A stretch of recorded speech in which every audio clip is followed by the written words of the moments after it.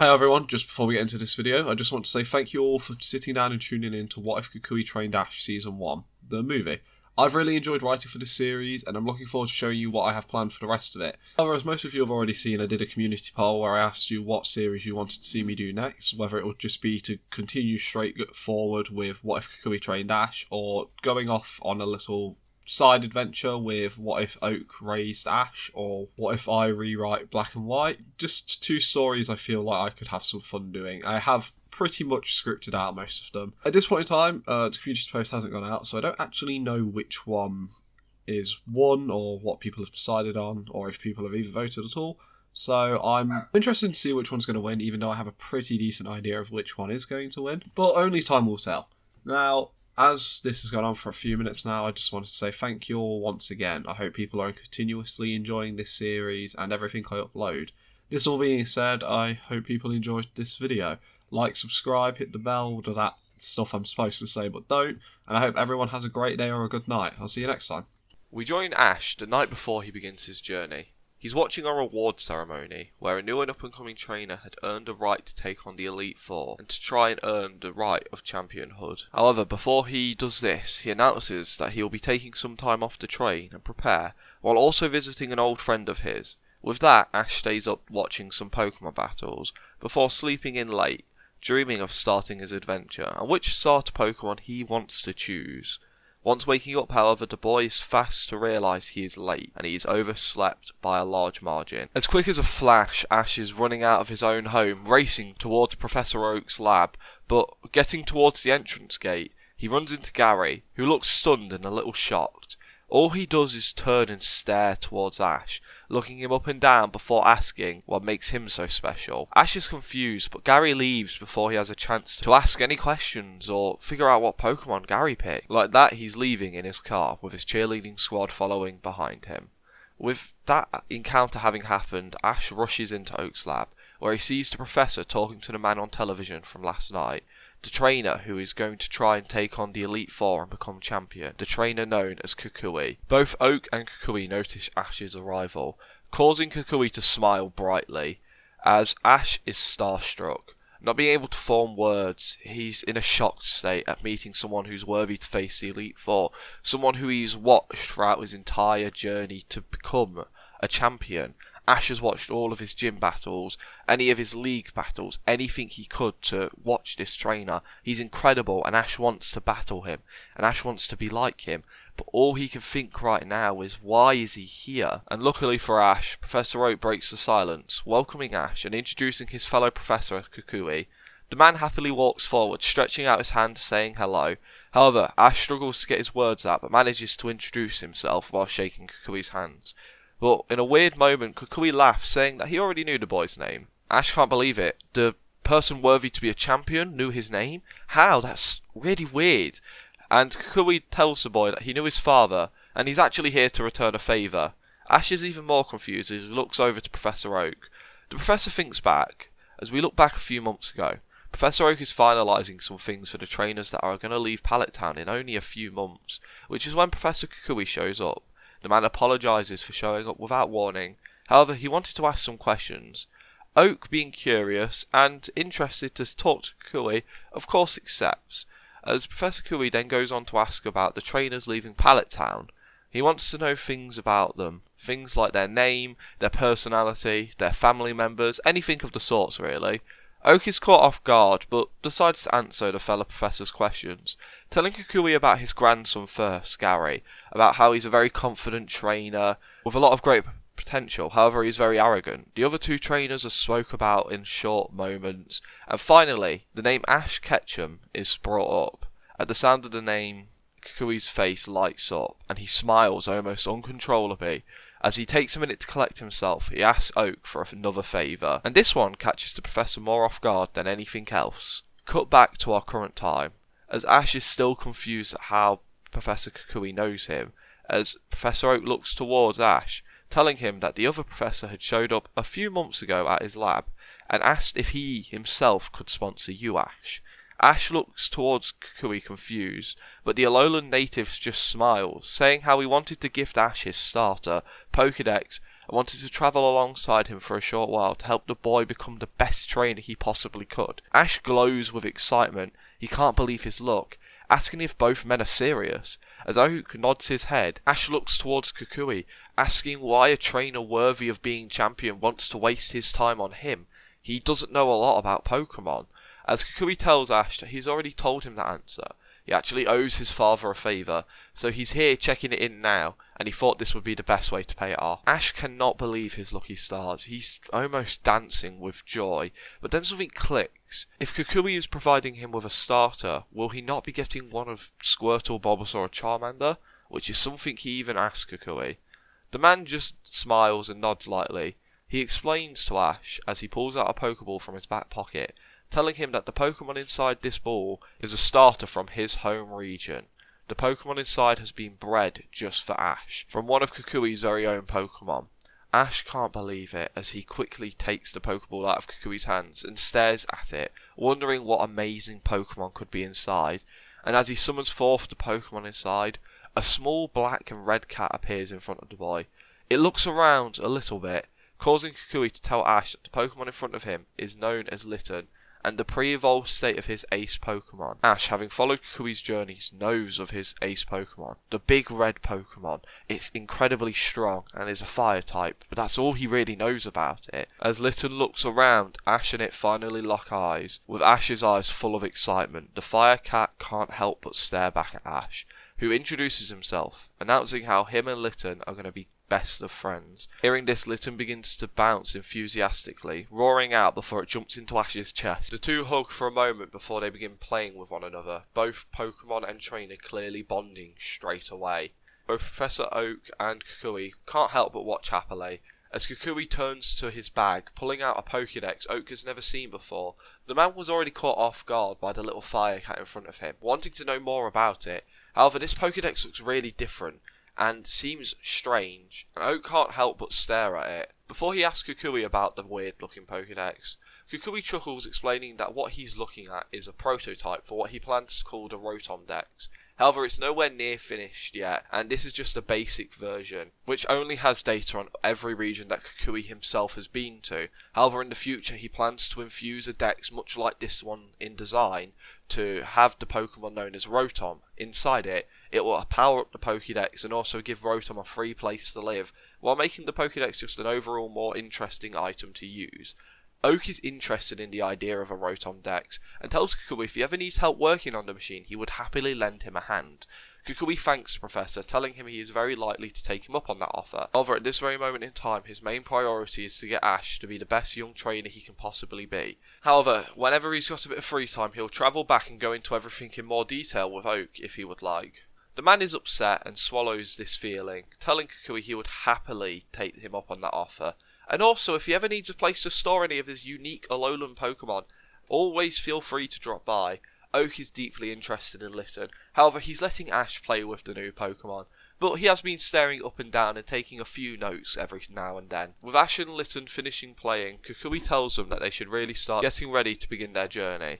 Ash agrees as he recalls Litten, thanking it for playing with him, and Oak gets ready to see the pair off. He wishes the best of luck to both of them, telling Ash to give everything he's got, and telling Kukui to pop by and visit any time he likes, or telling the man he'll be cheering him on during his Elite Four battles. Kukui thanks him as Ash and Kukui leave, the pair having been wished the best of luck on their journey. As the duo leave, the pair get to the gate of Professor Oak's lab, where they begin to talk to one another briefly, which is when Ash's mother Delilah shows up, handing Ash a backpack, his hat, and some clothes. Ash thanks his mother as the woman tells her son to get ready.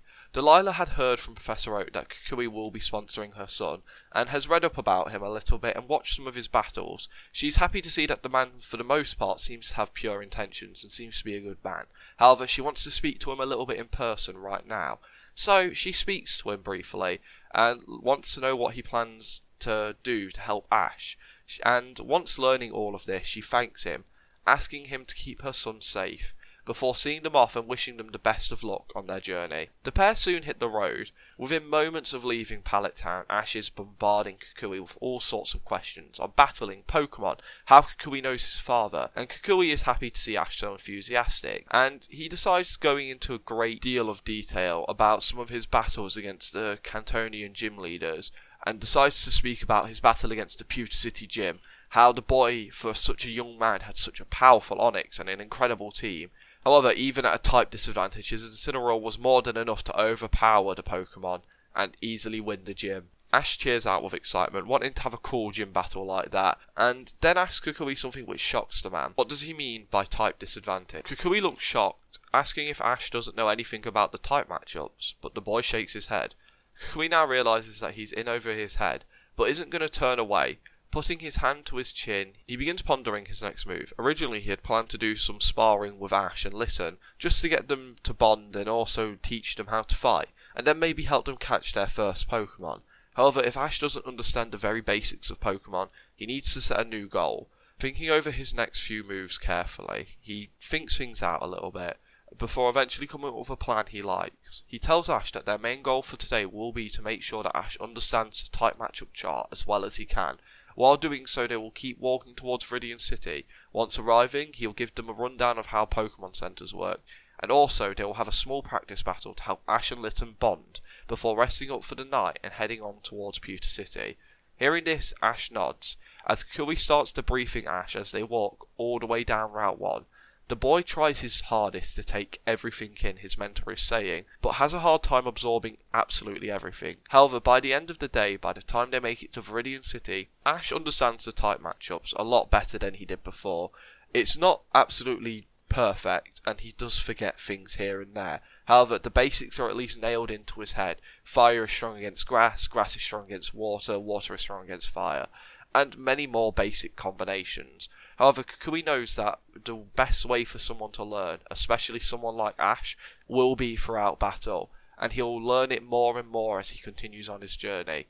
So, with the two making it to Viridian City, they check into the Pokemon Center. Kukui gives a basic understanding of how everything works in here, but Ash seems to have got that pretty fast. So the two head round back of the center, more importantly to the battlefield.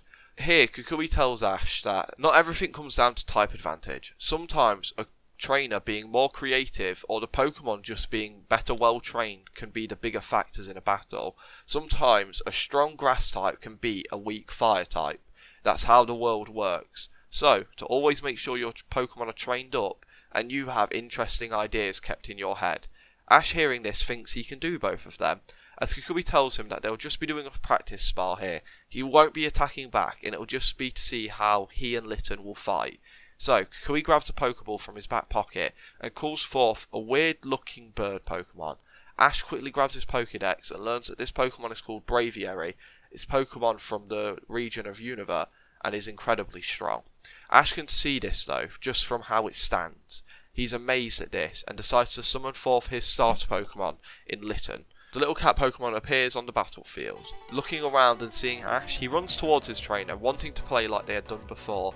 However, Ash tells Litten that now is not the time, pointing towards Braviary behind him. The Pokemon looks a little confused before soon figuring everything out, turning its attention towards Braviary. Kukui tells Ash that he can take the first few moves. After all, this is just a spar to see how well Litten and Ash work together. Ash thanks Kukui as he reads over Litten's moves before calling for an Ember. The Pokemon responds by jumping upwards and firing off a few small Ember attacks fly towards Braviary. The bird Pokemon doesn't do anything as Kukui tells him to stop the attack. The bird lifts its wing up and smacks the flame straight out of the air, putting them out and stopping the attack cold. Ash and Litten both think this is incredible, but both refuse to give in.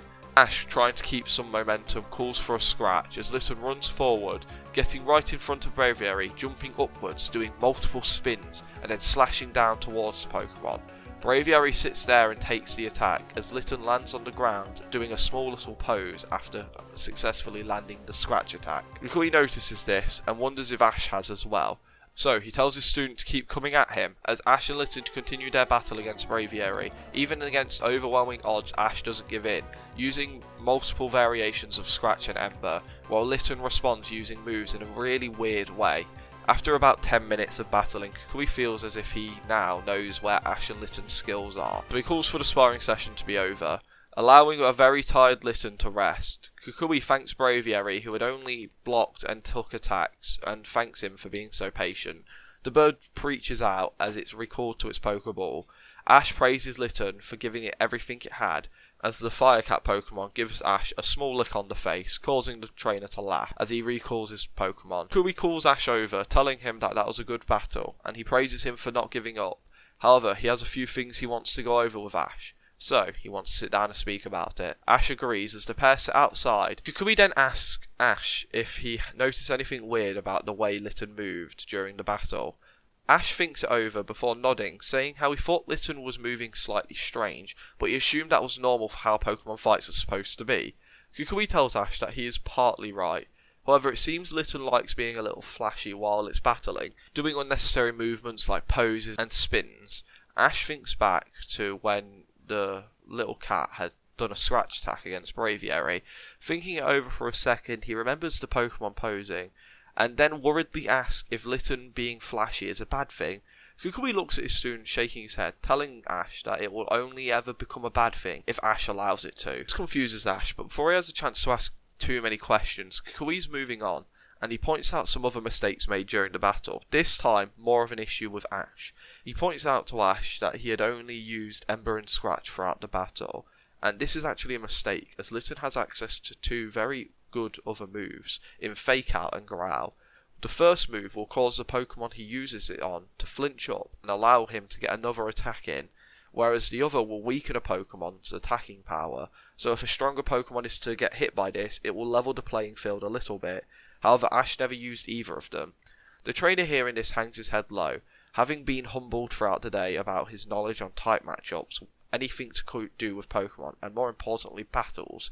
However, Kukui tells the kid he will never grow if he doesn't make mistakes, so that's why he's here, to make sure that these mistakes are pointed out to him before big important battles. This way Ash can thrive in this world, and he'll only ever learn if he makes mistakes. After all, everyone needs a helping hand every now and again. Explaining to Ash that a stranger years ago helped him master a move, and if he had never met that man, he would have never gotten to where he is today. So tells Ash not to worry, and to learn from every mistake he makes. Ash lifts his head up and smiles confidently, telling Kukui he promises he will. After this is said, the two head off to get a meal and rest for the night. Ash can't help but sit there, awake at night, mixed of a little bit of excitement of beginning his journey, but also the words of Kukui echoing through his head, that only he could let Litton's flashiness become a problem, wondering what that means. After being up for a few minutes, the boy realises he's going to struggle to sleep tonight, so he heads outside to get some fresh air. The boy calls out his Litton to spend some time with the Pokemon. However, once he makes it outside, he catches Kukui training with his Pokemon. He sees multiple Pokemon he's never seen before, some of which he has. The Pokemon Braviary is one which sticks out to him. However, the biggest and most impressive one is Kukui's ace Pokemon, Incineroar. Ash and Litton recognise this as Litton's final evolved form. They both watch Kukui's team train hard, and Ash and Litton can't help but watch with glee, both excited watching the training.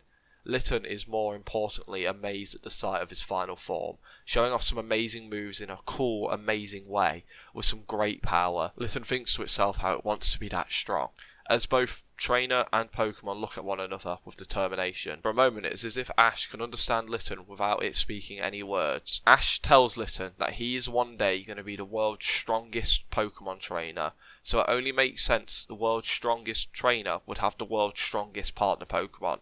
So asks Litton if he's ready to become the world's strongest. Litton roars out before licking Ash's face once again, causing the boy to laugh before lifting up his Pokemon. He stares it down with a bright smile on his face, before going to a bit of a serious look, wondering how he can get over Litton's flashiness. But having calmed down, the pair head off to get some sleep. The next day rolls around, and Kukui and Ash are getting up bright and early to depart town. Walking past the Viridian City gym, however, Ash sees that there's a lot of police tape there, wondering what's happened before looking to his mentor to ask some questions. But all he sees is Kukui's angry face, and it's quite a scary one at that. The man stares down the building, clearly deep in thought, As Kukui thinks to himself back to that day, back to one of the most intense and hard fought battles of his life, but it was also the most influential battle for all of Kanto, and Kukui managed to come out on top. Ash speaks up, snapping Kukui back into reality. As the man apologises, he just got lost in thought thinking back to the fight he had against that gym leader. Ash asked curiously what happened. After all, he couldn't really find that fight anywhere to watch. He had watched most of Kukui's league battles and a few of his gym ones, but hadn't ever seen that final battle. Kukui explains that the battle wasn't all that interesting. However, the old gym leader quit not long after he defeated him, so the league is trying to sort out a new gym leader for now. But that means the gym is closed for a little while. Ash is confused but doesn't think much of it, as the pair leaves Viridian City heading towards Viridian Forest. After walking for a small while, they set up shop outside of the forest, as Kukui wants to put Ash through a small bit of training before they get any closer to Pewter City, and this is just going to be a good chance for Ash and Litten to bond. So, putting them through some light workouts, helping them master their moves a bit more. All the while, Ash tries to stop Litten from being so flashy while it fights, trying to point out that posing and all these spins are just a waste of energy. But the Pokemon either doesn't get it or doesn't listen, as it continues to do its flashy and fun fighting style. This is concerning for Ash, as he doesn't want to let Kukui down.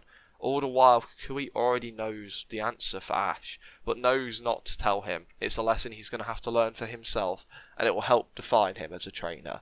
After continuing their training for a small while, Litten shoots off a rogue ember, which flies off into the forest, hitting a tree, and then the sound of buzzing can be heard, as an angry Beedrill rockets out of the forest, flying straight towards Litten. Preparing an X-Scissor attack straight towards Litten, Ash quickly gets in front of his Pokemon, blocking it for the Fire Cat. Both Litten and Kukui are shocked, as Kukui goes to grab a Pokeball to battle the Beedrill. Ash tells his mentor to wait, asking if him and Litten could battle this. Kukui is shocked, but Litten and Ash both look determined. But the look in Ash's eyes catches Kukui off guard. That look, that smile, that face looks all so familiar to him. It confuses him and causes him to nod slightly. Ash tells Litten to get ready for battle as the Fire Cat Pokemon jumps forward. Ash already knows that Beedrill must be a really strong Pokemon based on the X-Scissor attack he just took, so he has to play smarter here and play to his type advantage. Ash decides to make the first move, calling for a Fake Out. Litten jumps from left to right before pouncing forwards and clapping its paws directly in front of Beedrill's face, stunning the Pokemon for a few seconds, allowing Ash to call for another move in Growl, as the small Fire Cat Pokemon lets out a bellowing roar, lowering Beedrill's attack stat, but the bug soon collects itself, buzzing forwards and jabbing Litten with a poison sting, knocking the Fire Cat backwards a few feet, but doing some serious damage. Ash calls out for his Fire Pokemon, who springs upwards.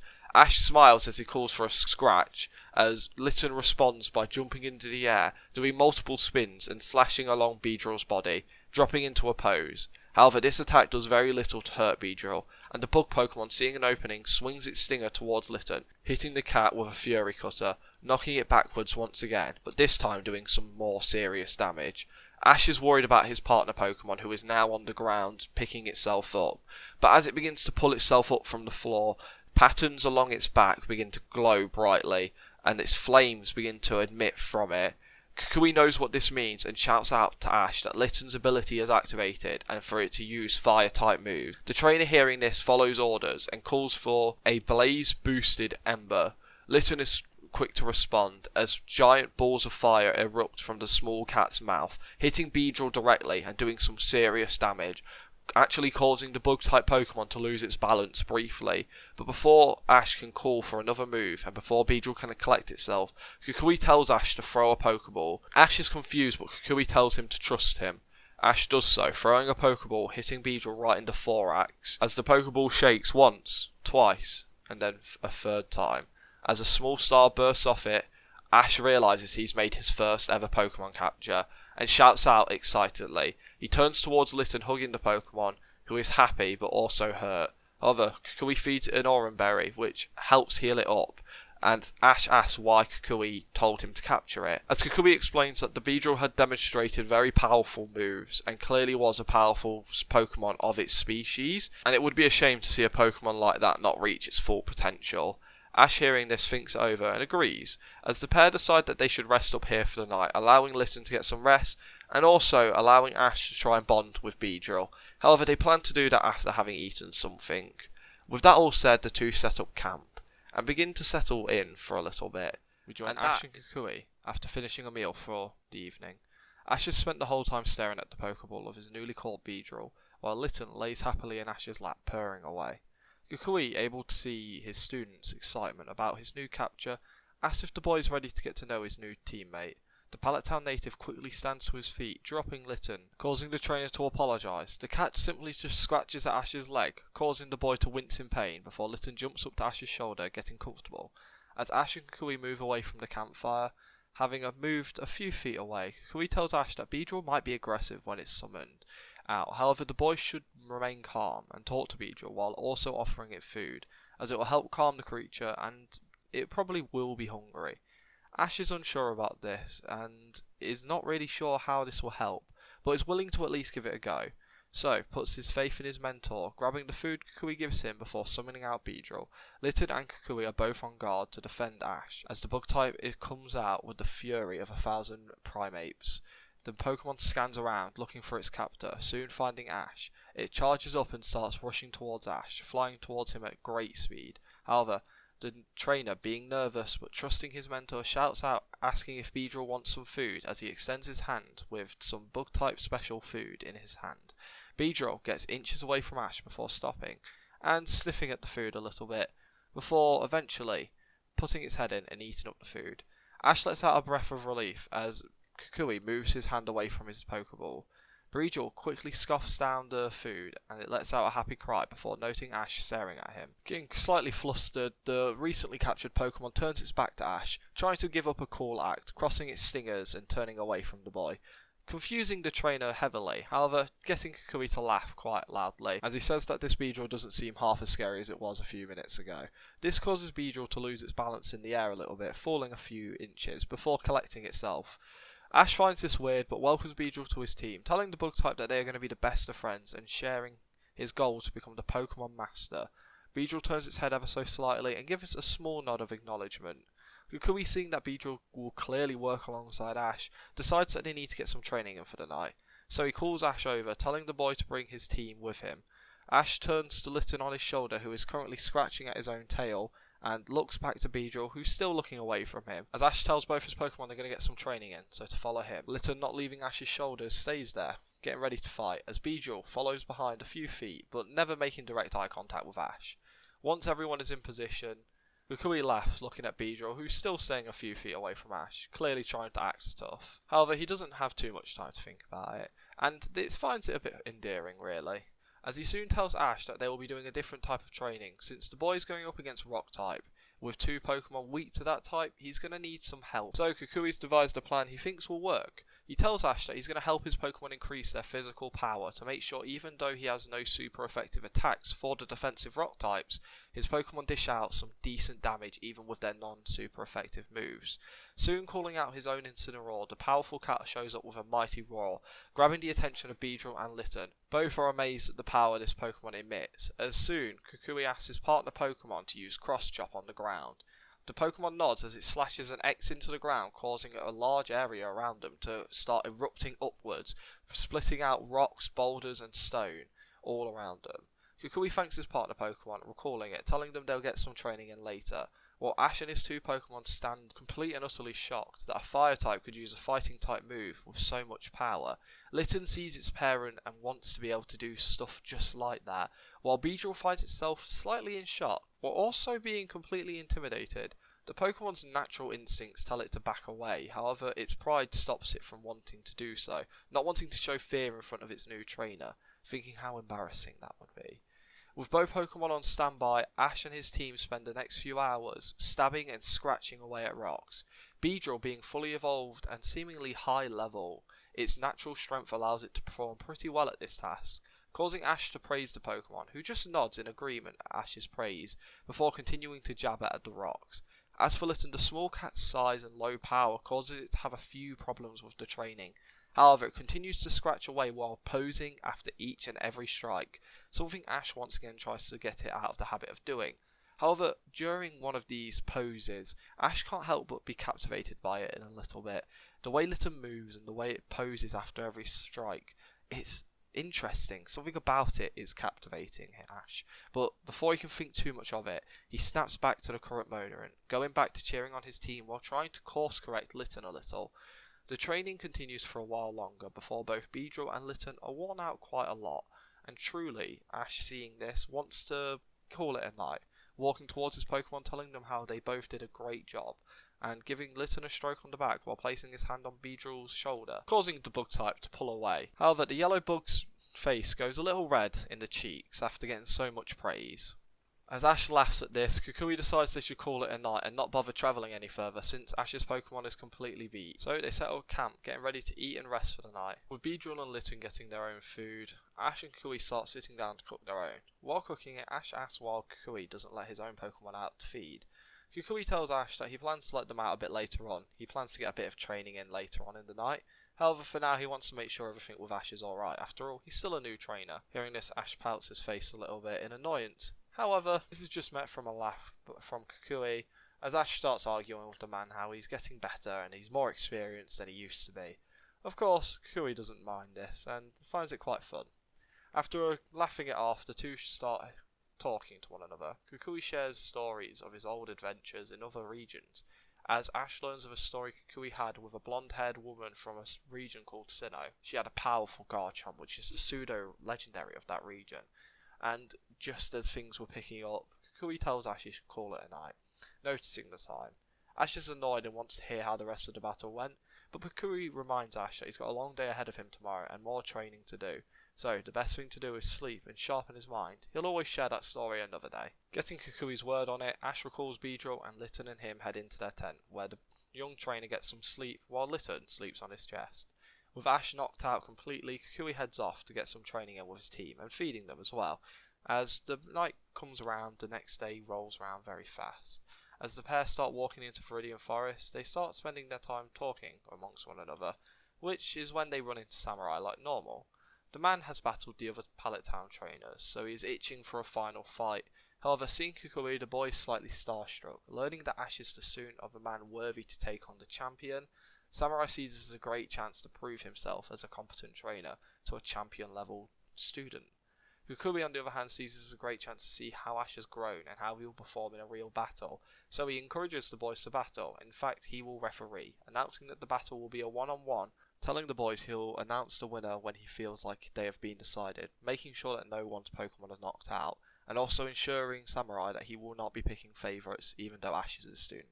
This helps comfort the bug catcher a little bit, and eventually they both agree to battle. Samurai, having thrown down the gauntlet, calls out his Pokemon first, a Pinsir, while Ash calls out his own bug type in Beedrill. The Pokemon comes out buzzing around for a second before turning to see Ash and its opponent. Beedrill soon gets ready to battle. As the two bug types stare one another down, Pinsir gives a scary glare, causing Beedrill to become slightly nervous. However, when the battle begins, Ash is quick to call for an X-Scissor, and straight away Beedrill, not wanting to look a coward, flies forward, slashing straight across Pinsir's body, knocking the other bug type back a few feet, dealing some serious damage, shocking Samurai, Ash, and even Kukui a small bit. However, the professor had guessed that the rock smashing training would help strengthen Ash's physical power. He just didn't expect the results of this to be so grand. However, he could put this up to Ash's Beedrill being relatively strong. Samurai, having recomposed himself, decides to get his own licks in, calling out for a Vice Grip, with the slow-moving bug type racing forward, but Ash just calls for Beedrill to challenge the bug with a Fury attack. The bug Pokemon quickly spins round and flies straight towards Pinsir, both Pokemon on a crash course towards one another. However, Beedrill is the first one to land a hit, slamming its stinger into Pinsir's body 3 times, before knocking the bug-type Pokemon back a couple more feet and bringing it down to one knee. Samurai goes to call for another move, however at this point Kukui feels like he has seen enough and already knows how this battle will be going, calling for the battle to end. Samurai is shocked and kind of caught off guard, while Ash is amazed at Beedrill's power, rushing over and praising the bug very highly. The Pokemon acts all confident, nodding with Ash's praise, while Samurai helps Pinsir get up, amazed at Ash's power, being the strongest trainer he had fought yet, but he can't help but feel that this matchup was never really fair. After all, Ash is the student of a champion level trainer. This makes Samurai slightly angry, and he begins to bubble over with anger, before looking up and seeing Ash getting praised by Kukui, the two smiling away happily, and Samurai soon loses that anger he was feeling. He realises now that Ash must have got Kukui's approval somehow. He must have been a competent trainer before. Maybe they're friends, he doesn't know. But what he does realise is that if he ever wants to make the next step in power and reach the same level that Ash is currently at, no, beyond what Ash is currently at, he needs a teacher. He thinks about asking Kukui, but realises that the man has got his hands full with getting ready to take on the champion of the region and training up Ash, and clearly it wouldn't work out that way. So Samurai decides he will find himself a mentor who will work with him, maybe someone who specialises in bug types. As Ash approaches Samurai extending a hand to shake, with the bug type trainer shaking it back, telling Ash that they will battle again one day. Ash agrees as Kukui and Ash start to leave, wishing Samurai all the best, while the bug type trainer starts to wonder who in the world would be a good mentor for him. Maybe a strong bug type master is out there. Maybe he just needs to search, or maybe one will come to him. We follow along with Ash and Kukui as the pair start spending their time travelling and training through the forest. Kukui puts Ash through the same rock type breaking training every night, with his two Pokemon getting more and more used to it, clearly showing signs of growth with their physical strength. And thanks to all this rock smashing training, it actually helps Beedrill learn a new move which will be very useful going forward for Ash, and this leads to him brainstorming an idea and a strategy for the next gym. This could help him win against the upcoming gym leader. Soon enough, the duo arrive in the city of Pewter. Upon arriving, they run into Flint wearing a disguise. However, neither of them having knowledge of who this man is, it's a short interaction before the two head off into the city. Kukui wanting to head towards the Pokemon Center first, while Ash is insisting on heading straight towards the gym. However, Kukui reminds Ash calmly that he should get his Pokemon checked out before heading to the gym. After all, they have been travelling for a few days now, and his Pokemon have gone through a lot of hard work to get to this point, so they at least deserve to get checked out and maybe get a decent meal. Ash wants to argue, but realises he's getting ahead of himself, as he agrees to go alongside with Kukui. As they both walk towards the Pokemon Center, once arriving in the building, Kukui finds himself being stared at by a few younger trainers, and even some of the adults in the building. Ash gets confused glares off people. As the pair hear murmuring all around them, they laugh awkwardly before handing their Pokemon over to Nurse Joy, confused at why everyone's staring at them. But it doesn't take long for people to start approaching Kukui, taking photos, speaking to him, and interviewing him, getting autographs, photos alongside him, anything they can. Ash is watching this for a few seconds, wondering if he should step in or just stay out of the spotlight, before he hears Nurse Joy call him over. The boy walks over to Nurse Joy and learns that both Beedrill and Litten are fine, happy, and healthy, and everything is okay. Seeing his mentor is busy and realising he won't get a chance to grab some Glorb for a little bit, he decides to take this chance to get some last minute training in, heading out round back of the Pokemon Center where we see Ash put Litten and Beedrill through a mini battle against one another. This battle goes on for about an hour before Kukui finally shows his face. The professor apologises but didn't realise he would be recognised so fast, and also didn't realise he was so popular, letting out a bit of a hearty laugh. Ash tells Kukui he's stupid for thinking he wouldn't be popular. After all, he's a champion level trainer, and that's obviously going to be interesting for everyone. Plus, he's got a battle coming up against the Elite Four's champion soon. So, he should probably be expecting this stuff. Kukui realises it might have been a bit optimistic to try and make this journey without being recognised, but, he tried his best, letting out a bit of a laugh, which Ash follows alongside doing. After a few seconds of laughing, Ash asks if they're able to go to the gym now. He's so desperate to get this battle done. He's really excited for it. And Kukui is about to argue, but looks towards Ash's team. Both Beedrill, Litten, and a young boy look ready. Kukui agrees, saying that he did want to eat first, but he supposes if Ash and his team are so confident and ready, he shouldn't stop their momentum, telling them that they'll do great in this upcoming gym battle. Ash, hearing he's allowed to go, lets out a hearty cheer as he turns to both of his team members, telling them that they're going to ace their first gym battle, no sweat. Both Pokemon give off an excited roar as Beedrill is recalled and Litten jumps up to its favourite shoulder. The two take a few minutes to walk across town, Kukui giving Ash some last minute advice, making sure he remembers type matchups and moves to avoid. Ash is able to answer most questions without much effort. He gets stumped on the type matchups still a little bit. However, after a few days of travelling with Kukui, he's now pretty much got it mastered, knowing that he needs to be really careful of any rock type moves that comes towards him, since both of his Pokemon are heavily weak to it. And once arriving outside the gym, Ash starts making his way towards the door, but Kukui doesn't. Ash is confused, turning around to see his mentor stood a little bit away from the door. Ash is confused at why Kukui isn't following him, as Kukui apologises, saying to Ash that he actually won't be able to catch this first gym battle. As much as all of Kukui would love to go in and sit and watch Ash do this first gym battle and watch him perform amazingly, like he knows he will. However, he won't be able to watch the gym fight because he has some important business to deal with, and he's only got a small time period to make a call that he really needs to make. Alongside this, it will be a great bit of practice for Ash to get ready to train and battle things on his own, since he himself is going to have to leave soon to head out and do some very intense training to make sure that when he goes to battle the champion, he can win.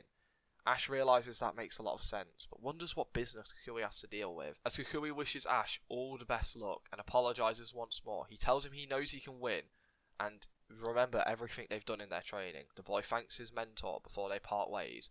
Kukui shouts out to Ash that he will meet him in the Pokemon Center in a few hours before Kukui starts walking off. Ash is confused and kind of nervous to make this first gym battle alone, but he swallows his fear and starts to head into the door. As he goes to open it, once again he's stopped as a blonde-haired boy walks out wearing a black hoodie. The pair stare at one another, having blocked each other's entrance and exit for a few seconds before Ash realises what he's doing. Apologising, he moves out of the way, telling the boy to go by. Ash gestures for him to walk by, and the blonde-haired boy does so, nodding his head towards Ash as if saying thank you. And as he starts to take his leave, a boy a bit older than Ash walks out, shouting out thanks for the good battle before turning his head to see Ash, asking who he is. Ash, still slightly caught off guard, recollects himself and introduces himself as Ash Ketchum, and he's here for a gym battle. The man laughs, saying it's been a busy day, as he introduces himself as Brock, telling Ash of course he can have a gym battle, asking how many badges and Pokemon the boy has, causing Ash to respond with how he only has 2 Pokemon and 0 badges. Brock hearing this nods his head, gesturing for Ash to follow him. As the pair start walking into the building, Brock starts to talk to Ash. He begins to apologise, explaining that his team has actually just recently had quite an intense battle, so the team he would normally use against a trainer like Ash is currently out of commission. Ash hangs his head a little low, but Brock tells Ash that he's actually got some other Pokemon he can use. However, they are much stronger than his normal Pokemon, which he would use for a trainer on Ash's level. So Ash can choose to wait for his normal team to be back in fighting shape, or he can just fight one of Brock's stronger mons. Ash, being impatient and fairly confident thanks to his teacher being a champion level fighter, tells Brock that he will fight a stronger mon. Hearing Ash agree to these terms, Brock tells Ash that it will be a very difficult battle. He promises he won't go too hard on Ash, since the Pokemon he plans on using is quite a high level. However, Ash tells him not to hold back. He wants to have a true all-out gym battle for his first gym badge. He doesn't want anything holding back. Brock's kind of impressed to hear this from him, wondering where the boy got all this confidence from, as he tells Ash if that's the case, he'll only use 1 Pokemon, and Ash is allowed to use both of his, while being allowed to swap between both of his mon as he pleases. Ash, hearing this, nods his head, as the two start to take separate sides of the battlefield, which Ash can see is pretty damaged. Brock apologises, saying that the trainer who just was in here before him had a really strong Pokemon, and he didn't know how to fight it, so he had to go all out against it, meaning the battlefield has been a bit damaged. However, he'll get it fixed as soon as he can, if Ash is alright fighting on it. The boy shouts aloud, saying yeah, that's fine, wondering if that strong trainer was the blonde-haired boy who was literally leaving as he showed up. But soon the battle is about to begin, as Brock calls out his first Pokemon and his only Pokemon, in Graveler. The Pokemon comes out with a thud, beating its chest a small bit before sticking a thumb up towards Brock. The man asks Graveler to give it all he's got, as Ash prepares himself, calling out Litten. The small Pokemon bursts onto the battlefield, doing a front flip and landing on its hind legs, posing a little bit before dropping back to all 4. Ash chuckles ever so slightly as Brock watches, a little confused but interested. He tells Ash that the boy can have the first move, and without wasting a breath, Ash thanks Brock and calls for a fake out, followed by a growl. The Pokemon jumps side to side as it pounces forwards, slapping its hands together, causing Graveler to flinch up, allowing it to use a small growl, weakening Graveler before Brock calls out for a brick break. As Graveler's hand begins to glow, it smashes its hand straight into Litten's back, slamming it into the ground. Litten is hurt, but the growl softened the blow a small amount. Litten manages to lift itself up as Ash calls for an ember. The cat nods as it jumps upwards, jumping off Graveler's head and then jumping back, performing a backflip while airborne. The cat, once getting some height, fires off an ember attack towards Graveler. This does very little and leaves Litten still spinning in the air. Brock uses this chance to call for a rock throw, as Graveler rips up a bit of the ground around it and goes to throw it at Litten. However, is having a difficult time getting a good lock on the cat. After all, it's still spinning in the air, causing the Pokemon to hesitate before throwing it, something which Ash notices. Seeing an opportunity to make a quick change, Ash recalls Litten and brings out Beedrill. The Pokemon comes out fast, scanning the environment around it, Seeing Graveler holding a giant rock, it actually finds itself being frightened quite a bit, but a quick command from Ash snaps out as Ash calls for an X-Scissor. The Pokemon moves, holding back its fear, with the bug type coming straight towards Graveler, allowing the rock Pokemon to have a clean shot at Beedrill. Seeing its opportunity, Brock calls for it to throw the rock straight towards it. Ash, seeing this, however, calls for Beedrill to cut through the rock with the X-Scissor.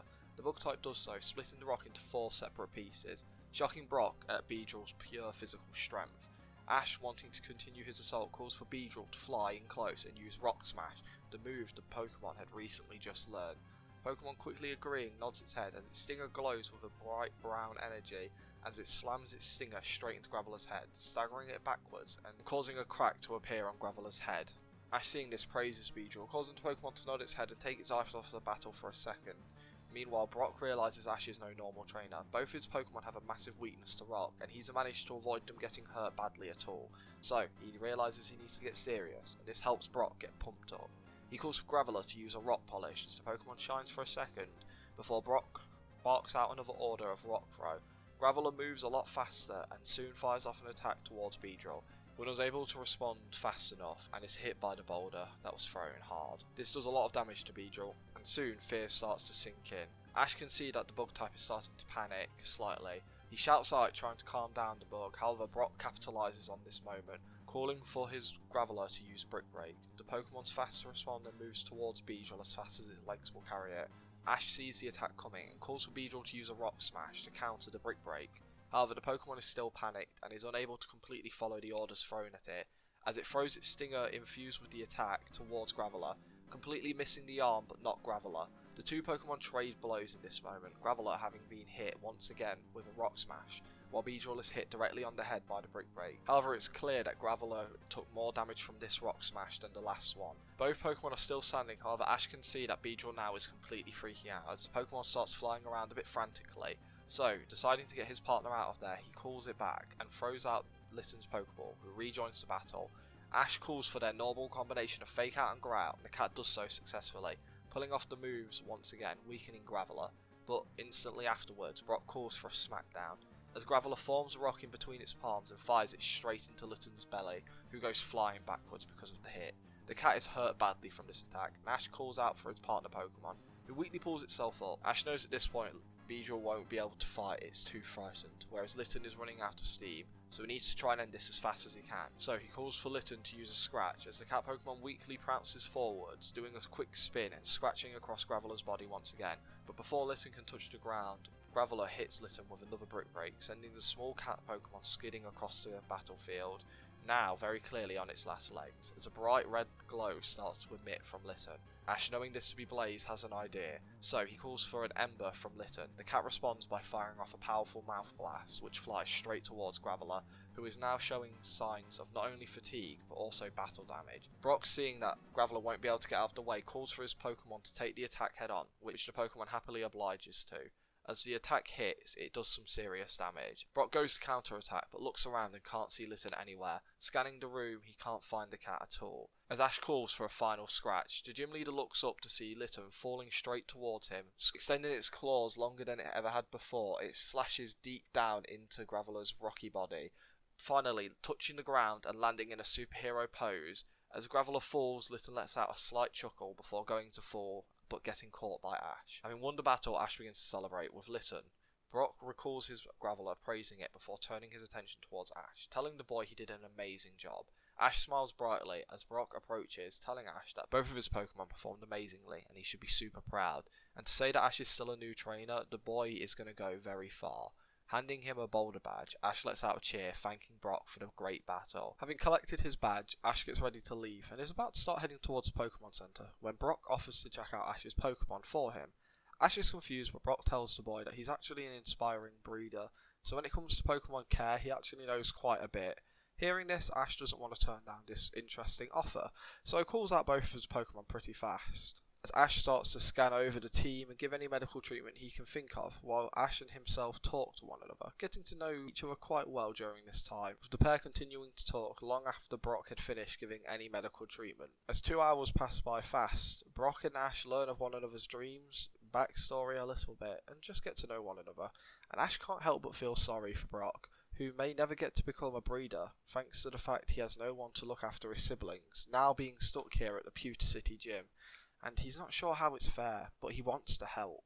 He isn't sure what to do or think of any suggestions, and while he's lost in this train of thought, Brock tells Ash that he apologises, but he's only just realised the time. If he doesn't leave now to go home, he will be late to help out his siblings, so he has to leave now. Ash is a bit caught off guard, but says to Brock it's fine, and wishes the best of luck to Brock. Brock does the same to Ash, telling him that he'll go far as a trainer, as Brock guides Ash outside of the Pewter City gym before closing the doors. Ash now outside feels bad for Brock, wishing he could help out. However, for now he can't do anything. But maybe if Kukui becomes champion, he can help out Brock in some way. But he's not sure how he can do that. For now, he decides to head off to the Pokemon Center to get himself some grub. After arriving at the Pokemon Center and searching around for a little bit, he's unable to find Kukui. So for now, he sits down, eats his food, and stares at his first gym badge. So happy he had managed to get the first gym badge all by himself, thanks to his great team. But as he starts thinking about this, he starts thinking back to the battle, recalling the events which went down. He realises some things about his team. He realises that Beedrill might actually have a fear of stronger opponents, or Pokemon with a type advantage over him. He's not really sure which, and he's not really sure why, but if this is the case, he needs to work with Beedrill to get over this, as it could cause issues in the future. And as for Litten, he found something interesting today. Its flashy style of battle, it threw Brock and his team off. Wondering if he's wrong, and maybe Litten has got an interesting battle style which would work for him. For now, he has no idea on how to do this, but today opened his eyes a little bit, and maybe the way Litten fights might have some benefits. However, before Ash can dive any deeper into these thoughts, he sees Kukui walk into the Pokemon Center, holding a bit of a sour face and looking a bit angry. However, the man's completely covered head to toe in dirt, so he calls out his mentor's name, grabbing Kukui's attention and causing him to look over and actually smile lightly, as the man asks how his student's doing. But Ash can't help but laugh, looking at Kukui's face covered in dirt. It takes the man a few seconds to realise what Ash is laughing about, before he then realises how much of a mess he is. The man laughs a little bit himself, as he goes on to explain that he finished the jobs he wanted to do relatively fast, so he decided to go off and do some training, and soon lost track of time. So here he is. We then cut back a few hours, back just as Kukui left Ash. The man heads towards the Pokemon Center, where he takes a second to clean himself up, sorting out his hair, making sure his lab coat looks nice, all of these things, before eventually he approaches one of the phones, dialing a number and allowing it to ring for a few seconds before someone answers.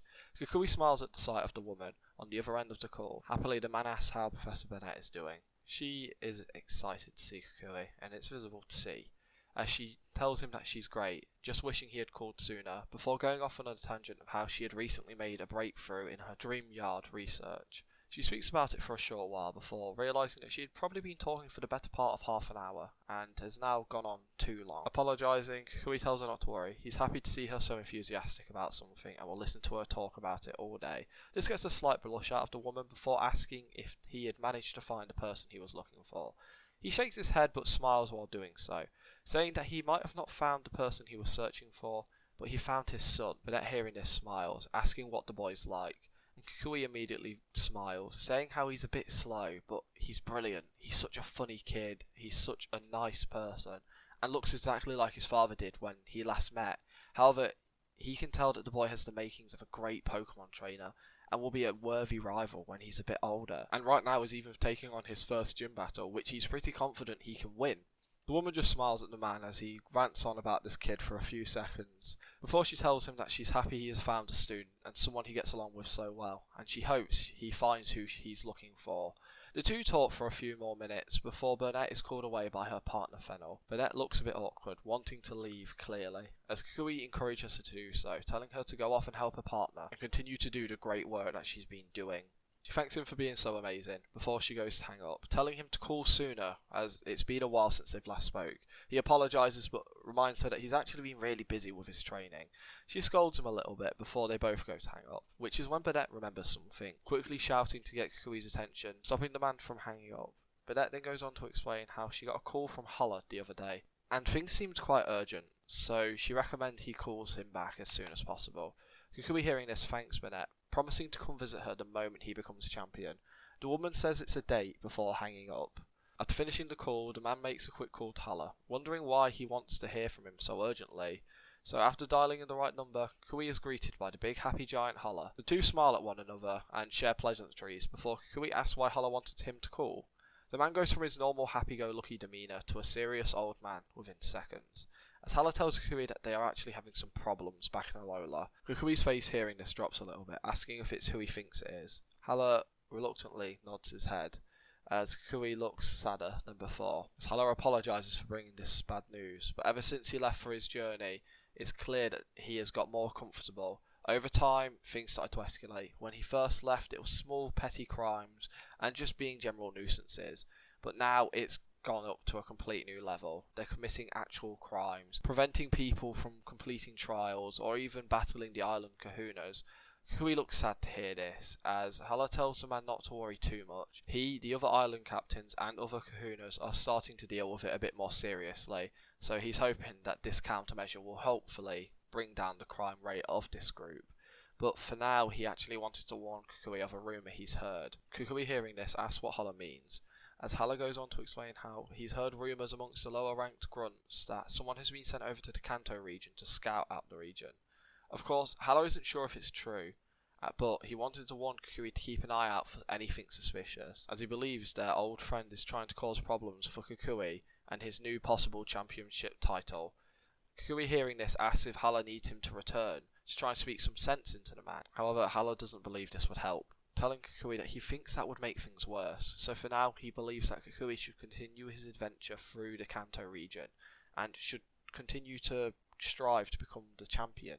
After all, Hala knows he can do it. He's trained the boy since he was little, and he knows he'll be a great champion once he rises to the title.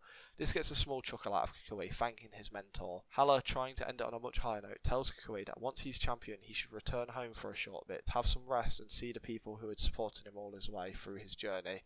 Kukui nods his head, saying how he might bring a +1, getting Hala to lift an eyebrow, as Kukui goes on to explain how he has recently acquired a student, and the boy is incredible, and would love Alola. Hala hearing this laughs a little bit, but tells him he's welcome here anytime. They bid their farewells, and then the screen goes off. Kukui's left staring at his own reflection, seeing the anger and sadness in his eyes, but he can't help it. After everything his old friend is doing, he doesn't understand whatever happened between them, but for now he understands that he can't go back home. He needs to stay here and make sure that he gets everything dealt with. And he needs to become the champion like he'd always wanted to. He won't let him get in the way of his dreams, even if he always wanted him to be a part of them. Having collected his thoughts, Kukui decides to go blow off some steam, heading out to a nearby forest where he and his team train intensely, helping Kukui forget temporarily the problems happening back in his own region. We soon reconvene with Ash and Kukui back in the Pokemon Center, as Kukui, still messied from his training session, asks how the gym battle went. As Ash shows off his boulder badge, Kukui praises Ash, telling him he knew he could do it, scruffing the boy's hair a bit, asking for all the details on the battle. The pair spend the next few hours talking about Ash's intense first gym battle, but Ash also shares his concerns of Beedrill's fear, and also Litton's unique fighting style, two things that get Kukui to smile, as the boy's clearly taking note of his Pokemon, and is more concerned about them than anything else. After what feels like hours of talking, the pair eventually call it a night, having decided that the next gym Ash will take on will be the Cerulean City gym. But for now... As the next day rolls around, Kukui finds himself having not slept a wink, wondering what to do with the new information. He hopes his home is okay, wondering if the person in this region planning to stop him from achieving his goal has been close, or if he's even met them. Or maybe it's just a fear that Hala has put in his head, and it was the wrong information. He then wonders if he's followed the right path, thinking how he is a professor in only name. He never truly found a field of work that he wanted to pursue, which led him to follow his other passion, which was battle. But now he's not sure. As he lifts his arm up staring down at his Z-ring, he wonders if he had made the right choice even more, and really wonders if the person who had inspired him all those years ago is around and is available to give him some advice.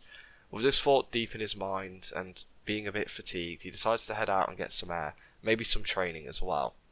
And as he's off training, another 2 hours go by before Ash awakens.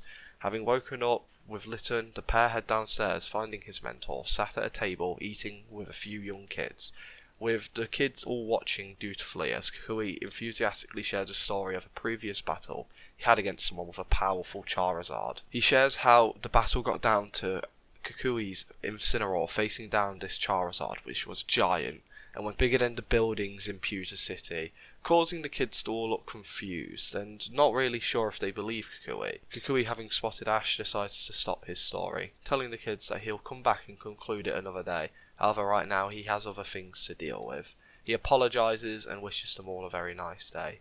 All the kids moan audibly as they walk away, with one kid looking towards Kukui, telling him that he will be cheering him on during his battle against Lance. Kukui scruffs the young boy's head, thanking him, saying he will try his best to make the kid proud, as the kid runs off with a huge smile on his face. Ash tells Kukui that he never seems to end his stories, causing the professor to laugh a little bit, before telling Ash to eat up and get ready to leave, as they have a long trip ahead of them. Ash nods as the pair sit down, eating before departing Pewter City. Once they hit the road, the pair fall back into their normal cycle of speaking about Pokemon for hours at a time, as the worries Kukui's mind was once filled with fade away, allowing the man's mind to rest for a while. After a day of travel, the pair getting closer to the entrance of Mount Moon. However, they decide to set up camp for the night, not wanting to travel too much further, and also get some training in. However, Kukui tells Ash that they'll be changing up their training style, as with the next gym being a water type specialist, it means that Ash will need some practice against that type of Pokemon. Plus, they will be using a completely different terrain than Ash is used to fighting against. So, Kukui will be giving Ash some practice with fighting water types, as he calls out his Empoleon, a Pokemon Ash is not familiar with, but as he checks the Pokédex, he learns the Pokemon is from Sinnoh region, and is actually the evolved form of one of the starters there. The Pokemon stands proud as Kukui strokes his Pokemon's head, asking for Empoleon to help him out in this training. The Emperor Pokemon lets out a squawk of agreement as Kukui tells Ash that they will be training his Pokemon to either get better at dodging Empoleon's water-based attacks, or in Litten's case, try to grow a minor resistance to its type weakness. However, it won't be anything major. It could lead to helping him in the future. Ash, hearing this, is all down for it, as Litten jumps off Ash's shoulder onto the ground near Empoleon, and as Ash goes to grab Beedrill's Pokeball, he stares at it for just a few seconds. Remembering back to the fight against Graveler, there's something he needs to find out, so he asks Kukui if there's any chance Litten is the only one who could go through this training, causing Kukui to look confused. Ash looks at Beedrill's Pokeball a bit longer, saying how he thinks his bug-type friend might be scared of Pokemon stronger than it. He needs to find out, as he doesn't want to put Beedrill in any situation where it's uncomfortable, and even make it scared, so he would like to put it up against Kukui's bravery this one time to learn the truth. Kukui is shocked to hear this, but is happy to help, and internally is very proud of Ash to see that he's already starting to take note of his Pokemon's flaws, and not only trying to improve upon them, but also make sure that his Pokemon are happy. This is something that not all trainers understand from the get-go, but Ash does. So agreeing to help, Kukui calls out Braviary. The Pokemon lets out a powerful cork before landing on Kukui's arm. Ash thanks his mentor before calling out Beedrill. The Pokemon buzzes out of its Pokeball, landing right next to Litten. Litten already knowing what his training will be, and also Beedrill knowing around this time is their normal training time, both are ready to start their training. And as Ash drops to one knee, looking Litten in the eye, telling it that it should head off to the side with Empoleon to get some training in, telling it to do its best but not push itself too hard, and if it needs a moment to rest, just let him know and he'll make sure that they stop so Litten can catch its breath. Litten nods its head, staring down Empoleon, as the Emperor Pokemon crouches down, stroking the top of Litten's head before walking away from the campsite the pair had set up, as they begin their training. Ash then looks over to Beedrill, telling it how it will be having an aerial battle against Braviary. The Pokemon looks over to the bird, who stands confidently, causing Beedrill to flutter backwards a small amount, something Ash takes note of, and so does Kukui. But Beedrill, not wanting to look like a coward, moves forward to stand in front of Braviary, getting ready to begin its battle. And just before this battle begins, we see Litten and Empoleon start their training. Empoleon stands a decent chunk back away from Litten, as it begins to fire off hydro pumps, holding back the attacks in not only firepower but also speed, continuing to fire them off towards Litten at a rapid rate while also making sure it's holding back. This causes Litten to start jumping around as much as possible, however it's hardly able to avoid the attacks, only dodging them by a few inches, as they continue to weave and bob trying to avoid all the hydro pumps. We look back over to Ash and Beedrill, who stare down Braviary and Kukui. Ash looks towards Beedrill, telling them on it has this. As Beedrill looks back towards Ash, kinda confused and a bit flustered, it tries not to show it, as Ash calls for a rock smash. The Pokemon moves forward, clearly moving a bit slower than it normally would. Ash can tell, having seen how fast Beedrill can go, and it's clearly hesitating, even if it's just a little, as the bug type swings rapidly towards Braviary, who dodges effortlessly. As Kukui and Braviary continue to avoid getting hit by any of Beedrill's attacks, eventually Kukui looks towards Ash, and the child gives the man a nod, letting Kukui know to use a move. The professor calling out for a superpower, Braviary's claws grow bright, slamming its talons into Beedrill's chest, sending the Pokemon slamming into the ground, the attack clearly having inflicted a lot of damage. Ash cries out, asking if Beedrill's okay, as the Pokemon weakly pulls itself up, however it's visibly shaken. Ash calls out to the Mon, but the Pokemon is already in its own head, starting to pace backwards a little bit from Braviary, as the bird Pokemon lands on the ground, not too far away from it, and this is all Ash needs to know, confirming his idea. He approaches, placing his hand on Beedrill's shoulder, asking if the Pokemon's alright. Beedrill snaps out of its trance, turning around and looking at Ash, before turning away as fast as it can. It had a look of fear and terror in its eyes, something Ash was easily able to pick up on. Kukui recalling Braviary as Ash asked Beedrill what was wrong. The Pokemon stay silent, as the silence inflicts the whole area around them. Kukui is about to speak up when Ash tells Beedrill that if it's afraid, it's fine. It's normal to be scared of strong Pokemon. And he's sorry he made him go up against Braviary just now, and against Graveler. Alongside the training with Incineroar, he's put it through a lot of scary situations. And if Beedrill is scared of stronger Pokemon, it should have just said. It doesn't change Ash's opinion on it. He still finds the Pokemon incredibly strong and powerful, and he wants to make sure that out of everything, Beedrill is comfortable, happy as his Pokemon. These are the most important things to Ash. He doesn't care if Beedrill doesn't want to battle. He won't ever make him battle again. He just wants to make sure his Pokemon is happy and healthy. That's all that matters to him. However, he does tell Beedrill that the Pokemon has so much potential, and he doesn't want to see it go to waste. So if Beedrill's willing, he wants to help it get over its fear of battle and stronger Pokemon. This is only if Beedrill's comfortable. They'll go at a pace that Beedrill's happy with. They won't ever train more than Beedrill wants to. And better yet, if Beedrill doesn't want to train one day, he doesn't have to. It can go at its own pace and grow as slow or fast as it wants. Right now, he just wants to make sure Beedrill's happy on his team and with Ash as its trainer. A few seconds go by as Beedrill stays quiet, before turning around and looking its trainer in the eye. It looks somewhere between happy and upset all at the same time. It nervously nods its head in agreement to start to try and get over its fear. And Ash smiles brightly, telling Beedrill that they can start training whenever it's ready, and asking if it wants to start tonight. Beedrill shakes its head, and Ash says that's fine. It can just watch Litten train and stay out to help make food. The Pokemon nods its head happily, as Kukui watches from a distance, very impressed with Ash, and for how mature he was in this situation. Having watched and let the moment pass, he approaches, and Kukui apologises to Beedrill as well for putting him up against Pokemon that are far beyond its strength, telling Beedrill that he will be helping it get over its fear if it allows him to. Beedrill sheepishly nods its head, agreeing to let Kukui help, as the man smiles brightly, telling the two that they should go check on Litten and Empoleon. Everyone's in agreement, and as they begin to walk away, Kukui can't help but be very proud of Ash right now. Arriving on the training field where Litten and Empoleon have been continuously training, they arrive to find Litten almost effortlessly dodging attacks coming from Empoleon. As Litten moves like it normally does, making weird movements, moving in weird way, unneeded poses, doing flips when it shouldn't have to, it surprisingly makes the Pokemon much harder to hit than it should be. This allows Litten to move in ways that keep Empoleon guessing where it will be going, and of course, making Litten get hit very little. Any hit that does connect though is very painful to Litten. With the massive level difference, type disadvantage, and strong move choice, it means that Litten is trying to avoid purposely to not get hurt. And Empoleon does feel bad whenever it does hit, but understands that this is a necessary part of the training. And with everyone arriving, Ash can't help but stare at Litten move in weird ways. Getting lost in thought watching his Pokemon move, Kukui nudges his student, asking if he's okay.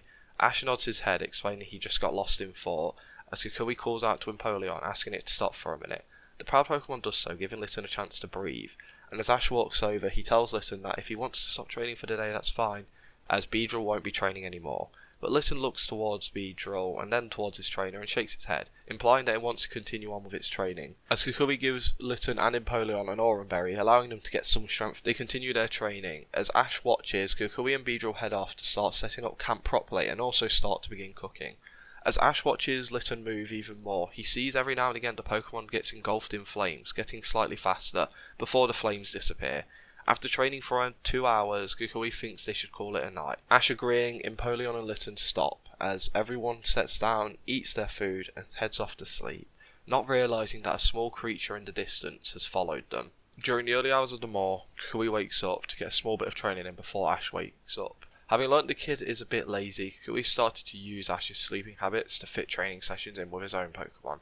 However, when leaving his tent, he finds their campsite has been completely ransacked. The pots they cooked with have been hit by something hard, and everything around them has been knocked out. Kukui sees that his own bag, which he had left outside of the tent, had been rummaged through, and finds a can of Pokemon food having been emptied. He's not really sure what's going on, and the worst thought comes to his mind, that the man who was sent here to stop him from achieving his dream has found him.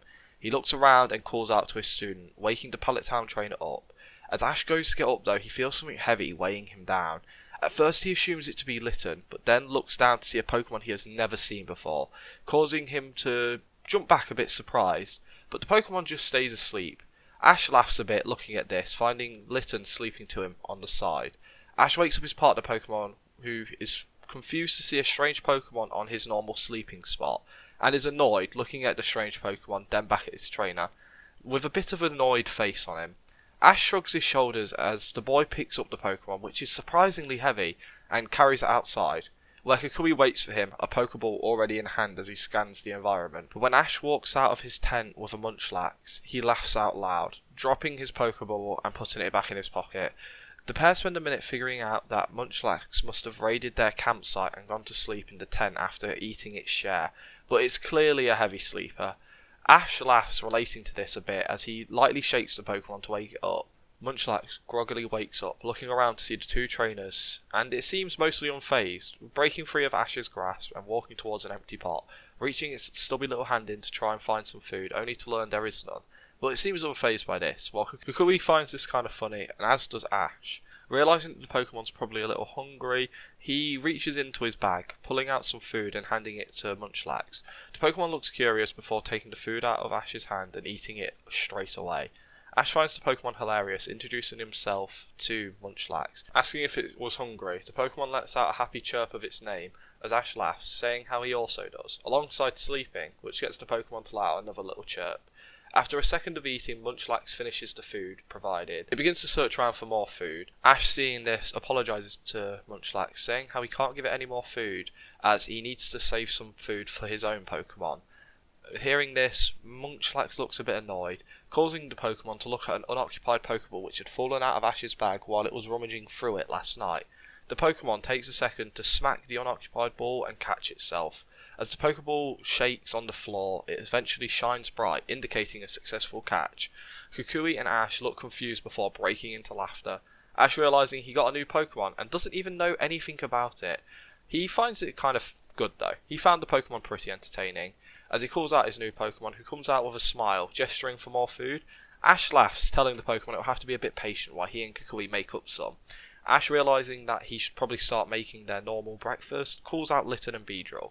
Kukui, also realising he won't be getting training in, decides to help Ash start preparing his food. As the two begin to go around their normal morning routine, making an extra batch of food for the hungry Pokemon, Kukui tells Ash a little bit about Munchlax as a Pokemon, saying that it's very rare to come across one in the Kanto region, it's the pre-evolved form of the Pokemon known as Snorlax, and just saying how normally these Pokemon are very chilled out and mellow, and just like eating food when they can. Ash finds this hilarious, and as everyone starts eating, Ash asks Munchlax if it would like to stay travelling with him. He's a Pokemon trainer who's going to be taking on the gym challenge, and he would like to keep Munchlax around, if it's okay with battling. Munchlax thinks it over a little bit while scarfing down some food, and after realising how good Kukui's cooking is, lets out a happy cry, indicating that he's happy with Ash. Hearing this, Ash celebrates his new capture and introduces Litten and Beedrill to their new teammate. With the group finished eating, they deconstruct their campsite and continue on with their journey through Cerulean City. The trip takes a while for the pair to make, with Ash and Kukui continuing their training they had begun. However, Ash never makes Beedrill partake in any training whatsoever. The Pokemon only trains once or twice during its trip from Pewter City to Cerulean City, and even that didn't last long. While Ash and Beedrill continue to work towards getting over his fear, Ash also works with Munchlax to make sure the Pokemon adjust into the squad nicely, and it quickly becomes a bit of a comic relief for Ash and his squad, As for Litten, the Firecat has gotten much faster thanks to its dodging training it has gone through with Empoleon. It even has a small bit of a resistance to its natural weakness, while also getting some good training in alongside Munchlax. The Pokemon seems relatively happy to fight. As much as it's not as enthusiastic about it as Litten, it still does it when it can. But the Pokemon's quick to tire, getting fed up of battling quite fast, so training with Munchlax doesn't happen for very long. However, whenever it does train seriously, it's shown to be a very capable and strong fighter, something Ash is happy to have on his team. With the mentor and student arriving in Cerulean City, Ash, having learnt from last time, decides to head towards the Pokemon Center first. But as the pair walk through Cerulean City, they feel like they're being watched by some trainers around them. Once arriving at the Pokemon Center, the pair finally learn why. Having checked in their Pokemon, they look up to a screen in the Pokemon Center, which is doing the news and covering a case about Kukui and his upcoming battle against Lance. Something not all new to them. However, the reporting goes on to show a picture of Ash and Kukui leaving Pewter City. The picture is blurry and Ash isn't made out too well in it, but the colours and being with Kukui is definitely enough information. As the woman on screen goes to show a few photos of the pair being together, it leads to them asking some questions of who the boy is and what his relationship is with Kukui. The pair watch this and are slightly concerned. However, they did realise this was something that was bound to happen. They just weren't expecting it to happen so fast. After all, Ash is travelling with a possible champion, so people were bound to start speculating what their relationship was, but Ash was hoping it would be a little longer before people figured it out. Ash finds this a bit nerve-wracking, but Kukui, seeing this, tells him not to worry. After all this means is people understand that he is a strong and powerful trainer that should be respected, being the champion's student and all. Besides, the news doesn't have a lot of information on him, hardly knowing his name or what their relationship is, meaning Ash has a little while longer of just being another trainer. Ash, hearing this, lets out a sigh of relief, realising that Kukui is right. The pair, having checked in their Pokemon, sit down to go over some last minute strategy, Kukui giving advice for what to look out for when battling on a water battlefield, little tricks to figure out where the opponent will move, such like that, and Ash is thankful for all the information he's given. Soon they're called to by Nurse Joy as they collect their Pokemon, learning everything was fine, making Ash ready to take on his second gym. The pair make good time towards it and soon find themselves outside of the Cerulean City gym, and as the pair enter they find the three gym leaders ending a routine of some sort of practice performance. Ash isn't too sure what's going on, but Kukui explains that the sisters sometimes put on a show for the people of Cerulean City, and this is clearly a practice for that. With them walking in and getting closer to the pool, they are noticed by the gym leaders, who all approach, having recognised Kukui, not only from seeing him on the news, but also having battled him many months back. The girls greet him as if an old friend, asking if he's finally returned to take their offer of joining them in one of their performances. Kukui shakes his head, letting out a small chuckle, saying how he is not, unfortunately, before gesturing over towards Ash, saying how he's actually here to watch this young man's gym battle. The girls look over to see Ash, with Daisy looking at him a bit more intensely than her sisters. She remembers hearing how Kukui was travelling alongside a kid, which could possibly be a student of his, and having heard this, she thought it would be best to keep some Pokemon in reserves, just in case this kid turned out to be the student of Kukui, or possibly his son, thinking that fighting a possible champion student could have massive benefits for the gym and their performances, maybe bringing in larger crowds if she managed to win, or even just sharing with the press of their relationship would give the gym some popularity.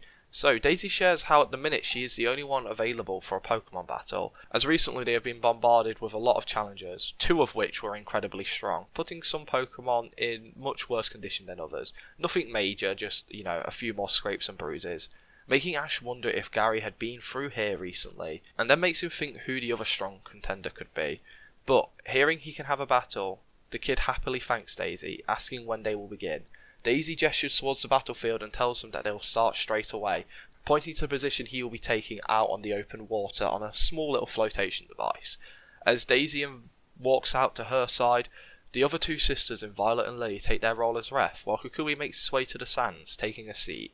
Ash is a bit nervous having Kukui watch over him, as he half listens to the rules, hearing how each contender will get to use two Pokemon. The challengers will be allowed to switch, whereas the gym leader will not. The first one out of usable Pokemon will be the loser, and let the battle begin. Daisy grabs her Pokeball first, kissing the top of it before calling out a Shelder. Ash, having a quick Pokédex read, calls out his Pokemon in Munchlax, wanting to avoid using Litten for as long as possible. As the baby Pokemon appears on the battlefield, however, it is fast asleep, causing Ash to flinch up a bit, as everyone looks on a bit awkwardly. Kukui smiles slightly, saying how he should have guessed, really. Ash shouts out to Munchlax, waking it up. As it looks around, noticing it's on an island on water, it begins to freak out a little bit. Before Ash tells it they are in a gym battle they talked about, so he needs Munchlax to get ready and fight. The Pokemon looks around and sees Shelder and lifts its little arms up, getting ready to fight. As Ash lets out a sigh of relief, Daisy gives Ash the first move. So the boy quickly calls for a tackle. Munchlax quickly runs from one side of its platform to the other and slams its whole body into the water-type Pokemon's hard shell. Shelder, not showing any signs of taking any damage, looks towards its trainer as Daisy calls out for Shelder to use Bubble Beam to push itself into the water while also dealing some damage to Munchlax. Shelder, following its trainer's orders, fires off a barrage of Bubble Beams towards the baby Pokemon, dealing a bit of damage to Munchlax while also pushing itself back into the water and now out of Ash's sight as it disappears into the shadowy depths of the pool. Kukui now watches how Ash will handle this as the boy and Munchlax scan the water looking for any movement at all. Daisy, seeing this, sees a chance and calls for Shelder to jump out of the water and use another Bubble Beam. So, the shell Pokemon jumps out of the water behind Munchlax, firing off another barrage of Bubble Beams which hit Munchlax directly in the back, however hardly move the Pokemon and seemingly do very little damage. Ash, seeing a chance to do something, calls out for Munchlax to turn around and use Screech before Shelder disappears back into the water. The Pokemon's quick to follow orders, turning around and letting out a powerful cry, causing Shelder's defences to drop before it disappears back into the depths of the pool. Ash calls out asking if Munchlax is okay as the Pokemon lifts its stubby little hands, giving a thumbs up. Ash and Munchlax start scanning the water once again, which is when Daisy calls for another attack. However, this time when Shelder surfaces, the boy notices a shadow on the way up. A few seconds before Shelder surfaces, Ash calls out for Munchlax to move to the other side of the platform, and when it sees Shelder use Bite to grab hold of the Pokemon and not to let go, Munchlax, following its trainer's orders, moves as fast as it can to one side of the pool, and when Shelder jumps out of the water seconds after, it's caught in the mighty grasp of Munchlax's powerful jaw. The Pokemon not only takes damages but flinch up from this attack. Ash, seeing this, tells Munchlax to throw Shelder onto the platform and use another Screech. The Pokemon does so, turning around and releasing its jaw and letting out a powerful Screech attack, dropping Shelder not only onto the floor but also dropping its defences once again. Daisy tries to re-grab the momentum of this fight, calling out for Shelder to use an Aurora Beam. However, this attack does very little to bother Munchlax, even when hit directly in the stomach. Ash, seeing that Daisy's running out of options, decides to end the fight, calling for Munchlax to use a tackle. The Pokemon lets out a scream as it rushes towards Shelder, slamming its shoulder into the now softer frame of the shell, knocking out Shelder in one attack. With Munchlax being declared the winner of this round, it lets out a happy cheer alongside its trainer, before falling backwards and going to sleep. Ash feels a small vein in his head appear before laughing, thinking that Munchlax did earn this nap. As he pulls out the Pokeball returning Munchlax, he praises it through the device, as he then looks to Litten on its shoulder, asking if the Pokemon is ready. Litten nods its head, jumping forward onto the platform, and Daisy's not 100% familiar with this Pokemon, but it does seem very familiar to Kukui's Pokemon, so she will work under the assumption that this Pokemon is a Fire type, as she calls out her second Pokemon in Dugong. Both Pokemon appear on the battlefield, and Ash is quick to call for the first attack in Fake Out, as Litten jumps side to side on the shared platform before brushing forward and slamming its two hands together, causing Dugong to flinch up. The trainer then calls for an Ember as the Fire Cat builds up a ball of fire in its mouth and releases it directly into Dugong's face. Litten then jumps onto a nearby platform, posing when it lands. Daisy finds the Pokemon kind of cute doing this, stops the battle for a second to shout out how cute Litten is, causing a small blush to appear on its face alongside its trainers. Daisy's quick to restart the battle though and calls out for a Water Pulse. Ash tells Litten to remember its training with Empoleon. As the man nods, it easily avoids the water type attack, avoiding it by moving onto another platform faster than Dugong or Daisy was expecting. Ash calls for another Ember from Litten, as the Pokemon jumps up, backflipping into the air before firing off a short burst of flames towards Dugong. However, Dugong this time dives under the water, leaving the embers to sizzle out, hitting the open pool. Now having a better idea of what to look out for, Ash and Litten scan the water, but when Daisy calls for an Ice Shard, Dugong uses its greater speed and power to appear above the water faster than Ash was expecting. As 3 shards of ice appear above Dugong's head, they are sent flying towards Litten, slamming into the Pokemon very rapidly, and causing Litten to be knocked towards the edge of the platform. Litten has to use its claws, embedding them into the platform below it to stop itself from falling into the water, and before Ash even has a chance to retaliate, Dugong has disappeared underwater once again, before Ash even had a second to respond. Looking back at the water, unable to see anything, even the dark shadow of a dugong, Ash realises that a dugong might be way too fast for him to follow, so instead he goes for a different strategy. He calls out to Litten and tells it to start running around and jumping between every available platform until Ash tells him otherwise. The cat nods but is confused as it begins to run around doing flips between platforms while moving as fast as its little legs will carry it. However, every other step Litten's body seems to be engulfed in flames. It's only for a short burst, but then it disappears. Daisy, watching this, is unsure of what Ash is planning for, but decides to use a chance to try and get some damage in, as she calls for Dugong to start firing off water pulses towards Litten, as Ash tells Litten to start moving faster and avoid every attack coming towards it. As Litten does so, increasing its speed a small amount, Dugong starts firing off water pulses after water pulse.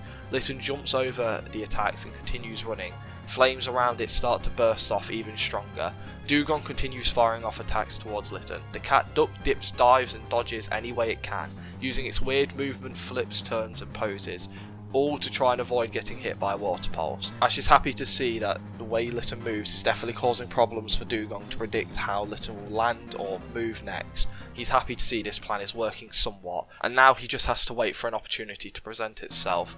As Litten continues to dodge with all of its might, Dugong continues to fire off attacks, and soon Daisy gets annoyed, asking for Dugong to use an ice shard, hoping the faster priority move will allow an attack to connect. As the 3 shards of ice form, they are fired towards Litten. The Pokemon mid-jump is not going to be able to avoid the attack. Ash calls out for Litten, telling him he believes in it and it can do this. Hearing this, Litten's body begins to fully erupt into flames.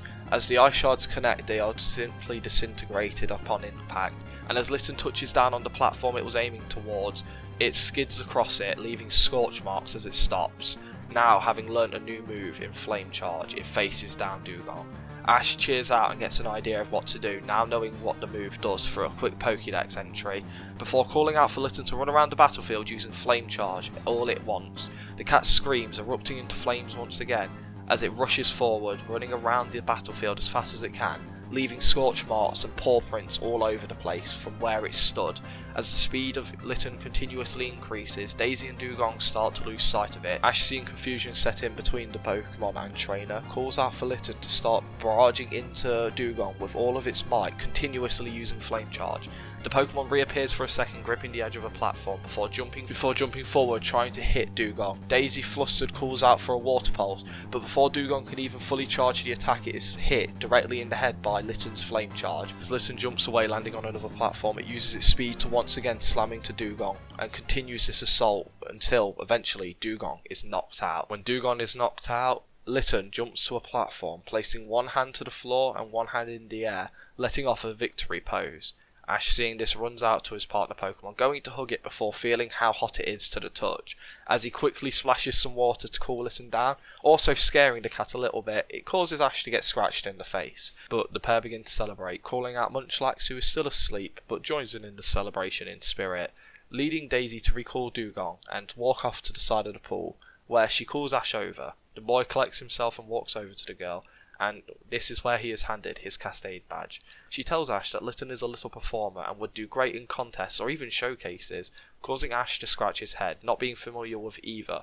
But before Daisy has a chance to explain, Litten nuzzles up to Ash's cheek, showing Daisy that he's happy with Ash and wants to continue battling. The trainer, having happily won his gym battle, turns to his mentor to see the man in the stands just staring at him. It's almost concerning and unnerving to Ash, but soon Kukui shouts out praising Ash for an amazing battle, with Ash rushing over to the stand side of the arena to see Kukui is almost pale, as if he had seen a ghost, and he looks confused. Seeing Ash get close, he tries to shake this feeling away, shaking his head, letting on a big smile, telling Ash he did amazing, but Ash can tell something's off. As the pair leave the gym, not having said a lot of words to one another, Ash asks Kukui what's off with him, and the man turns and says he was just surprised how much Ash looked like his father and even acted like him during battle. It was kind of creepy.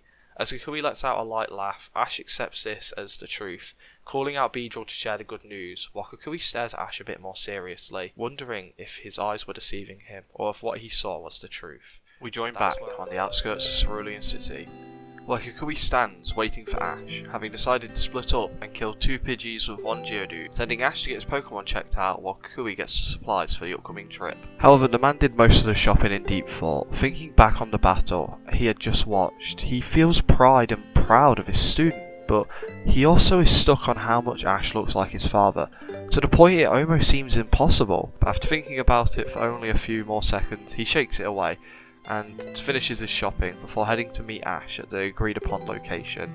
As Kukui sits at the entrance to the road which leads to Vermilion City, he sits and ponders more about where Ash's father could be, thinking to ask the boy more, maybe try and get some more information out of him, or maybe even asking his mother. However, before he can think too much more of it, the silhouette of Ash comes into view as the young boy waves down his mentor. As Ash gets closer, the pair share a smile.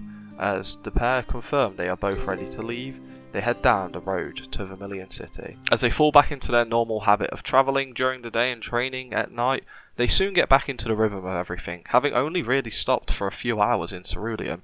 While the pair travel, they come across some interesting things, one of which being an impromptu gym, which has a less than impressive win rate of 0 consecutive wins and 1 loss.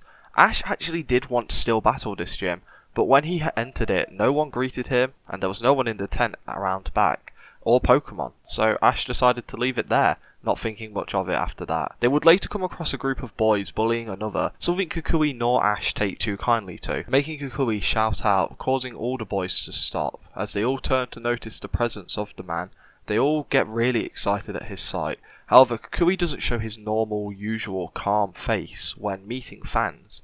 Instead, his face is tainted with sadness and anger, something Ash is quick to notice.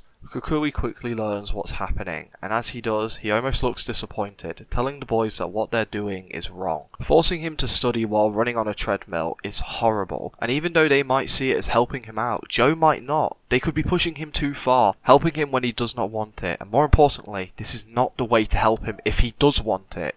There's easier ways to do things, telling them that if they really wanted to help him, they would do it in a different way, which doesn't involve punishing him every time he gets something wrong.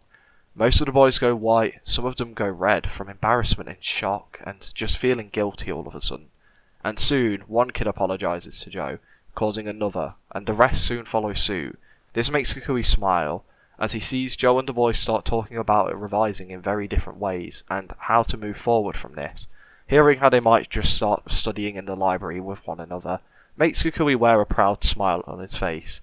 As Kukui then spends a few minutes taking photos and talking to the kid. After half an hour he departs, telling the boys to study hard and hopefully he'll meet them on the battlefield one day. While they walk away, Ash asks Kukui if he's alright, pointing out how sad Kukui looked when learning what had happened to the other boy named Joe. The man just sighs, murmuring how he was just reminded of something painful and terrible. Ash can see Kukui looking sad once again, apologising to his mentor, who forces a smile, telling his student it's fine. In fact, he would like to take a chance to teach Ash to never push his friends too far, always learn where the boundaries lie. After all, that could break a friendship, if not. Ash wants to ask Kukui about more, he wants to know more, but he can tell it's not the best time, and he can see the pain that lingers in Kukui's face. But, in a bit of a twist, Kukui asks Ash about his father, something which has happened before, but Ash can tell something's different about this. There's desperation behind the look sitting in Kukui's face, as Ash explains that truthfully he never really had a relationship with his father, but last he heard he was trying to make a name for himself as a trainer, but from the sounds of things he had no luck, since he nor his mother ever heard from him, so he assumes he never made it as a trainer. A hint of sadness hits Ash's eyes before he shakes it away, smiling at his mentor, telling the man that he guesses they both have some pretty sad stories, giggling a little bit to himself. Kukui looks at his student so shocked, not only at the story but his attitude towards it. Kukui smiles back, thanking his student, kind of confusing Ash at why he's thanking him, but Kukui just smiles, his spirits having been lifted. He tells Ash that his father was one of the best trainers he had ever met, so he wouldn't worry about his father having not made it, causing Ash to smile brightly. As their journey continues, they find themselves in the middle of a forest, where Ash spots a Bulbasaur and decides to chase off after it. The pair find themselves soon in a hidden garden, filled with Pokemon and a woman named Melanie. The Bulbasaur Ash had chased earlier is the defender of this place, and after speaking to Melanie for a little bit, The pair actually learn that the woman cares for Pokemon who are abandoned. Seeing this as a way to help someone out and also to teach his students some tricks, Kukui offers to spend a day helping Melanie care for all the Pokemon, something which she happily accepts, as Kukui, with his knowledge as a professor, goes around teaching Ash any tricks he can, giving medical attention to Pokemon, how to care for Pokemon of certain types, teaching him how to apply bandages, and also giving him a quick rundown of what berries do what. This causes Ash's brain to fry a little bit, so to recalibrate it, they decide to have a bit of an impromptu training session. And all the while this is happening, Bulbasaur watches shocked at the seemingly infinite skill of Kukui. Not only is he incredibly talented when it comes to caring for Pokemon, but when it comes to battling, he's also incredible, and this makes Bulbasaur really impressed. So, after a few hours of being in the village, and Ash having learnt a thing or two about caring for Pokemon, the pair start to leave, and this is when they are cut off by Bulbasaur, which has a fire in its eyes brighter than a Charizard's tail. This is something which confuses both trainers, as Bulbasaur had kind of kept its distance all day, but when Melanie explains that after her and Bulbasaur watched Kukui working all day, they talked it out and thought it would be a good idea if Bulbasaur could join Kukui on his adventure. Somewhat flustering the man, he goes to explain that Ash actually would be a better replacement for him, but before the words can even leave his mouth, Kukui locks eyes with Bulbasaur, who cries out its name. He can see the determination in the Pokemon's eyes, and it wins him over, causing Kukui to kneel down, grabbing one Pokeball in his hand and telling Bulbasaur that he plans to become the champion of Kanto and one of the strongest trainers in the world. So, if he wants to join his team, he has a lot of training to do to catch up with the rest of his team. Asking if Bulbasaur is willing to do this, the mon nods its head, as both smile looking at one another when Bulbasaur slaps the Pokeball with its vine, confirming the capture. And all of a sudden, Kui remembers he has 6 Pokemon. So using his Pokédex, he sends off another Pokemon and adds Bulbasaur to his current party, all the while showing Ash how to do this, in case he's ever in a situation when he has more than 6 Pokemon. But with the capture made, they continue on their way to Vermilion City. As they make more ground towards the city, Kui starts training Bulbasaur alongside Ash's Pokemon, in hopes to help it catch up with his current roster, while also realising Bulbasaur is around the same strength as Ash's team, so it's a good way to train up both. And also, it lights a fire under Ash's belly to make sure he gets a grass type. Seeing Bulbasaur's tricky way of fighting really interests Ash, so he wants to make the most of it, so he hopes to add a grass type to his roster soon. One day after training, they are travelling down the road once more, and they come across something weird, a massive rock with a Charmander sat on top of it, a Pokemon Ash is quick to recognise as one of the Kanto starters. Instantly his gut tells him to capture it, but he sees the Pokemon's very fatigued and injured. Ash isn't sure what's going on, but hesitates now, allowing Litten to jump up to the rock and approach Charmander in a friendly way, but the lizard takes this less than kindly, as it fires off a weak-looking ember towards the kitten. However, thanks to the attack being weakened and Charmander looking quite tired, Litten's easily able to avoid the attack, now standing ready to fight, but Ash calls his partner off as Litten jumps back towards its normal perch on Ash's shoulders. Charmander sits there growling, clearly now in defense mode, and Ash looks towards his mentor asking what they should do, but Kukui can tell that this Charmander doesn't want their help. However, Kukui doesn't feel good about leaving a Pokemon in that sort of condition, so he decides to meet it in the middle. Reaching into his bag, he pulls out a bunch of berries. Asking Ash which one should be used to give this Pokemon some energy back, he points out the Oran Berry. Kukui gives his student a small smile as he places the berry up on the rock, telling the Pokemon to keep its strength up before turning to his student and saying that they should leave the mon to itself.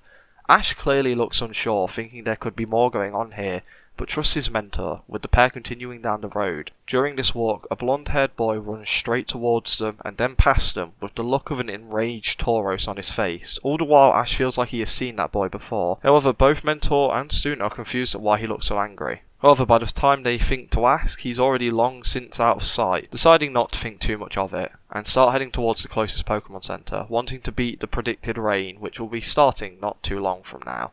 As they make it to the building, they head inside, looking forward to sleeping in a warm bed for a change.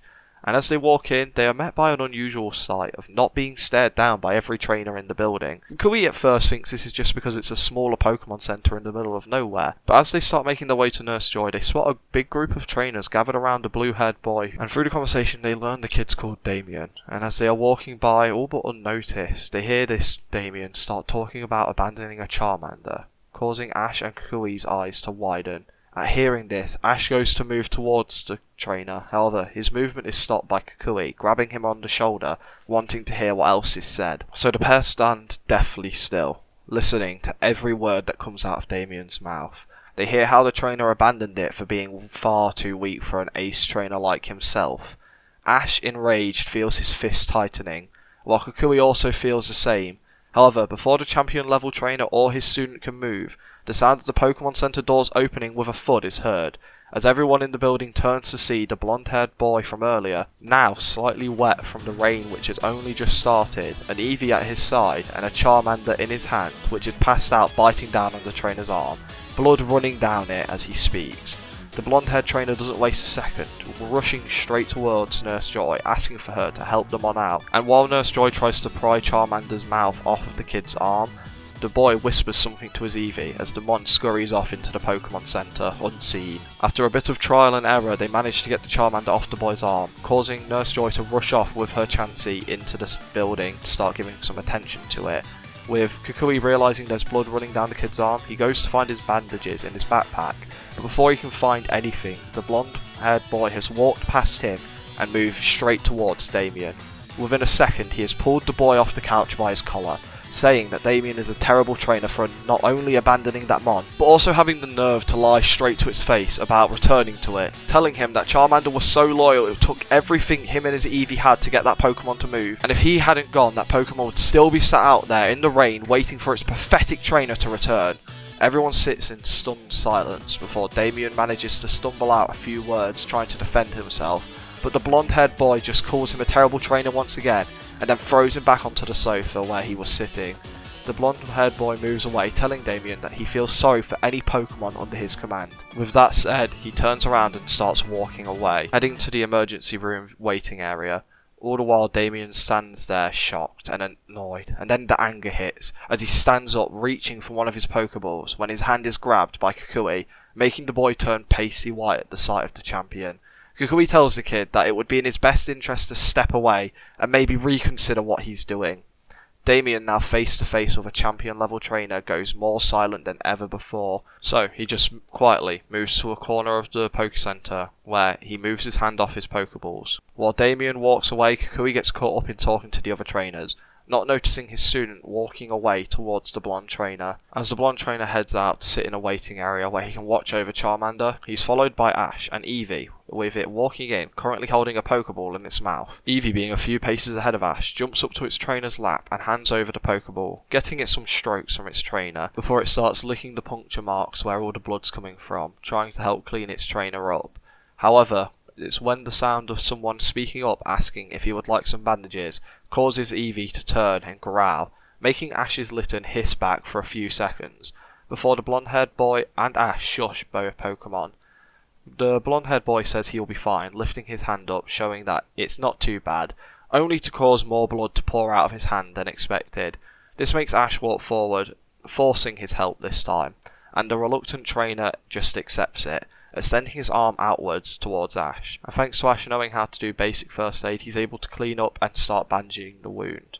While bandaging it, the trainer introduces himself as Ash, asking if the other trainer remembers him from their brief meeting in Pewter City, causing the fellow trainer to look at Ash a little bit intently before nodding his head, staying silent for a few seconds before quietly introducing himself as Gladion. Ash gets a bit excited, saying that what he did for Charmander was amazing. Gladion doesn't say much, only that he hates people like Damien, and then murmurs something about abandoning the people you should protect. Ash didn't get all of it, but he can see Gladion's fist clench up tightly, making Ash want to change the subject. As he goes to speak, he notices a bracelet around Gladion's wrist, which Kukui also has. He finds it a bit strange, but doesn't think much of it. As he finishes up tying the bandages, he tells Gladion that he's happy he did go save Charmander. If he had realised that the Pokemon had been abandoned like it had, he would have saved it earlier when he had passed by it, but he hadn't even realised, so at least Charmander had someone watching over him. Saying this with a soft smile, Gladion thanks the boy for the compliment and for the bandages, but asks if it'll be alright if he could be left alone. Ash is a bit confused, but he can see that Gladion clearly looks stressed, and unsure of what to say or do, he decides to follow the wishes of the other trainer, telling him that they should definitely hang out tomorrow, and maybe, if Gladion's up for it, have a battle. After all, he knows he's on the gym challenge, since he fought the Pewter City gym, and heard he was really strong, so they must have a battle tomorrow. This gets a less than excited look from Gladion, but he just waves it away, and Ash, being a bit naive, takes this as a yes, telling Gladion that he'll see him tomorrow as he starts to walk away. All the while, Gladion stares at Ash as he walks away from the room, wondering if that kid could really be the student of Kukui. Back out in the main room, Kukui has managed to break away from the crowd of people. All the while, Damien is still in the building, hiding in a corner, having only stayed to avoid catching a cold. However, the boy is currently shifting through his backpack and pockets in search of something. With Ash and Kukui meeting back up, Kukui asks Ash where he went. The trainer then explains how he went and bandaged up Gladion and tried to get to know the trainer, but the boy was being very silent. However, Ash, remembering back to what he saw on Gladion's wrist, asks Kukui about the bracelet he always wears, causing Kukui to look at his Z-ring, realising he never actually explained to Ash what it is, and laughs to himself, saying that if Ash wants to know, it would be easier to show him than explain to him, telling the boy to follow him outside. Ash, doing so, watches as Kukui pulls out a red shard from his pocket and placing it into this ring. He then calls out Incineroar and briefly explains to the Pokemon that they're heading outside to show off a Z move. Incineroar nods its head as the pair make it outside into the pouring rain. A small crowd of people follow and press their face against the glass, watching Kukui from the comfort of the Poke Center. Kukui tells Ash to stand back as he and Incineroar begin to do some weird movements, but in perfect sync. Each movement they do causes a bright red aura to emit from Kukui as it slowly begins to connect itself to Incineroar. With each pose struck, there is a burst of flames which erupts from them, and eventually, after extending their arms out and grasping their wrists, the shout of Inferno Overdrive is heard, as Incineroar then fires out a giant burst of fire. Erupting from the torso of the Pokemon, the heat causes the rain to stop for but a moment, as the attack then is fired into the sky, reaching the clouds and exploding, destroying the clouds above and creating a clear night sky for all to look at. As Kukui and Incineroar look towards Ash and Litten, they both give a grin, Kukui saying that what he just witnessed is called a Z move, an Alola region special and the thing which will help him defeat Lance, regardless of what's thrown at him. Ash and Litten are left speechless as Ash runs towards Kukui, asking how he could learn that, as his partner mirrors the same action, jumping up to its parent's shoulder and starting to nuzzle its face, meowing, as if saying, "Show me how to do it," getting Incineroar to nuzzle back into its child. With Ash and Litten all but begging to learn how to do it, Kukui tells Ash that he will take him to Alola and help him acquire a Z crystal, but getting a Z ring is all down to him. Ash wonders what this means, but before he can get any answers out of Kukui, the man explains that it's time for them to get some sleep. They have something very important to do tomorrow, so they need a lot of rest. Ash is confused on what they would do, but agrees to go off to bed. But he can't really sleep. After learning everything that had happened today and what will happen in the future, he can't sleep. He's thinking about what's going to happen with Charmander. He's thinking about when he can get a Z crystal. He's thinking about what's going to happen tomorrow. The boy, realising he's getting nowhere doing this, decides to redirect his energy into something else.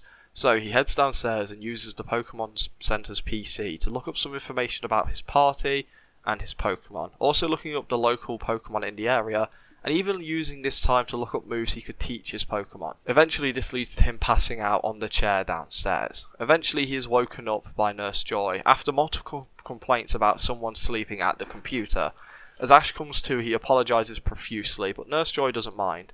As Ash asks how Charmander is, the woman explains that the Pokemon made a full recovery thanks to it getting in the building before too much damage was dealt. But thanks to it not being too hurt, it was discharged this morning and actually left on its own accord. But it was followed by that blonde-haired boy who brought him in, wondering if the boy's its trainer or something.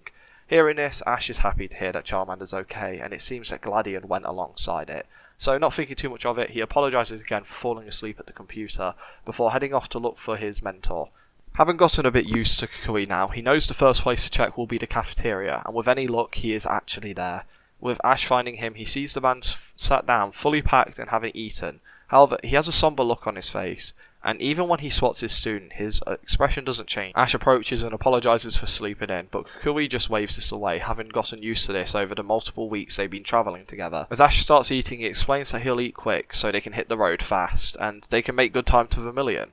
But hearing this, Kukui's face goes sour, as he sadly announces to the boy that he won't be travelling any further than here with Ash, making the boy spit out the food he had just bit into. Asking what his mentor means, Kukui apologises for dropping this all on him so suddenly, but he explains that when they started travelling together, he had a set goal in mind. Make sure Ash could battle, make sure he knew type matchups, make sure he could care for Pokemon, and make sure that he was ready to travel on his own. And Ash has ticked off all of those boxes much sooner than Kukui was ready for, and it has kind of caught him off guard. So he wants to use this time, now that Ash is ready and able to travel on his own, to start his own training for the battle with Lance, which is only 2 months away. He wants to make sure that his own Pokemon are more than 100% of capacity, so that he stands a chance against Lance. But to get his Pokemon to the point where they're beyond their limits, Kukui has to specialise each and every one of his Pokemon's training, and he has to do it when there's no distractions. And as much as he has loved every second of travelling with Ash, it has been a true joy and a real good time for Kukui. He knows that right now, if he falls once again right at the finish line, he might not be able to get back up, so he needs to make sure his training is perfect. He would love to take Ash, but this just isn't the situation where he can. Ash is upset, and then fear strikes his face, as he realises this will be the first time he's travelling alone. As Kukui can see the fear hit Ash's face, he tells him he's going to be fine. He has prepared him for it. He knows how to train and care for his Mont. He knows how to camp, he knows how to cook, and more importantly, he has the heart of an amazing trainer, so he knows he will perform perfectly and even better on his own. Ash loses his scared face and manages to get a bit of a sour look on it, thanking his teacher, but it's clear he's still unsure. Kukui also is unsure of leaving Ash, not because he doesn't trust him, but because he wants to continue travelling with him. So he decides to make a deal with the boy. He quickly pulls out a map and looks around, doing some math in his head before making a bet to Ash, saying if he can make it to Celadon City, having collected 2 of any gym badges he can collect before the 2 months are up, he will make sure that Ash gets a personal box seat right next to the match of him and Lance. Alongside this, when he takes him to Alola, he will make sure that he gets him a Z-Ring. And will even help one of his Pokemon learn any move of his choice, as long as they can learn it, of course. Hearing this, Ash can't believe his luck. Not even thinking about what could happen if he doesn't make it, he accepts, standing up and shouting it aloud, causing Kukui to laugh as Ash's attitude has changed so fast. But Kukui is happy to see the fire in Ash's eyes once again, so they shake on it. Ash not even thinking to ask what happens if he doesn't make it. As both walk outside, Kukui calls out Incineroar and Braviary. The man's ace says goodbye to its child, picking it up and bringing it in for an embrace, then giving it a look which tells it to be careful. Litten nods its head, jumping away from its parent and back onto its partner's shoulders, nuzzling Ash's cheeks. Incineroar, seeing its child will be okay, returns to its Pokeball, as Ash and Kukui wish each other good luck and promising to meet each other at Celadon. Kukui, ruffling up the hat on Ash's head, wishes him good luck as he climbs onto his Braviary, telling the boy he believes in him and knows he will do amazingly, and then takes off at breakneck speeds, the speed almost knocking over Ash and Litten, but the pair manage to not fall over, catching themselves and almost laughing off what had just flown at them at breakneck speeds. And now feeling more fired up than ever, Ash turns to his partner, giving a nod as they rush off towards Vermilion City, away from the Pokemon Center. Over with Kukui, the man flies for a few hours before landing in Viridian City, where he calls into the Pokemon Center and makes a quick call on one of the phones, asking for a friend to do him a favour. After a small bit of back and forth, the other person eventually agrees, hanging up the phone, but saying that he owes him one, making Kukui laugh a little bit before he ends the call on his end as well. As Kukui finishes this little task, he leaves the Pokemon Center, going to reach Braviary's ball to head off on his adventure once more, but before he does, he looks back to Route 1, thinking to himself for a few seconds. He then starts to approach the route, knowing this is the only way he's ever going to get the answers he is looking for. Over with Ash, his trip to Vermilion goes by fast, with him only ever stopping to train, eat or sleep, with him making sure that all of his Pokemon are in tip-top condition, even taking time to try and teach Munchlax a move he thinks would be useful for it. However, they haven't quite started to master it yet, and can only really pull it off once every 10 times. But thanks to him rushing, the boy makes it to Vermilion City in only 3 days, having not realised that by rushing, he had actually managed to dodge a elaborate trap set up by a problematic group of Squirtles. However, not knowing this, Ash doesn't bother. Now being in Vermilion City, Ash does his normal routine of checking into the Pokemon Center. However, this time he manages to walk through town, only receiving a few odd looks here and there. Clearly people who recognise Ash from the news, but either don't believe what they heard or aren't interested enough to approach. Ash doesn't mind, however, finding this much more laid back and easy to deal with. So from the whole trip from entering the town to the Pokemon Center, it's pretty stress-free. Once getting the go-ahead that his Pokemon are in fighting shape, he beelines it straight towards the gym, wanting to complete half of one of the goals Kukui had already set to him, thinking that if he could get one gym badge before 1 week has even passed, that would be incredible. After a short run, Ash makes it outside the Vermilion City gym, and he takes in a deep breath before giving Litten a stroke behind the ear, and the pair enter, where they come face to face with the gym leader, who is currently going through some sort of training, as a giant Electabuzz fires off multiple streams of lightning towards a weird looking Raichu, which surfs around on its tail, dodging incoming attacks with ease. Ash watches for a few seconds as the Raichu effortlessly dodges all incoming lightning based attacks, before the gym leader eventually hears Ash gasp loudly at Raichu dodging an attack which looked like it was going to hit. Once spotting the boy, however, he takes a few seconds to stare him down before grinning like a crazed Gengar. He shouts out to the boy, saying that not only has the quality of trainers he has fought recently gone up, but now he gets a shot at the future champion student. Things could not be going any better. Ash gulps a bit hearing this, asking how the man knew he was Kukui's student, as he smiles, saying he didn't know for sure, but based off the kitten sitting on his shoulder, he had a pretty educated guess. Ash goes to cover his tracks, hoping that he can fix this, but before anything can be said by Ash, the gym leader waves his hand, telling the kid to stop stressing. He doesn't plan on telling anyone. This will be much more fun if no one else knows and he shows up to their gym. But the only thing he wants to know is how many Pokemon the boy has. Ash, feeling a bit more relaxed, answers with 3, causing the gym leader to smile with excitement as he announces to the kid that if he's here for a gym battle, the rules are going to be very simple. A 3-on-3 battle, each side battle until they run out of reusable Pokemon. Ash is allowed to switch between his entire team while he himself is not, and the last rule is very simple, that he should be able to follow it easily, and that's to make sure this match is as interesting as possible and to prove that he's worthy of being the champion student. Ash, hearing this, feels a bit of doubt. He isn't even sure himself why Kukui chose him other than his connection with his father. However, he shakes his thought away, telling the gym leader that he has a deal, declaring that he won't lose to anyone for Kukui's pride. Hearing this, the man grins wildly as they both reach for a Pokeball and throw it towards one another with all of their might. As Ash and Surge both grab their Pokeballs, throwing them towards one another with all their might, Ash sits with his hands clasped around a Pokeball as he stares straight towards a wall. The only thing he is able to think about is the battle he had just experienced. We watch through cloudy vision, Ash's Munchlax staring down a Voltorb, speeding around the arena faster than Ash and Munchlax can even see, firing off sonic booms one after another, slowly chipping away at the chubby Pokemon. Ash tries to retaliate with a Bulldoze, the move Ash has been teaching Munchlax. However, due to the pair not having fully mastered it yet, it's unsuccessful, the move only shaking the ground mildly. Voltorb, hardly taking any damage from this attack, fires off an Electro Ball which finishes off Munchlax. Next, Litten enters the battlefield, managing to knock out Voltorb with a Fake Out and Flame Charge combination. However, even while feeling the benefits of a speed boost, the Firecat is unable to dodge any of the lightning bolts fired off by Surge's next Pokemon, that being Electabuzz. The Pokemon sends thunder after thunder after thunder at Surge's command. Litten tries its best to stand for its trainer, dodging any attack it can, but after getting hit 3 times consecutively, it's unable to find its footing and passes out. Ash calls out for his partner Pokemon, running onto the field, holding it before moving off the battle, noticing it has knocked out. Ash apologises to Litten, he could have commanded it better there, and this causes Surge to taunt the boy, asking if this is all the student of the mighty Kukui could do. Ash, now angry, realises he's pinned and he needs to do something. Reaching down for his final Pokeball, he goes to throw it before stopping himself. He remembers this is Beedrill's Pokeball. He remembers the deal he had made with the Mon. Knowing it's not ready to face a Pokemon as strong as Electabuzz, he hates what he's going to have to do, but it needs to be done. So Ash forfeits, making Surge the winner and causing him to taunt the boy, asking him if he's lost his fighting spirit now he's seen the true power of an electric type master. Ash says nothing and rushes out towards the Pokemon Center, knowing how much damage each of his Pokemon had taken.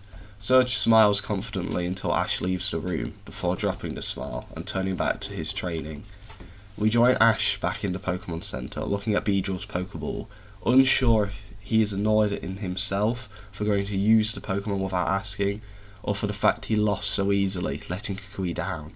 While having this thought, Ash hears his own name called, Looking over to see Nurse Joy holding both Litten and Munchlax's Pokeball, he walks over to learn that both of them are fine, but will need a few days rest before they can start fully battling again. However, light training should be okay. Ash thanks the woman as he starts to head towards the exit, but while he walks towards the exit, he notices the phone booths, and in a quick change of heart, walks towards them. He isn't sure who he's going to call. After all, he doesn't even know where to begin searching for Kukui, so there's no chance he could call him, and even if he could, he's not sure he could face him right now. He had failed at the first hurdle Kukui had set up in their challenge, and he had also proven that he might not be worth being Kukui's student. Thinking this, Ash almost leaves, but then decides he needs to talk to someone, and he only has one other person in mind. So he calls the other person who was a father figure to him all his life, in Professor Oak, hoping that his original sponsor might have some words of advice for him, or at least give him an idea of what to do next. So, as he begins to dial up Professor Oak, the man almost looks shocked to see Ash, having heard from him very little since the beginning of his journey. So at first, of course, the man's excited to see his former student, but when getting a closer look, he's met with unsure eyes. Oak can tell something is off, so he changes up his posture a bit, asking the boy what's wrong. Ash pulls a face which makes Oak remember an old friend. Ash goes on explaining about how he and Kukui had recently made a bet, how Kukui had recently left, and that he thought he was fine until he lost a battle with someone who called him out for not being worthy of being Kukui's student. And it's not only this dude, hundreds of people must be thinking it, who have seen the news report of Kukui possibly having a student. On top of that, Gary also seems to believe it, and now he's not even sure what makes him so special to be a famous trainer's student, or if he's even worthy. Professor Oak sighs, not only at the thought of his no-good grandson causing this kind of turmoil in another trainer, but also how he's having to have a very similar conversation to one he had with his grandson already. He sighs a bit more as Ash looks desperately for advice.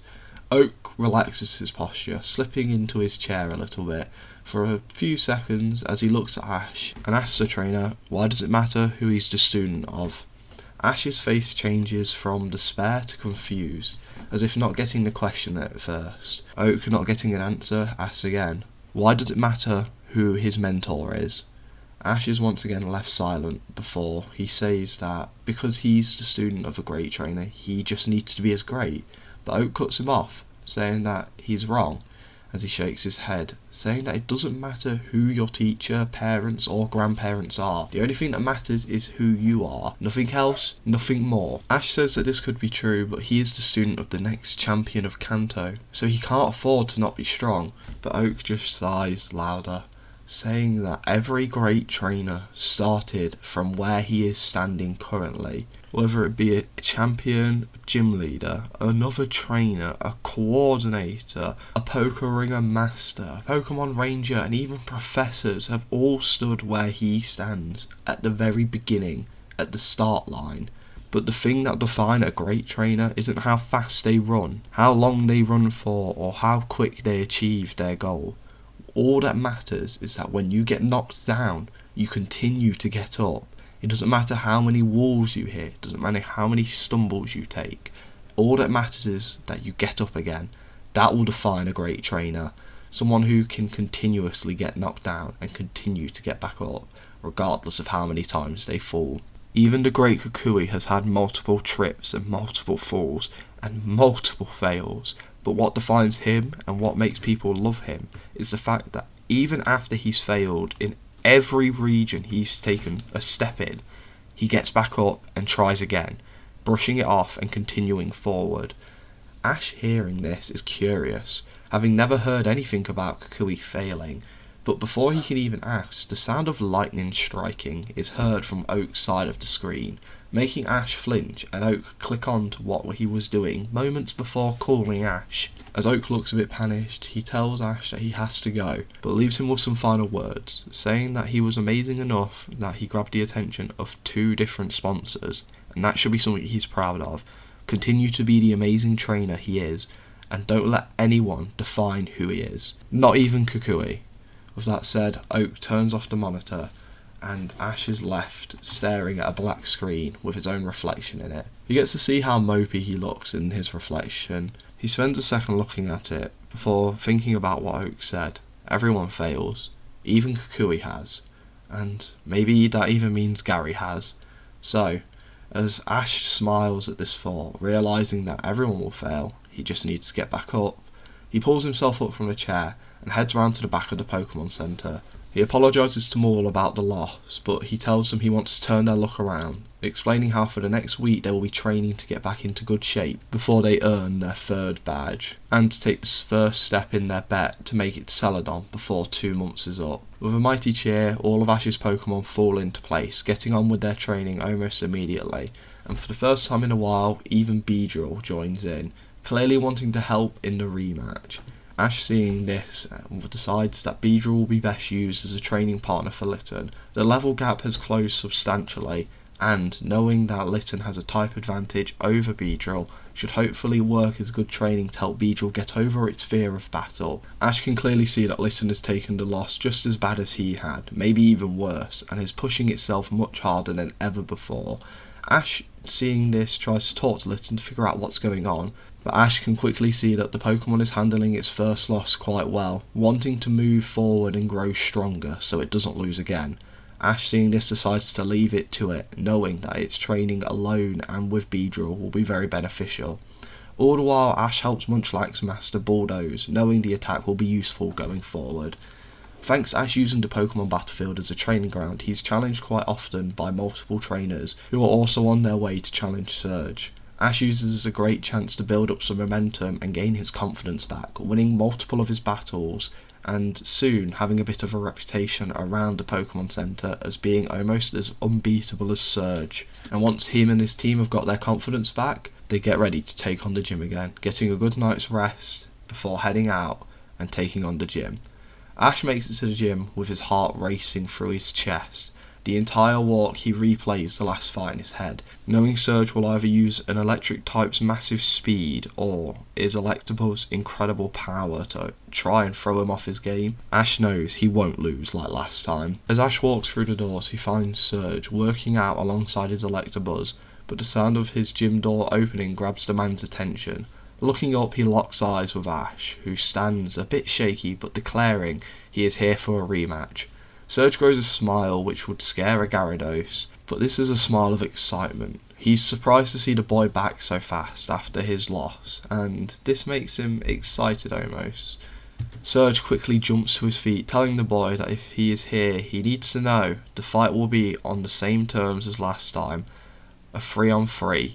Ash nods, having hoped for this, as the pair stand in similar positions to where they once stood, facing off against one another once again. They grab their Pokeballs and throw out Voltorb and Beedrill. Ash, being familiar with the lightning fast orb Pokemon, gets ready to battle, while Surge looks at the rather timid looking bug on the other side of his gym battlefield. He laughs at the sight of the bug, but Ash stays silent, remembering that Beedrill wanted to help him win this battle.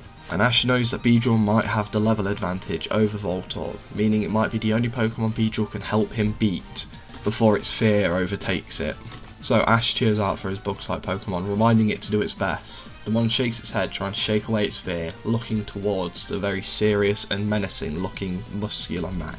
Surge gives Ash the first move, and Ash is happy to take it, as he calls for an X-Scissor from Beedrill. The bug-type races forward faster than Surge was expecting for its looks, as Beedrill slashes an X into the orb Pokemon's face, knocking it back a few inches, while building some distance with its wings, putting a bit of a gap between them. However, Surge, knowing this would happen, calls out for a Sonic Boom, as the attack races forward, hitting Beedrill, doing a small chunk of damage, but shaking up the Pokemon a bit. However, at order of its trainer to use Rock Smash, Beedrill shakes the fear away and races forward, stingers glowing with fighting type energy.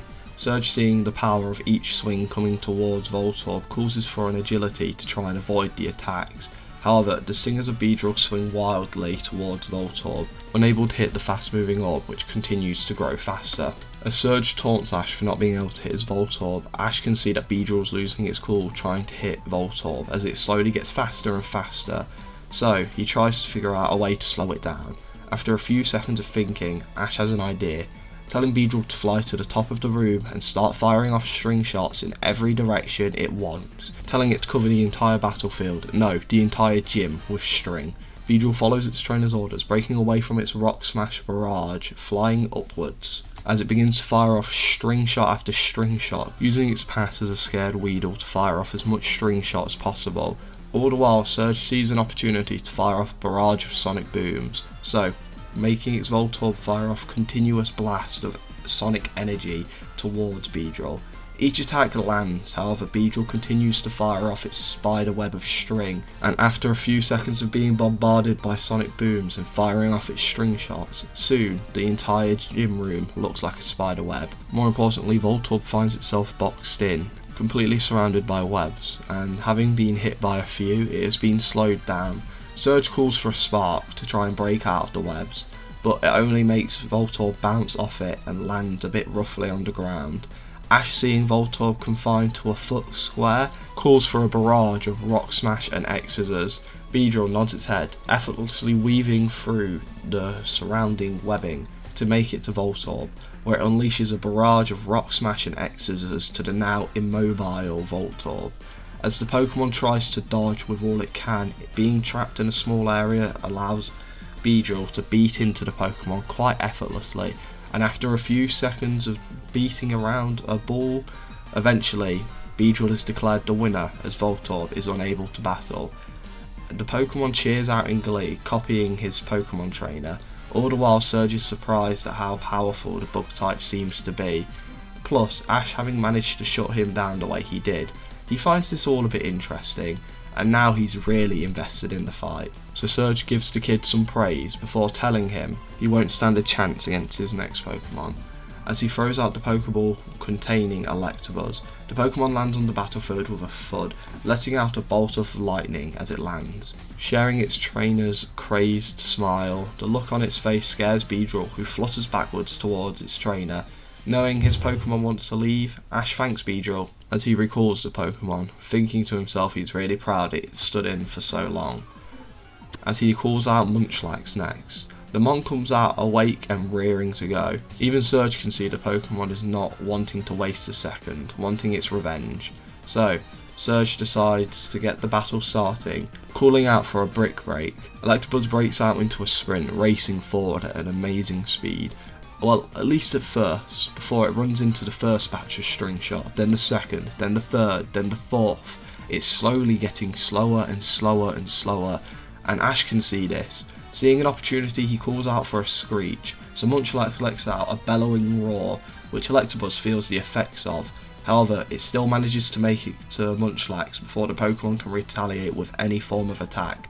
Slamming its giant fist into the small chubby Pokemon's face, it knocks Munchlax backwards into some webbing, causing it to lose some of its already minimal speed. Surge being able to tell that if the arena stays like this, it will cause some massive issues. So, he calls for a thunder from Electabuzz. The Pokemon lifts its palms up and starts generating electricity in it before firing off a giant flash of lightning.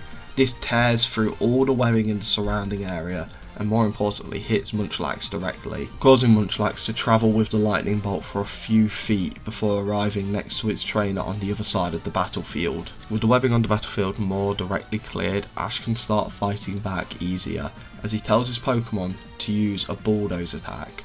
Surge, remembering this attack didn't work last time, is ready for anything, unsure if he had managed to master it. So, as Munchlax jumps its little legs into the air and then slams its entire weight into the ground, causing the arena to shake. Having clearly mastered the move, Electabuzz, having had its defences dropped harshly a minute ago, feels a lot of pain from this one attack, even bringing Electabuzz down to one knee. Ash, having a chance, calls for a tackle, and Munchlax starts racing forward. Surge, wanting to finish Munchlax quick, calls for another brick break, knowing the Pokemon won't be able to take another fighting type attack, as the two Pokemon rush towards one another. They meet in the middle, and Electabuzz unfortunately continues to have the higher speed and the longer reach. Lands the brick break first, slamming its chopping hand down on Munchlax's head, and as the Pokemon jumps up to try and hit it back with a tackle, it collapses, having taken far too much damage. And as Munchlax passes out, Ash curses but thanks his friend as he recalls the Pokemon. Knowing he's down to his final mon, he grabs Litten's Pokeball. Knowing his starter has been training harder than the others, he throws out the Pokeball and brings Litten onto the battlefield.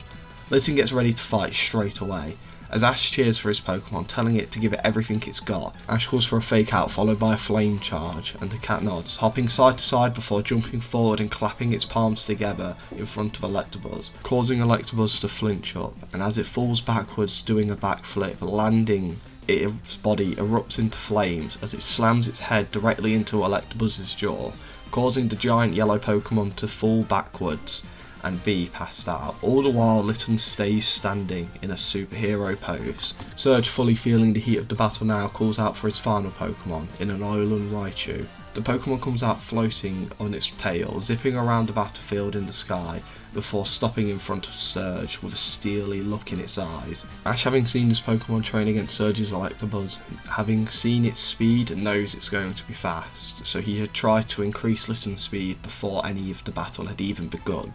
So now, he calls for another flame charge in hopes to make sure that they can still match the speed. As Litten's body once again erupts into flame, it runs along towards Raichu, trying to hit the Pokemon. However, the floating rat is easily able to avoid the attack by flying upward using a quick burst of speed. Litten, having missed, turns its body with the momentum it had built, leaving scorch marks in the ground. Search, seeing an opening, shouts out for a thunderbolt, as Raichu collects a large sum of electricity in its palms before firing it out through its tail. Litten, having just stopped, can't avoid the attack as it's struck by lightning, getting completely engulfed, and after being in the bolt of lightning for a few seconds, is revealed to still be standing, but singed up a little bit.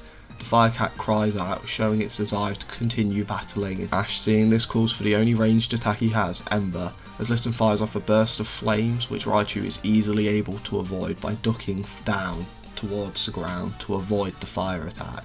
Surge makes Raichu fight back with a quick attack, with Raichu vanishing before reappearing, having slammed its body into Litten, before having taken back to the sky. However, this few seconds has given Ash an idea, he just needs to pull it off. So he calls for another Ember. Litten, a bit confused at why, follows its trainer's orders, firing off an attack. Surge once again counters the same way as before, ducking down and attacking with another quick attack. However, when quick attack is called for, jump onto Raichu's tail. Surge is a bit shocked and Litten nods its head, following Raichu the best it can with its eyes. Having spent some time training with Braviary, it's used Pokemon much faster than this Raichu.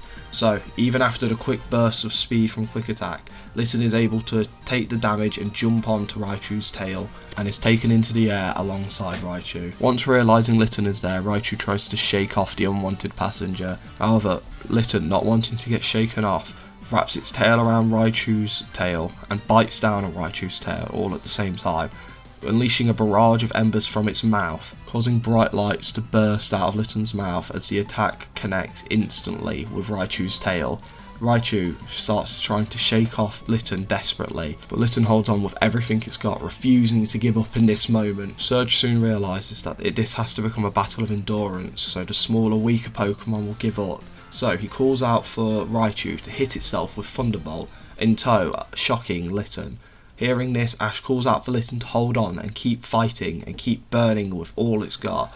The Pokemon lets out a muffled cry as it bites down, still firing off embers, the attack slowly evolving from a bite boosted by embers to a fire fang. All the while, Raichu fires off lightning bolts directly into itself, shocking Litten and doing some serious damage.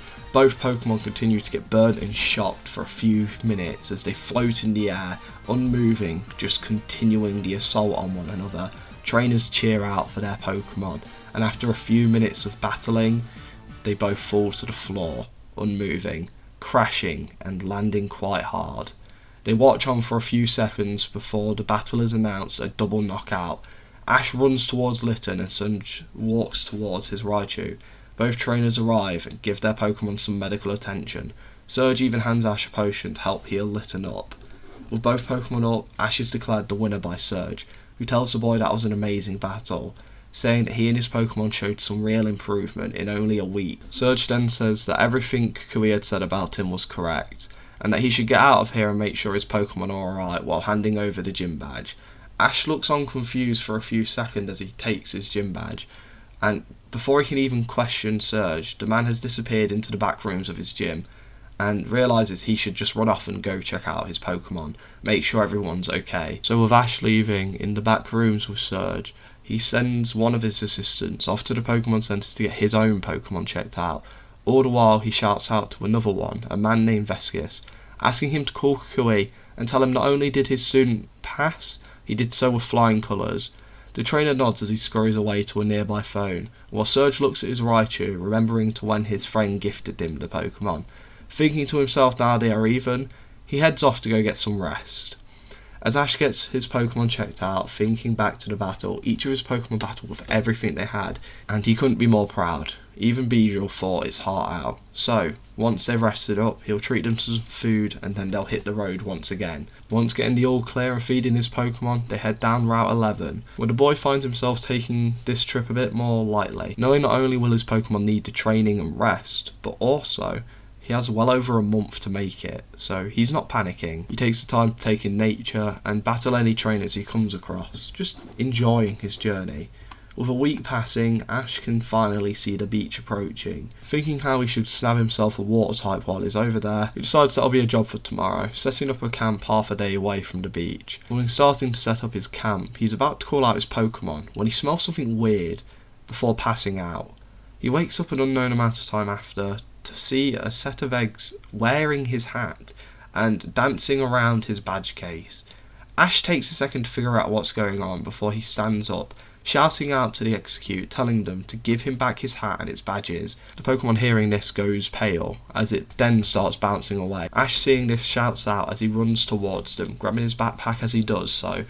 As he chases the eggs into a nearby forest, he chases them for a few minutes before remembering he has Pokemon. Reaching into his back pocket, he grabs Litten's Pokeball and throws it out with a call of Fake Out. The Pokemon comes out, leaps forward, slamming its two hands together, not only causing the eggs to stop moving, but also caused them to drop the badge case in the mouth they were holding it in. Litten then follows this attack with a flame charge as it slams its entire body into the eggs, almost scrambling them, even knocking Ash's hat off one of the eggs. Ash, seeing this, walks forwards, grabbing his badge case and his hat, thanking Litten for what it had did. As he pockets his badge case and places his cap back on his head, he looks towards the Execute, who now look pretty scared and are still recovering from the last attack. Ash is about to go on scolding the eggs for stealing stuff. You can see they look genuinely kind of scared, and also just a bit unsure of what's going on. Ash spends a second looking at them before remembering back to Kukui's Bulbasaur, remembering how much he wanted a grass type. So he puts his head in his palms for a second before moving his head out. He asks if the Pokemon are alright, with them looking a bit confused but nodding each individual head. Ash apologises to them, saying that he only attacked them because they stole something from him, and they shouldn't do it again. Each head goes silent before quietly saying its name and nodding their head apologetically. Ash, seeing this, smiles before asking if the Pokemon would like to join him. They look confused as Ash explains that they would probably only cause more issues out here if he was to leave them here. Probably rob another trainer who wouldn't be able to catch them, or even worse, get themselves hurt from a Pokemon they pick a fight with. Plus, he must admit he does find grass types interesting, and a grass psychic type would be really cool. So he would like for them to join, if they would be happy to. The Mon thinks before nodding its head as Ash throws a Pokeball forward, welcoming them to his team. As Ash goes to turn his back with his new fresh capture in his ball, a bright flame bursts through the forest, nearly hitting Ash and making him and Litten jump out of the way. Almost scorched and now confused, they wonder what the hell happened. So Ash looks the direction the fire came from and finds an opening where he sees the remains of a battlefield. After looking around for a few seconds, he sees burn marks, craters, claw marks, and then he sees a Charmander, Eevee, and even Galadian, a trainer Ash recognises, laying across the floor, unmoving. Ash races forward, throwing off his backpack and telling Litten to go into it and grab aurum berries and some bandages. The Pokemon jumps off its trainer's shoulders, opening up the bag and grabbing what it needs with its mouth and tail, all the while its trainer runs forward. As Ash arrives over the top of Gladion, he can see the trainer is awake, but badly hurt, covered in burns and cuts. Gladion, being awake, tries to speak, tries to tell Ash to leave, but he can't, he hasn't got the strength. Ash shouts out telling him to stay awake, but Gladion can feel his eyelids getting really heavy. He's unable to stay awake for much longer, and the last thing he sees is Litten hand Ash some bandages before he blacks out. As Gladion comes to, he finds himself in his childhood bedroom, somewhere which would make most children feel comfortable, somewhere which would make them feel safe. This is a luxury Gladion doesn't have. As he sits on his bed, he feels so uncomfortable. He feels out of his own skin. As he looks down, he's wearing clothes he hates, and just already the desire to run has hit. But the sound of a young girl singing in another room calms him, lets him become more comfortable, allows him to start walking around his own room and feel safe. But soon, the sound of singing turns to screaming, as the walls around him are ripped away and he finds himself in a dark hallway. As he looks left to right, all he can see is black, pale walls, and the sound of a girl screaming once again is heard. However, this time it's accompanied by a woman laughing sadistically, coming from the right. Gladion turns his head to look down the right hallway as he starts running down it, screaming out the name Lily. And as he runs that direction of the scream, he makes it to the end of the hallway, where he stares down another hallway. He runs down this one to find another one, and so on and so forth. Each hallway only ever leads to another hallway. In some kind of Sisyphus-like torture, every hallway just leads to another hallway, and it never seems to end. All the while, the sounds of Lily's scream echo through the hallway and echo through Gladion's mind. Each scream followed by the laughter of a woman who should protect him, a woman who should make him feel safe. And as Gladion turns what must be his 100th corner, he screams out in frustration as he finally sees a light with a shadow of his mother and his sister and another creature he never wanted to think about again. And just as he makes it to the light, just as he runs through the door, he jolts up awake. Looking around, he feels sweat running down his face and the pain throughout his entire body. He feels out of breath and can hear his heart beating in his chest. He looks around for a few seconds, collecting himself, steadying his breath, all the while realising he's in his own tent. And as he looks through the gap in the door, he can see a campfire and a setting sun in the background. He wonders if he had managed to set up his own tent and camp before passing out, but then the sound of laughter can be heard. Gladion goes to check out what's going on, going to pull himself up, but he feels a sharp pain echo throughout his entire body as he looks down to see both his arms and legs having been completely covered in bandages. His memory still slightly hazy. He wonders how he had managed to do this and set up a tent before passing out. And as he walks out, he finds his Charmander and Eevee running around playing with a familiar looking feline. All the while, a trainer familiar to him sits stirring a pot of food, chuckling to himself. Gladion stands silently stunned at the sight of Ash and his Litten, but while he stands stunned and silent, Ash smiles, happy to see Gladion up. Gladion, now remembering seeing Ash just before passing out, he pieces everything together. Looking over to see, he sees Ash's tent set up just opposite his, and just a little bit out of sight from his tent. With Gladion caught in thought, having heard his name, both Charmander and Eevee turn to see their trainer. Eevee runs forward, nuzzling into Gladion's leg, while Charmander stands a few inches back, but letting out a small happy call of its own name. Gladion, seeing his Pokemon are alright, but bandaged up, smiles, happy to see they're both okay. Leaning down and stroking both of their heads, giving a small smile towards them with a silent thank you, before remembering Ash's present and turning to the other trainer, who is still wearing a smile while turning a pot full of food. Ash, seeing Gladion's attention now on him, he tells the trainer that both Eevee and Charmander were in pretty bad condition when he first got here, but truthfully his injuries were worse than both of them, telling Gladion that it looked like some sort of Pokemon had attacked him, but the claw marks are too big to be Eevee's or Charmander's. He tried using his dex, but that gave him mostly weird answers, so he was wondering if he could tell him what it was. As Ash smiles, Gladion looks annoyed, telling him that what caused those injuries is none of his business, and as thankful as he is for all the help, he and his Pokemon are leaving. Gladion tries to walk away before his body gives out underneath him and causing him to fall to one knee. Ash scolds Gladion, telling him that he shouldn't even be standing, yet alone walking. Gladion grips at the dirt underneath him, annoyed. He goes to speak, but Ash cuts him off, saying that he understands if he's a lone wolf, he'll get that. After all, he left last time they met, before they even ever got to battle, but right now, if he keeps pushing himself, he's going to end up dead, so for now, he needs to accept some help and rest. Gladion looks at Eevee and Charmander all healed up. Both look concerned for their trainer. He lets out a sigh before agreeing, telling Ash he will accept his help, at least until he's able to travel alone. Ash nods his head before gesturing for Gladion to sit down and eat. Offering out a hand to help Gladion up, the boy refuses, weakly walking over to the area Ash had set up to eat. Gladion sits down and Ash hands him some food that he had cooked. As Litten continues playing with Charmander and Eevee, Ash explains that he has already fed all of his team, plus he's fed Eevee and Charmander, asking if there's any more of Gladion's Pokemon he needs to feed, as he's got enough food. Gladion stays quiet as he nods his head, but explains that they will be alright till morning.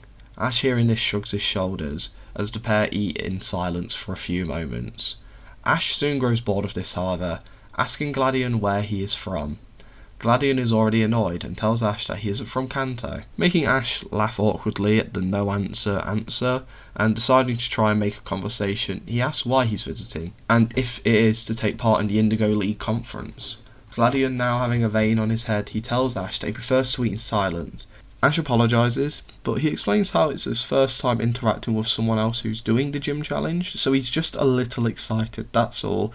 He apologises for anything annoying he asks. He just wants to get to know someone from a different region. After all, he and Gladion have met before, but he was a bit cold last time they talked, so he was hoping to get to know him a bit better here. After all, he seems like quite a good guy.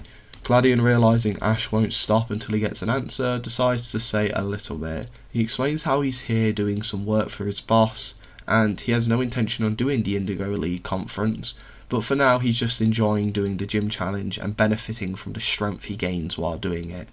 Ash, once again getting a short answer, knows that he's getting nowhere, but when seeing Charmander laid on Litten sleeping, he knows how to get some conversation going. So Ash asks when he caught that Charmander with a grin. Gladion, a bit flustered, stumbles out that he caught it not long after they last met. Ash just laughs, saying that he knows he took Charmander from the Pokemon Center, and is happy that he did so. That Damien dude seemed awful.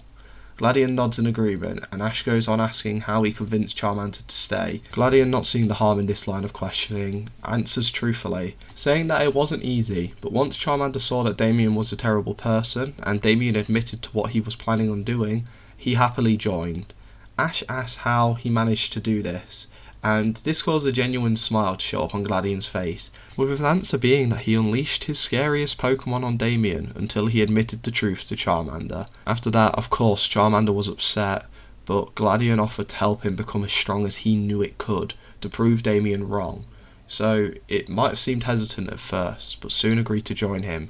Since then, he has been training Charmander to the most he can, alongside his Eevee. Having said this, Gladion lets out a gentle smile as he looks at Charmander sleeping next to Litten, causing Ash to smile too, as he's happy to see that Charmander found a good trainer. Ash thanks Gladion for what he had done, stating that the Pokemon seems a lot happier. Clearly Gladion is a good trainer. But as Ash says this, it looks like Gladion almost is uncomfortable at getting this compliment. A few seconds go by in uncomfortable silence before Gladion lets out a small thank you, letting Ash know that Gladion isn't as scary as he first seems. As the pair sit finishing their meal, Ash gets up to start his normal nightly training before hitting their hay. Gladion, seeing this, tells Ash that he's going to be going to bed, and tells him to try and keep it down.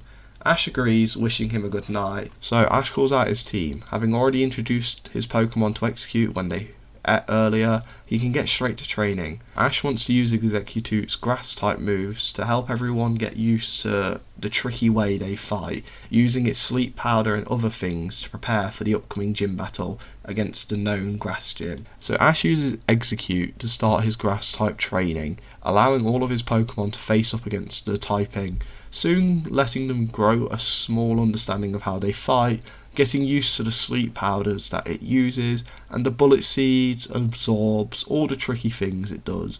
Ash soon has a practice match going up against its Litten, in a way to allow Execute to grow a bit of a resistance to fire Pokemon, and get Litten used to fighting grass types. But when Ash calls for a confusion, the Pokemon stands still, and then gets hit by a flame charge, knocking it back a good few feet before anything even happens. As Ash looks at Execute asking if it's alright, the Pokemon nods, hitting Litten back with a Thief attack that does some serious damage. Ash is impressed and even makes him forget about the whole standing still thing. So the battle continues, and so does the training for the rest of the night until the sun has completely set. At this point Ash knows it's time to hit the hay. Going into his bed and calling it a night, shouting out to Gladion to have a good night's rest. However, he doesn't get a response. Ash takes this as Gladion's already asleep and goes to sleep himself. Meanwhile, in Gladion's tent, he sits checking over his own injuries with Charmander and Eevee, realising that what Ash had said is true. He probably won't be able to travel for a while on his own. Seeing his injuries from previous incidents have left quite a serious mark on his body, he realises now he probably should just rest and take this time to travel light with Ash. He hates it, but he knows it's probably for the best. But he's not sure how he's going to feed him while Ash is around. He can't afford to let anyone find out about him, otherwise she might find him. So, for now, he'll have to feed him in the cover of night. As the next day rolls around, Ash wakes up to find Gladion already awake, having cooked some food. Truthfully, Ash had expected Gladion to try and leave, and to find him half dead outside his tent during the night, but he guesses his injuries were worse than he had thought. However, Gladion looks a bit dirty, messed up, and maybe even has more injuries than yesterday, but he keeps that part to himself. As the pair sit down to eat, Ash calls out his Pokemon to feed them, with Gladion explaining how he already had fed all of his Pokemon.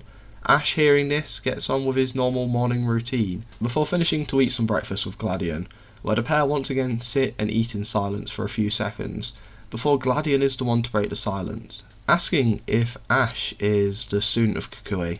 Ash almost spits out the food he was chewing on, and takes a second to catch himself, not sure what to say. Gladion, having seen the news and having met Ash and Kukui last time they were together, he's pretty much figured it all out, but wants to hear the truth. The trainer from Pallet takes a second to figure things out before nodding his head, saying that he has been training under Kukui for the last few months, and Ash flinches in expectation, expected to be bombarded with questions or weird looks, but is pleasantly surprised to see Gladion looking just as annoyed as always, and sees he looks no different.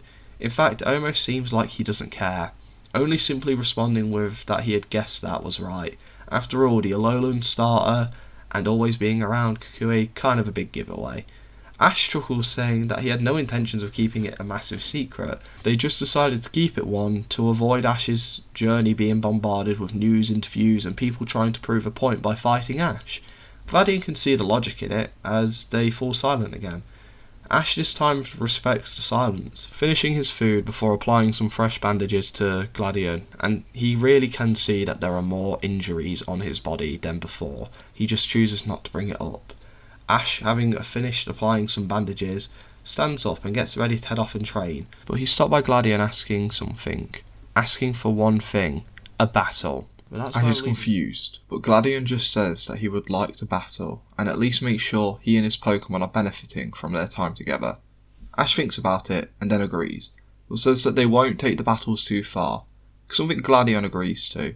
As the pair make some distance, Gladion calls his first Pokemon out, an Eevee, while Ash brings out his Munchlax. Gladion makes the first move, calling for a quick attack. Having the first move of the battle, Eevee disappears as it races forward, slamming its entire body into Munchlax. The normal type is knocked back ever so slightly, but at the command of its trainer he is quick to balance itself out and hit back with a bulldoze, lifting its stubby little feet into the air before slamming it down like a sumo wrestler into the ground. As the area around him begins to shake, Eevee can feel itself slowing down, allowing Munchlax to hit the Pokemon with a tackle, which brings Ash and Gladion to call the first match, with Gladion recalling Eevee, telling it to get some rest, while Ash calls back Munchlax, telling it did a good job. The momentary break ends as Gladion brings out Charmander, while Ash calls for his Litten. Each fire starter stares at one another as they share a friendly smile, both having become good friends over the last day, but when the feeling of battle hits them, each show off their firepower as it bursts off them brightly. From Charmander, its tail begins to erupt brightly, and for Litten, its whole body is enveloped in flame for a brief second. The heat coming off the pair is intense, but only for a few seconds. As the battle breaks out, flame charges, fire fangs, metal cores, and flamethrowers are fired off and colliding, with Ash soon learning Charmander's sheer strength might be higher than his Litten's. So, the champion student starts playing more defensively. Ash calls for Litten to start going all out. The cat nods as it begins to almost dance around the battlefield, avoiding being hit by flamethrowers, throwing Charmander and its trainer off. As Litten runs around avoiding any attack coming towards it, it soon turns its body to hit Charmander with Flame Charge, while Gladion calls out for a Metal Claw. With both attacks colliding, however, Charmander is the one who comes out victorious in raw physical strength, clearly being a bit stronger than Litten, having knocked it on its back. The Fire Cat pulls itself up, as with Ash and Gladion being able to see that both Pokemon are pretty exhausted after their short encounter, so they decide to call the match there, giving the point to Gladion. Each Pokemon is recalled, and Ash shouts out asking if Gladion has more Pokemon. Gladion nods his head before his eyes widen, in shock, having realised that his two most reliable Pokemon are down, and his hands runs to his chest where he can feel a bump of a Pokeball. He knows he can't use this mod, which means his only other choice is something he doesn't really want to do. So, as Ash brings out his Execute, Gladion tries to think of a way to get out of this fight, but seeing the Execute out on the battlefield, he knows he has to battle. So, almost flustered, Gladion calls out Clefairy. The Pokemon comes out dancing around with a bright smile, making Gladion turn slightly red. Ash sees the Pokemon and gets ready to battle, and Gladion clearly looks slightly embarrassed still, but as Ash uses this to his advantage, calling for a Bullet Seed from his Grass type, it unleashes a barrage of seeds straight towards Clefairy, who takes all the attacks before falling to the floor crying. Both Ash and Executor feel terrible, and are slightly confused.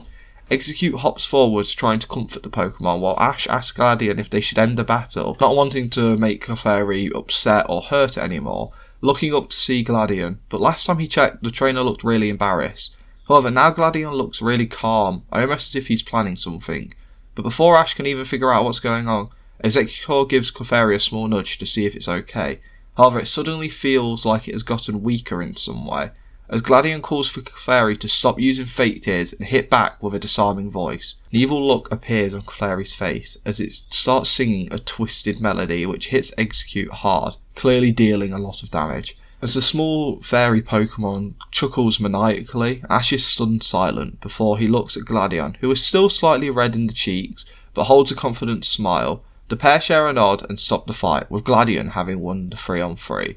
As Ash tells Execute it fought well, while Clefairy looks at Ash with a scary face, making the kid slightly nervous before it starts dancing around again, making Ash laugh to try and avoid feeling uncomfortable. As Gladion recalls the Pokemon, he thanks it before turning to the camp, walking back towards his tent.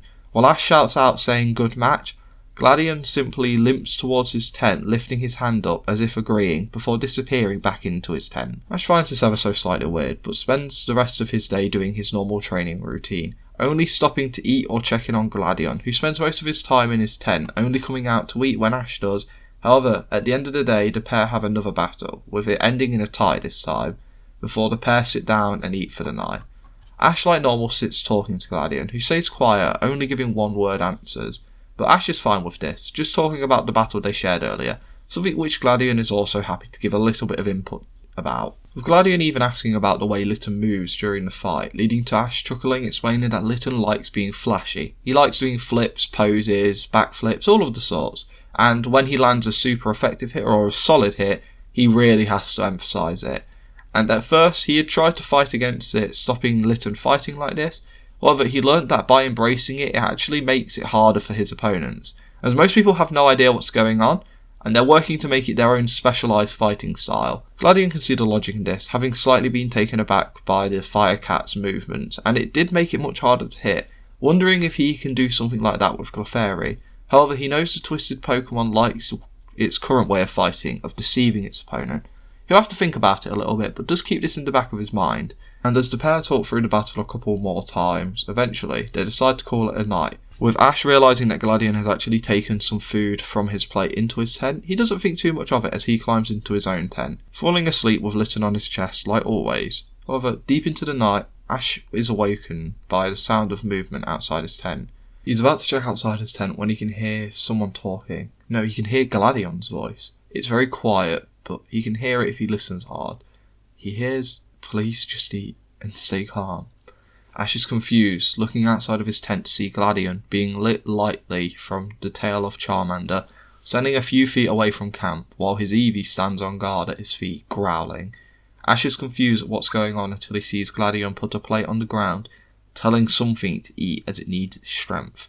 A monstrous grunt is heard as Gladion and his team all jump into a stance getting ready for a fight, before a creature moves its head into the light of Charmander's tail, showing Ash a weird helmeted creature eating food off the plate Gladion had took to his room. Gladion takes a few steps backwards, speaking to the creature. Ash thinks of calling out to the trainer, seeing if everything's alright. However, something inside Ash tells him to be quiet. As Ash watches the monstrous mon eat the food he had prepared a few hours ago, you can see Gladion is clearly on edge and really nervous. But Gladion sits speaking to the creature. Ash can't really hear what's being said, as he tries his hardest, with it being soft and mumbled, only hearing sorry and asking if everything's alright. But he does hear a name brought up alongside it, something about a girl called Lily. Ash remembers hearing Gladion say that name before while he was unconscious the other day, and now Ash finds himself wondering, who is Lily? And more importantly, who's that Pokemon? He has never seen anything like it before. But before he can think too much more on it, you can see the creature starts growling as he uses his weird shaped head to push the plate back towards Gladion, hitting the trainer in the foot. As it begins to growl in a low tone, almost signalling it's going to fight, Ash moves to stick his head out more, grabbing the Pokeball of Munchlax and getting lit and ready to battle. With the plate completely lit clean, a second goes by with the low growl filling the air. Gladion tells it to calm down, trying to plead to this creature, but the Pokemon springs forward, going to attack Gladion, but the trainer is quick to recall them on and put it in its Pokeball. The sudden motion of the creature did cause Gladion to stumble backwards, however, and now he's on his back, breathing in, trying to catch his breath and trying to get his heart rate down. Ash, having watched this from a distance, wants to go help, but instead stops himself, not wanting to let Gladion know he was eavesdropping. Instead, he sees both Charmander and Eevee walk towards their trainer, checking in on him. Gladion just nods, stroking both of his Pokemon, before he stands and walks back towards his tent, calling it a night. Before Gladion can spot him, Ash quickly tucks his head back into his tent, as he sits down trying to figure out who that Pokemon was. He's never seen anything like it, and he even spends a few hours typing the little bit of a description he has on the Pokemon into his Pokédex, trying to see if he can figure anything out. But having not seen much of the Pokemon thanks to it being mainly hidden in the shadows, after an hour of trying and getting no results, he decides to get some sleep, deciding he should try to get close to Gladion, as he thinks he might be someone who needs help. As the next day rolls around, Ash finds himself trying to talk to Gladion, even if it's only one word response. He's trying to get close to the boy as much as possible, wanting to figure out what's going on, even inviting Gladion to take part in some practice battles, something Gladion agrees to do.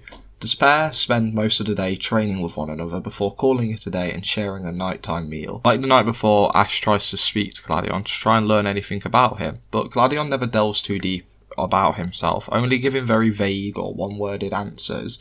And once Gladion starts heading to bed, Ash notices the boy taking a share of his meal to his bedroom once again.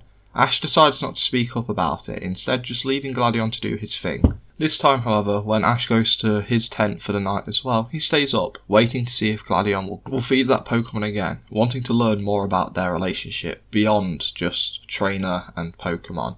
With midnight fast approaching, Ash can feel himself slipping into a deep sleep, but when the sound of footprints pass by his tent, Ash knows Gladion, or at least he's hoping is Gladion, is up and about, so he pokes his head out, spotting the trainer heading to the same clearing as the night before, watching him bring out both Eevee and Charmander, both getting ready to fight and standing on guard for something. A Gladion pulls out a Pokeball Ash has never seen before. Looking slightly closer, you can tell that this Pokeball is very weird. It's blue with some sort of yellow cross on it. Ash knew there were different Pokeballs out there, but he's never seen anything quite like this. Gladion chucks the ball, revealing the same creature from the night before. However, due to the night being a bit brighter and the clouds not being as heavy, Ash is able to see a little bit more of the creature, getting a better look at its weird head or helmet or whatever it is, also spotting something which looks like talons. He isn't really sure what this Pokemon is. It's strange, and that's for sure. As Ash watches for a few seconds as the Mon begins to crouch down, almost getting ready to pounce, Gladion places down the plate on the ground and pushes it towards the creature, saying to it, "Please just eat your food." The creature stands from its crouch and begins to eat its food as if a loyal dog. Gladion holds the strange ball in his hand while both his Pokemon sit on standby. Gladion sits speaking to the creature still, just wanting to see how it is, making general quick chit-chat, and after a few minutes the monster has finished eating the food off the plate. Once more it gets ready to fight, but this time Gladion is quick to recall them on before he heads off to bed. Ash finds everything about this really weird, so once again tries to use the dex to find anything he can about the Pokemon. Having a bit of a better description, he tries putting some more information in. However, this yields no results, and instead just leaves Ash wondering more. Now realising that he won't be able to fill in the blanks, he will have to scan the Pokemon. But to scan it, he's going to have to get a bit closer to do so. So he's going to wait until he gets a good opportunity to do so. And once he has it, he's going to try and figure out what this Pokemon is. A few days begin to pass by in the flash of an eye. Gladion and Ash spend most of their time training together, allowing all of their Pokemon to get some good experience, even allowing some of them to learn or master some moves. When the pair aren't training, they are taking care of the Pokemon, cooking food, or Ash is tending to Gladion's wounds, which have gotten much better in the few days they've been around one another. Gladion at first found all of Ash's caring too slightly annoying, but actually ends up starting to enjoy it.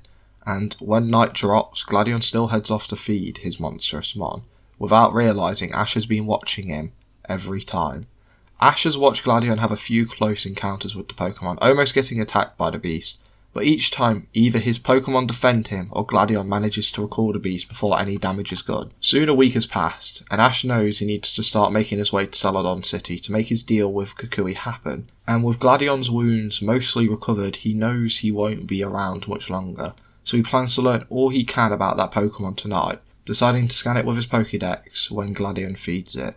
So, after going about their normal routine throughout the day of training, eating, and talking, Ash and Gladion once again call it a night, and with the moon at its highest, Ash waits until he hears Gladion up and around, which to him is the signal of the beginning of his stealth mission.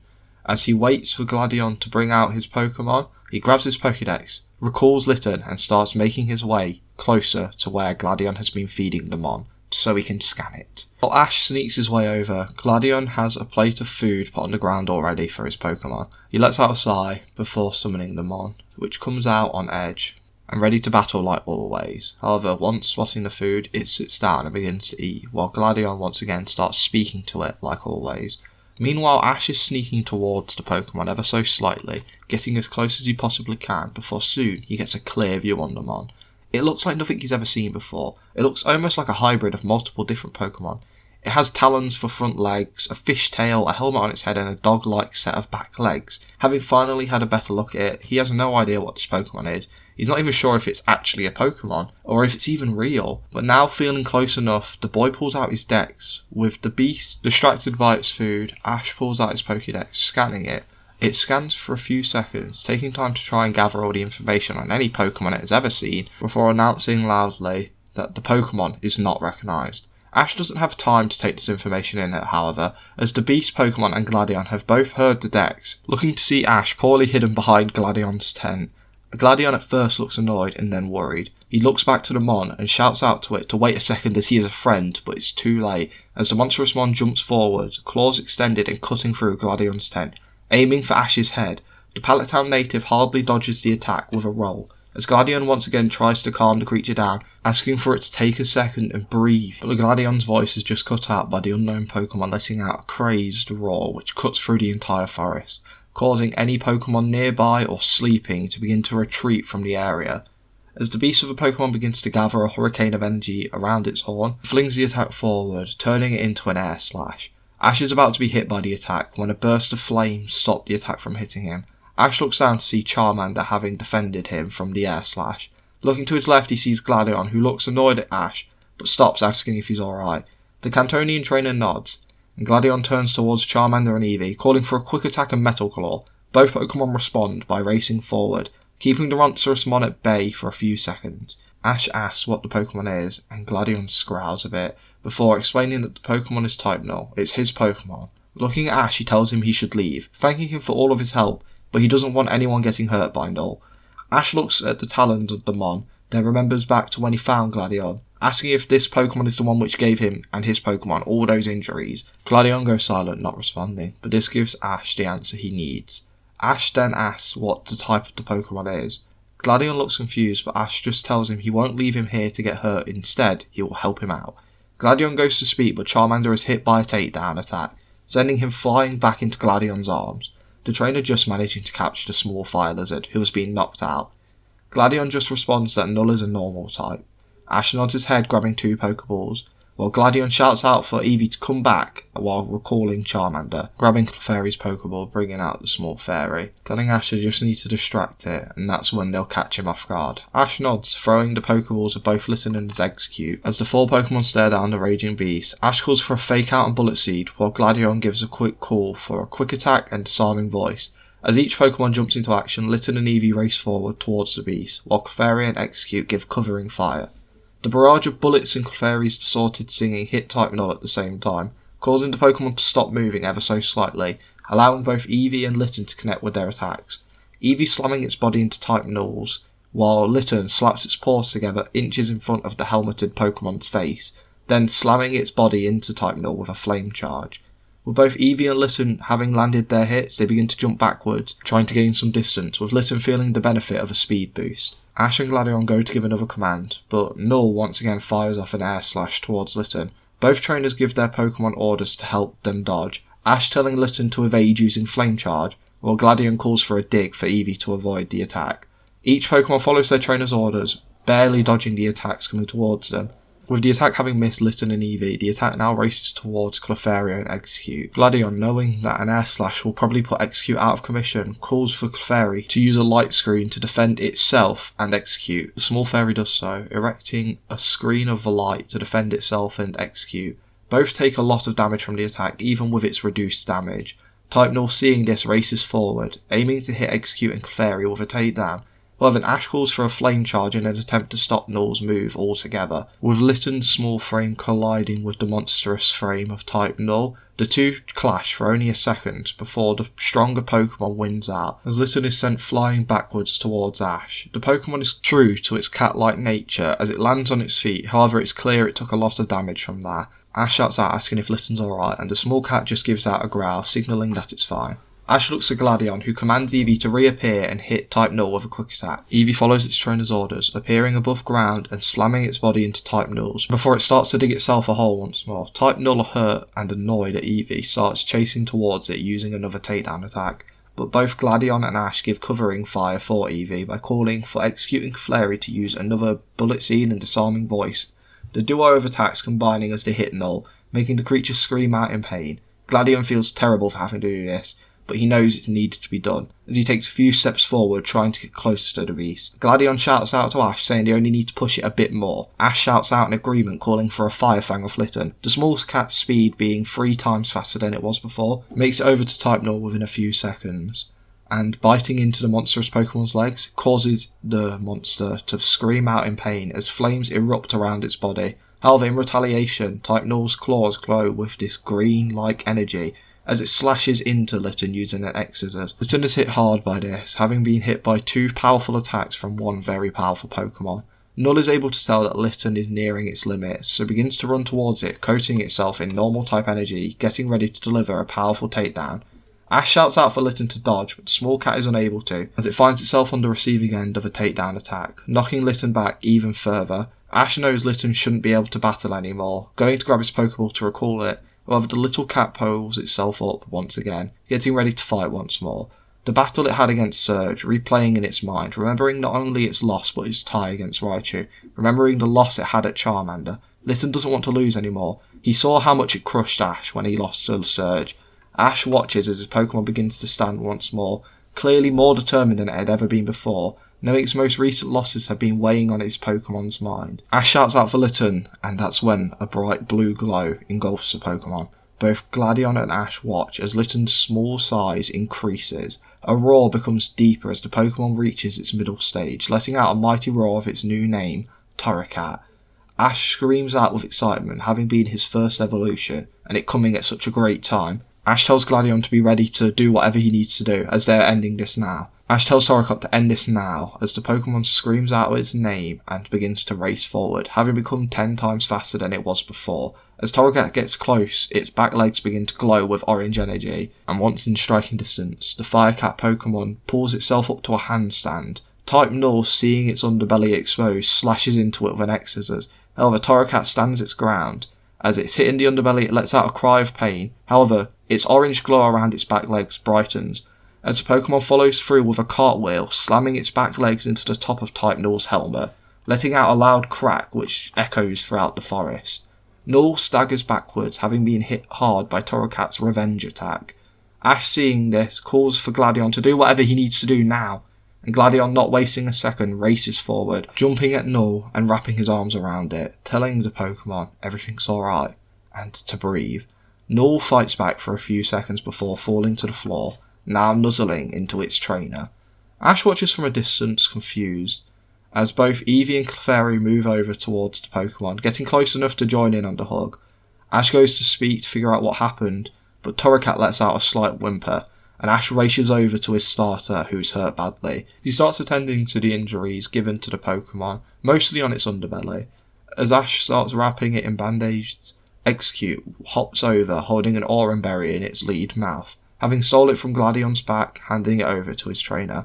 Ash spends a second scolding his Pokemon for stealing, before stroking the main egg's head, thanking it for not only helping him out, but also getting him the Oran Berry. The Pokemon lets out a happy chirp, as Ash recalls it, before attending to Torracat properly, feeding the Pokemon an Oran Berry, and praising it so highly for learning not only its new move, which put down that incredibly strong Pokemon, but also for fighting so bravely, and congratulating it on its evolution.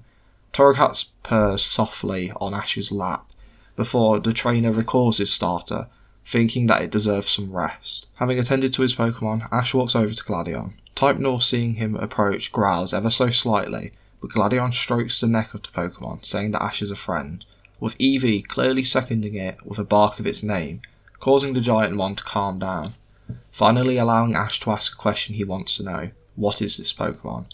Gladion looks hesitant, but before he can speak, Ash explains how he saw Gladion feeding it a few nights ago, and it was clear that this Pokemon was either not in control or something was going on. He just wants to know, that's all. Gladion is more hesitant, and even angry, but for what feels like the first time, Gladion decides to speak the truth to someone. He isn't sure why Ash is the person he feels like he can trust.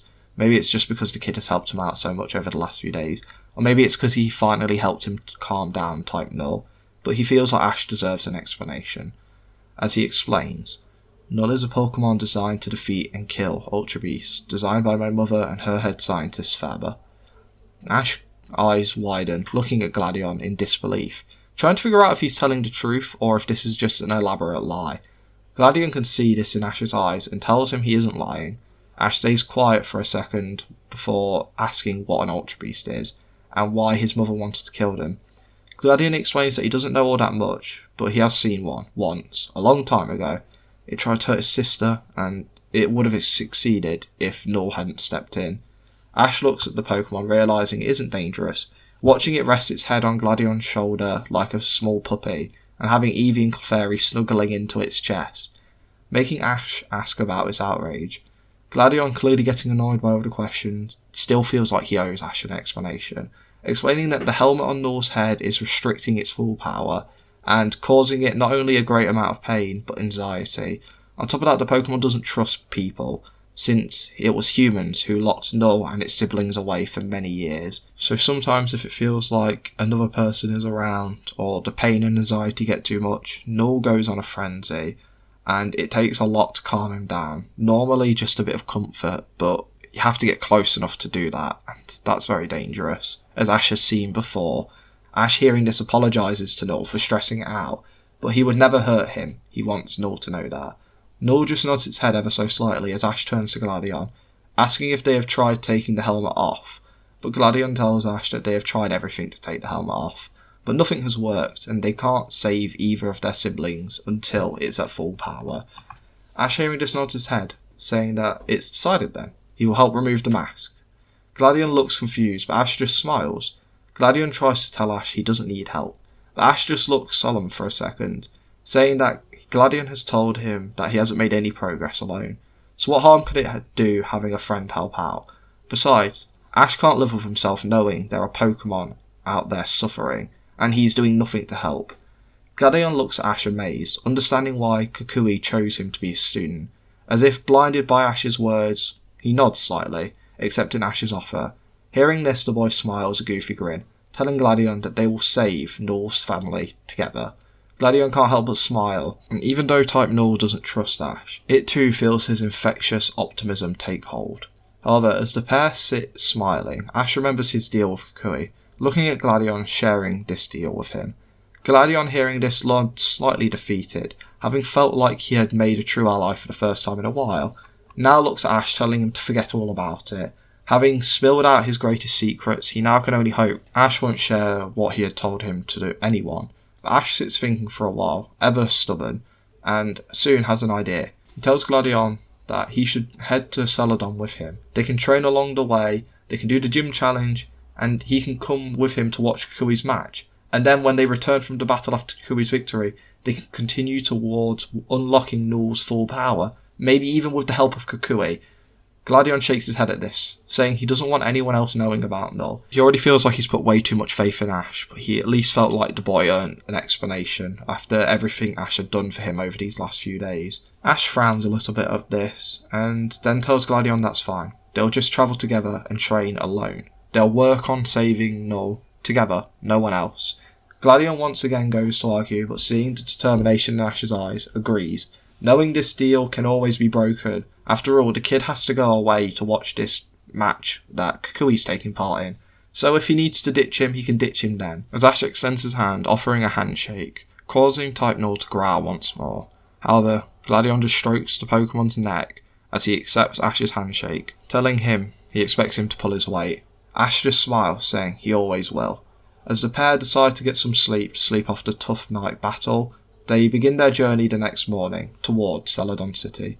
Along the trip, Ash and Gladion stop to fight any trainer they come across, while also keeping up their intense training during the night or any time they stop. During the day, Gladion refuses to not only speak to Ash normally, going back to his normal one-word answers, but also doesn't use Type Null during any battle or training, only really bringing out Type Null when nighttime rolls around.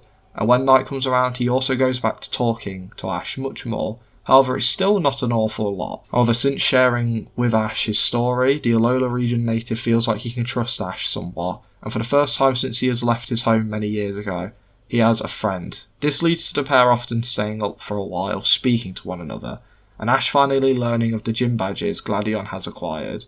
The training the pair go through is intense, making sure to push each other to their utmost limits, allowing for massive growth during this time. And when they aren't training, the pair try many different ways to remove the helmet off Type Null's head. A difficult task already, made more difficult by the fact Type Null does not let Ash anywhere near him, only letting the trainer get within a foot of him. However, once there, the Pokemon is really defensive, slashing at Ash if he gets too close. And this makes removing the helmet a much more difficult task, as only Gladion can get close enough to look at the helmet. However, as the weeks go by, the synthetic Pokemon starts letting Ash's Pokemon get close, and soon, even letting Ash touch him. It's a joyous moment as Ash gives the Pokemon a big old hug, trying to show him that not all trainers are bad. And this is something that Gladion appreciates, as Gladion also knows not all trainers are bad, it's just some of them. And once Ash is able to touch and be around Type Null, they try many different methods, using force, trying to lube up the helmet to slip it off, anything they can, but nothing seems to work, neither of the trainers noticing a small crack which has appeared atop the helmet. Soon, just over a month of travel passes by in an eye, the pair having made the long trip to Celadon and have had a blast through it. Having passed through Lavender Town and Saffron, the pair had taken an interest in battling the Saffron City gym. However, the woman was not accepting challenges of their calibre, so they had to continue on their way. With Ash noticing something weird about Gladion, every time they stop in a town for the night to rest up, get supplies, anything, the trainer would disappear for an hour or two in the afternoon and start patrolling the city as if looking for something. Ash found this weird, but had chalked it up to Gladion being a tourist for the most part, and he's clearly just taken in the sights of Kanto. Once making it to Celadon, however, Ash is pretty sure he has at least 3 to 4 days to spare, making the trainer feel confident in the fact he will be able to complete the task given to him by Kukui. However, when arriving at the local Pokemon Center, he's horrified to learn the date, realizing now that today is the day he was supposed to have collected everything. Realizing now he needs to beat the gym leader as fast as possible, panic clearly begins to set in, as Ash frantically asks Nurse Joy where they can find a gym. Gladion, seeing Ash act out, slaps him atop his head, telling him to calm down and not scare the woman. Realising that he had slightly freaked out Nurse Joy, he apologises, with her accepting the apology and explaining where to find the gym. As both trainers thank the woman, Ash races out of the building, heading straight towards the gym. Gladion, having travelled with Ash for a while, has grown accustomed to his rather loud personality, but he can't help but feel angry with his friend, knowing he's going to have to chase after him, and he's more than likely causing a scene as he runs through town. After a short run, Ash arrives outside the gym, where a weird old man stares in through the windows. But Ash doesn't think too much of it, with Gladion arriving shortly after, sternly telling Ash he needs to learn to have some grace, as running off like that wasn't exactly respectful for himself or Gladion. Ash looks towards the trainer, apologising, but explains he's so worried he wouldn't be able to keep his promise to Kukui. His body started moving before he could think. Gladion smiles slightly, saying that he could tell that was the case, before both turn to look at the gym doors, ready to walk in. As they head through the doors, they find themselves in a forest, not only one of nature, but one of smells. The building has an amazing aroma to it, and for a second, the pair can't help but find themselves relaxing a little bit, and finding themselves reminded of their mothers. For Ash, this calms the boy, letting him relax and think of home. But for Gladion, the moment that thought comes to his mind, the moment his mother appears in his brain, it sets him on alert. He quickly snaps out of this trance, allowing him to notice the beautiful black-haired woman wearing a kimono approaching them, drifting through the trees like an elegant blossom. Seeing the woman approaching them, Gladion nudges his friend in the shoulder, which pulls him out of his trance, allowing Ash to spot the woman coming towards them as well. As they are both greeted, they are asked why they are here, for a gym battle or a perfume lesson. They both look at one another a bit confused before announcing a battle. The woman smiles, introducing herself as Erica, saying they came at just the right time, as she was about to leave to teach a class on perfume making. However, she could find time to fit in at least one of them for now. Hearing this, Ash deflates a little, but Gladion, knowing Ash's current time crunch, tells his friend to take the battle. He's in no rush. Hearing this, Ash asks his friend if he's sure, but Gladion nods, telling Ash that he has some things to do in town anyway, so it doesn't affect him too much if he has to wait for his battle. He can take a look around town. Ash thanks Gladion, as Erica tells the young man she won't be ready to battle again until at least tomorrow. Gladion tells the woman he's happy to wait, getting a smile out of her as she guides them towards the battlefield. As they walk, Erica learns of how many gym badges the trainers have. Once learning it's free, the woman pulls a slight face, as if trying to calculate something, before explaining that normally she would have a 3-on-3 with a trainer of his calibre. However, she would run late for her class if she did that, so if at all possible, would Ash accept a 1 versus 1. Ash looks a bit upset, however he does agree, telling Erica he accepts her rules.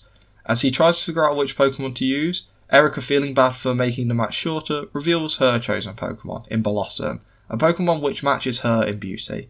Ash looks at the Pokemon, scanning it with his Pokédex, learning it to be a pure grass type. He thinks Torracat should make a debut in its first gym battle in its newly evolved state. However, to his surprise, Beedrill appears out of its Pokeball, looking ready to go. Ash and the bug share a look, and Ash can tell that Beedrill feels comfortable fighting here.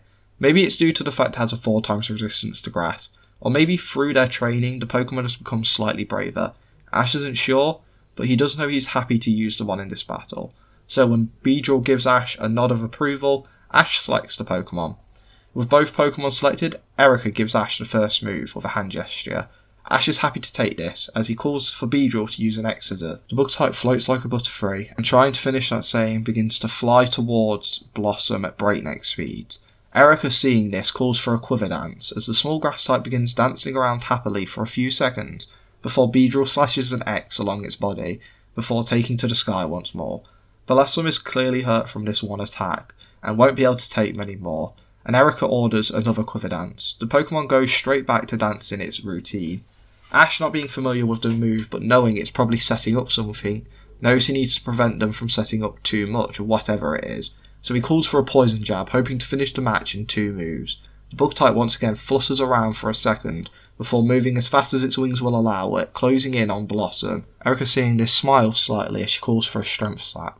Gladion, watching from the stand, knows Ash needs to avoid this attack, but the Cantonian trainer, not being familiar with this move either, is hoping Beedrill will connect with the attack first. However, Ash is not so fortunate, as Blossom moves faster than before, skipping over Beedrill and tapping the bug type on its thorax, causing green energy to travel out of Beedrill's body and into Blossom. Ash calls for Beedrill to get out of there, with the bug type doing so, taking to the sky once more. However, in a shocking twist, it's seemingly unharmed, but Beedrill can tell it feels weaker, and Ash can tell something's off as well. As he looks back down to Blossom, he can see all the damage done to it by the first Exeter has partially disappeared. Ash asks Beedrill if it's alright and can keep fighting. The bug type nods as it looks down at Blossom, who starts dancing around with joy. Erica, seeing Ash lost in thought, takes the chance to get some damage in, calling for a Moonblast. The small grass type starts dancing around as a small silver bulb appears above its head, and after a few seconds of dancing, it is thrown straight towards the sky, heading towards Beedrill.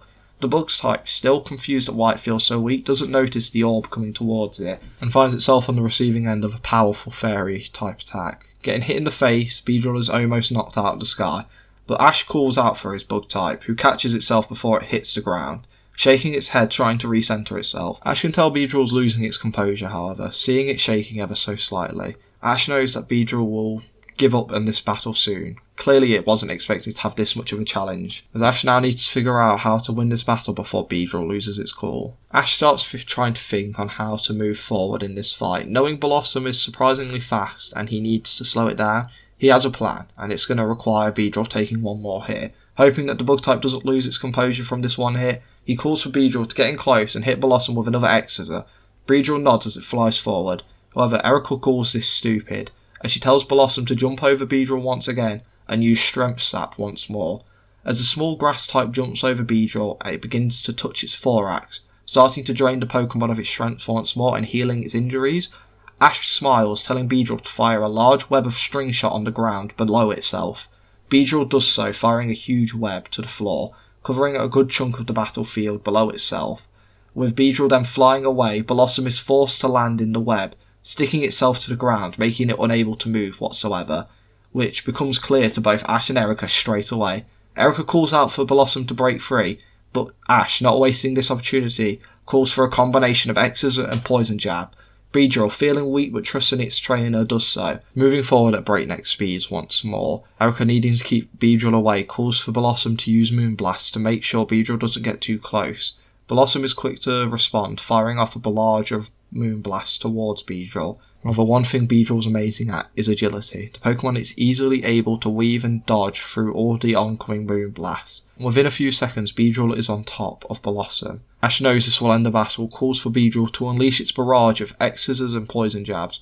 Beedrill does so, unleashing a barrage of both attacks on Blossom, which is soon unable to battle after taking a flurry of super effective blows, making Ash the winner.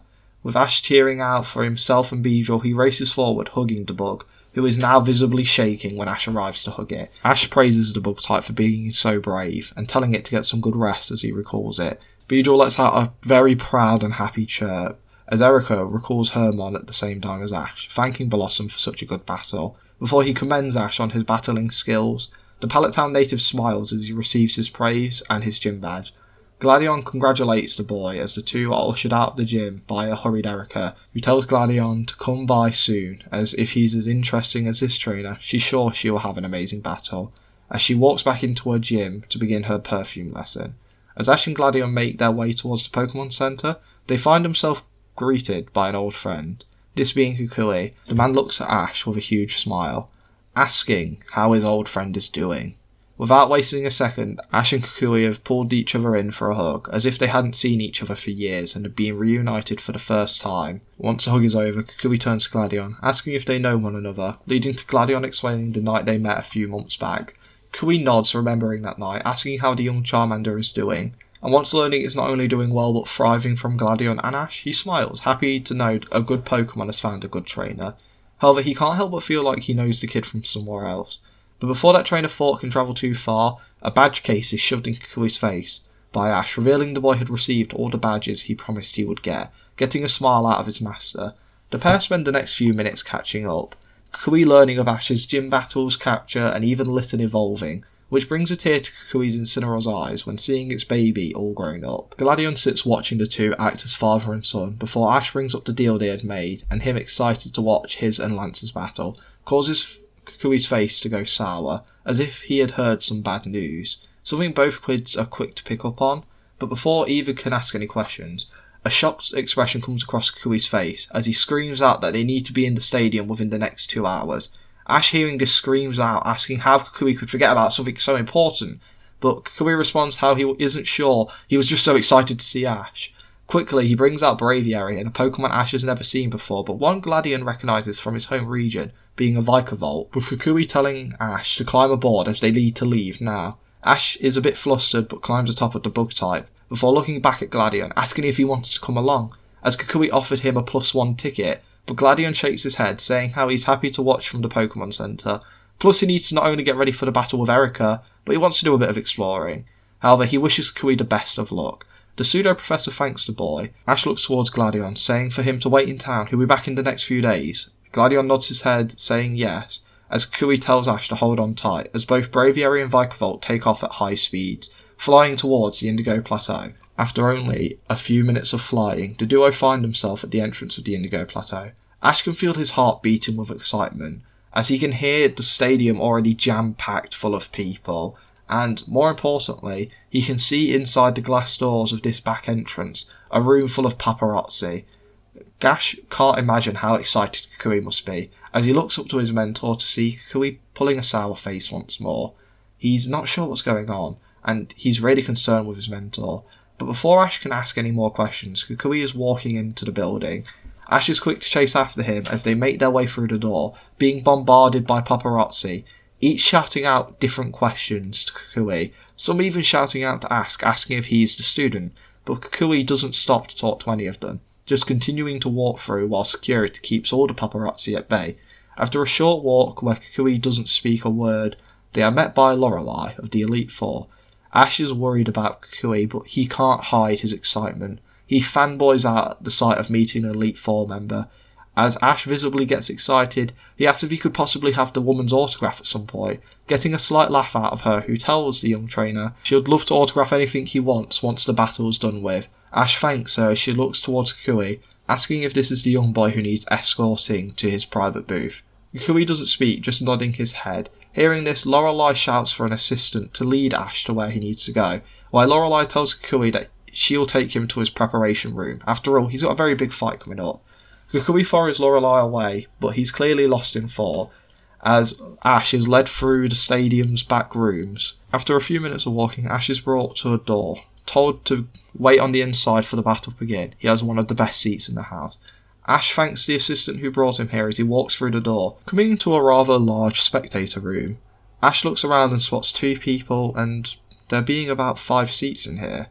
With Ash having entered the room, the 2 people already inside stare at the kid for a few seconds before approaching him, introducing themselves as Professor Bernadette and Hala. Ash, being polite, introduces himself as well, however both already knew the boy's name, expressing how much Kukui talks about the kid, getting an awkward laugh out of Ash as his face goes slightly red, as he learns that Hala is the person who taught Kukui all about Pokemon battles, and Bernadette is his mentor's girlfriend. The trio spend a minute getting to know one another while they wait for the battle to begin. Ash is offered some food and drinks while he waits as they all begin to take their seats. When Ash goes looking through the seats, he spots each of them has a name corresponding to a chair. As he finds someone assigned to himself and his +1, he can't help but notice the end chair is empty, and there's no one else in the room. As he reads the name on it, it doesn't ring a bell whatsoever, the empty chair reading the name Guzma. Ash looks at it for a second, causing both Hala and Bernadette to pull a face, which tells Ash there's a long story behind this. In the waiting room, Kukui sits listening to the cheers and chants of people here to watch the battle. However, the sound is quiet compared to the sound of his heart beating in his throat. The trainer struggles to catch his breath. While holding Incineroar's Pokeball, all he's able to think about is how he cannot lose, not while he is watching. A few minutes pass as the packed stadium is filled with excited cheers and friends speculating on winners, but all falls silent when the referee and announcer begins his opening speech. Welcome, welcome, welcome to the battle of the century. Tonight we watch 2 titans battle it out as they come face to face to figure out who will be our new champion. Both of our contestants are seasoned trainers, having years of battle experience under their belt. But now we must see who can become the top trainer in the Indigo League. Now, let's introduce our contestants. Up first, a trainer who comes from Blackthorn City, A former member of our very own Elite Four, he is the master of the skies and tamer of dragons. He is our current champion and the strongest trainer in all of both Kanto and Johto. Lance! As the crowd screams out in glee and excitement as a red-headed trainer walks out from his waiting room. He lifts both his hands, waving to the surrounding crowd with a smile. He exudes confidence like nothing Ash has ever seen before. He can hear the crowd screaming out his name, and once the champion of both Kanto and Johto makes it to his side of the battlefield, he stops and flaps his cape dramatically, causing the crowd to scream out with excitement. The announcer lets the crowd settle for a few seconds before grabbing their attention once more. And our challenger today hails from a region far away, coming from a small town of Iki Town in the Alola region. He has battled many different leagues, battled many of their champions. Tonight is here to claim his chance at becoming our champion. We welcome the strongest trainer to ever come out of the Alola region. His name is Kukui! The trainer walks out. However, unlike Lance, he doesn't play into the crowd. Instead, his eyes are locked onto the floor. The crowd still cheers out for him, but it's nothing as loud as it was with Lance. The room Ash is filled in screams out for Kukui, Hala and Bernadette being surprisingly loud for their size and age. Ash alongside them screams as well, trying to make it so Kukui can hear them. As the man slowly makes his way up to the platform he will be battling from, he finally looks up, locking eyes with Lance. Ash is expecting to see a smile on his mentor's face, but he's only met with Kukui looking nervous and almost unconfident in his abilities. Ash is confused, but he can hear Bernadette and Hala both speaking about how Kukui's got in his own head again. Bernadette puts her hands together, praying for her partner to pull through this time, while Hala puts his hands to his mouth, screaming out for Kukui to do this, hoping that his student can hear him. Ash only can watch as he hopes his mentor is alright. The announcer speaks up once more. With both our battlers now at their stations, I'll explain the rules. The battle will be of the single variety. Each side will use all 6 Pokemon. Either contestant can swap in and out whenever they want, and each side will only be able to use one gimmick of their choice. The battle will be decided when one side is out of usable Pokemon. Our defending champion will reveal his Pokemon first, to give our new contestant a fair shot.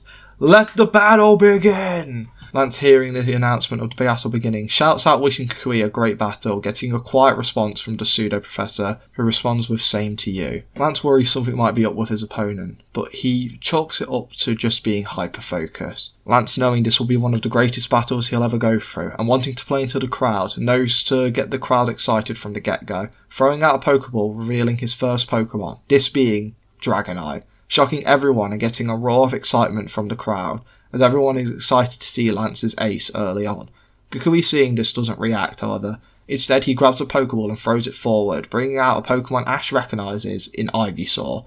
The Pokemon comes out with a roar of its name, and Lance looks curiously at Kukui, wondering what he's planning. With the battle moments away from beginning, we cut over to Celadon City.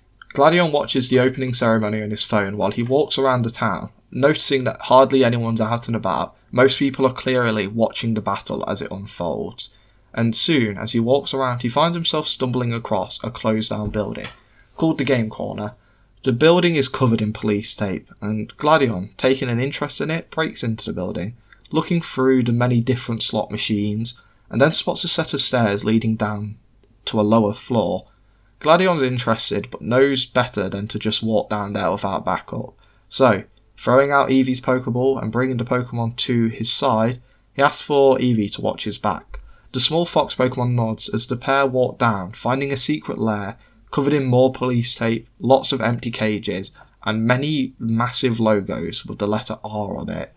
Gladion spends a few minutes walking around trying to figure out what this place is, soon deciphering that it's an old crime scene for some old gang or team or something, and the building had been swept maybe months ago. He nods, knowing this will do, as he makes a phone call saying that he has found a base for them. He's going to send them the location and start making the preparation for their arrival. Through the phone, Gladion can hear someone laughing. He then begins to call out, "It's time to pack up shop! Team School's taking this show on the road, and we ain't stopping until we strip that loser of his title." Hearing this, Gladion tells his boss that he hasn't won the title yet, but the voice just responds saying that he knows Kukui better than anyone, and he just has a feeling that this will be the one he wins. And he can't let Kukui have too many nice things going on in his life, so telling Gladion to make sure that the place looks pretty for when they arrive, before saying that they'll be there within the next few days. Gladion goes to speak, but the phone is hung up on him. Gladion curses. He hates how annoying they are, but he will continue to use Team Skull until he reaches his goal. He knows they're useful, and they at least help him get stronger, but then he thinks of Ash. Thinking he could leave Team Skull and maybe actually travel with Ash, they did make good progress in training while they were with each other, and maybe, just maybe, Ash can help him save his sister. He didn't tell Ash about Lily being captured. It didn't seem right. He didn't trust him enough, but maybe Ash will help him. If he's willing to help Null save his siblings, maybe he'll help him. But while Gladion's lost in thought, Eevee suddenly tackles him in the gut, knocking him out of the way of a blue draconic beam of energy, which narrowly misses both of them. Gladion looks around, spotting a pair of eyes, watching him from the inside of a cage, making a hissing sound. Gladion, seeing this, puts his arms up, asking if the Pokemon's alright, and offering it some food. Kukui hangs his head low in defeat, still struggling to breathe from the battle, as the thunderous roars of the crowd begin to get silenced by the announcer. With Kukui's Incineroar unable to battle, that makes this year Lily of the Valley Conference winner, Cynthia! The crowd cheers out as Kukui looks up to the woman he had faced, hugging her Garchomp as Incineroar pulls itself up from the ground. Kukui walks up patting his starter on the back, thanking it for a battle well fought, as he shakes his opponent's hand, thinking that next time he will win, while looking at the scoreboard, seeing that Flamethrower! The move called snaps Kukui back to the present, where he watches as a massive burst of flames comes straight towards his Ivysaur. Kukui, having very little time to give an order, shouts for Ivysaur to use Vine Whip to jump into the air and avoid the attack. However, Kukui gave the order too late, as the ball of fire soon engulfs the starter Pokemon. Kukui flinches as his grass-type starter lets out a cry of its own name. As the tsunami of fire dissipates, Kukui sees Ivysaur still standing but badly hurt.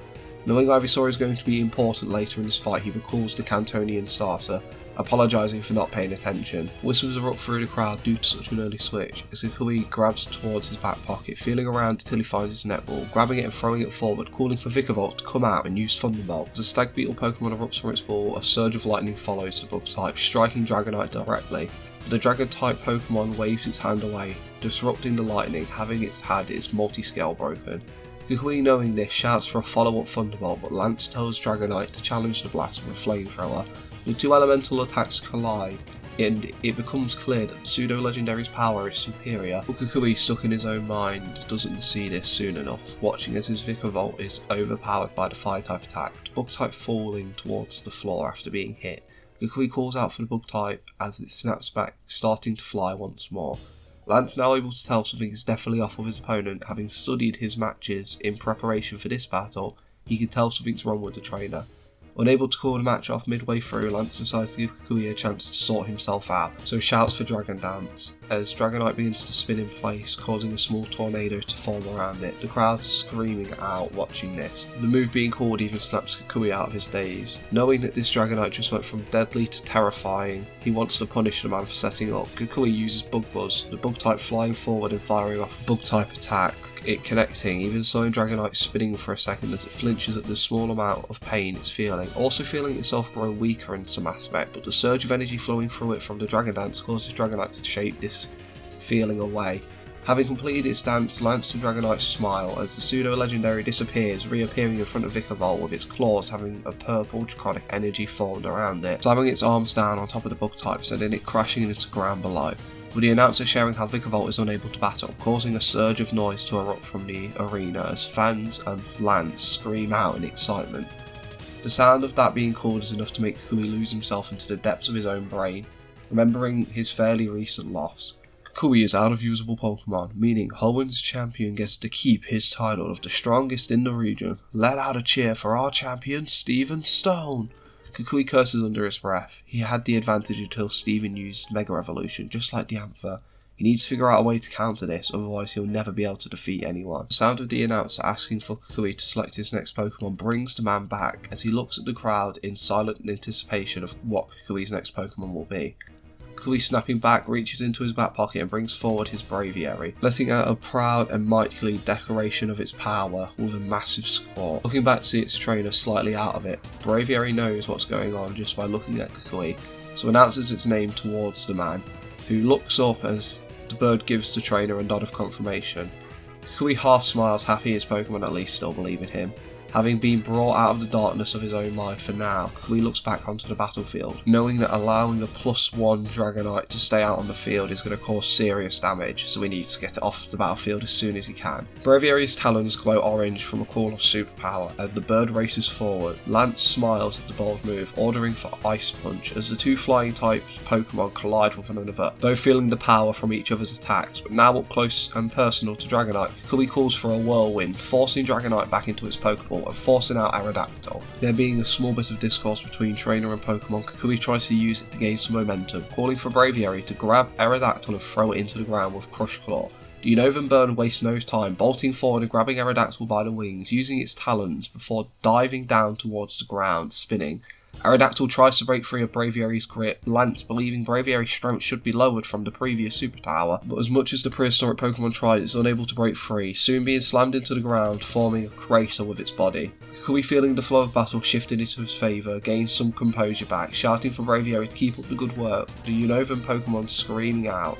Lance and Aerodactyl having gained a chance to click into battle and finally syncing up with one another, Lance uses this moment of peace to fire off a Stealth Rocks. With the flap of Aerodactyl's wings, sharp stone protrude from the ground on Kukui's side of the battlefield. Kukui, not wanting to sit thinking too much on this, calls for one more superpower. Lance, not wanting to let Braviary get too close, uses Dragon Pulse with Aerodactyl, firing the attack off while it takes to the air, but Braviary weaves through the attacks, gaining more and more ground on the champion's Pokemon, until being a few feet in front of it, slamming its talons into the chest of its opponent.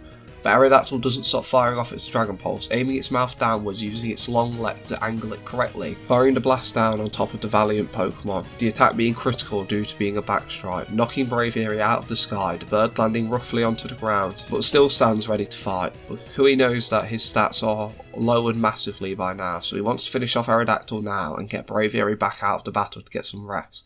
So wanting to finish this quick, he calls for a Brave Bird.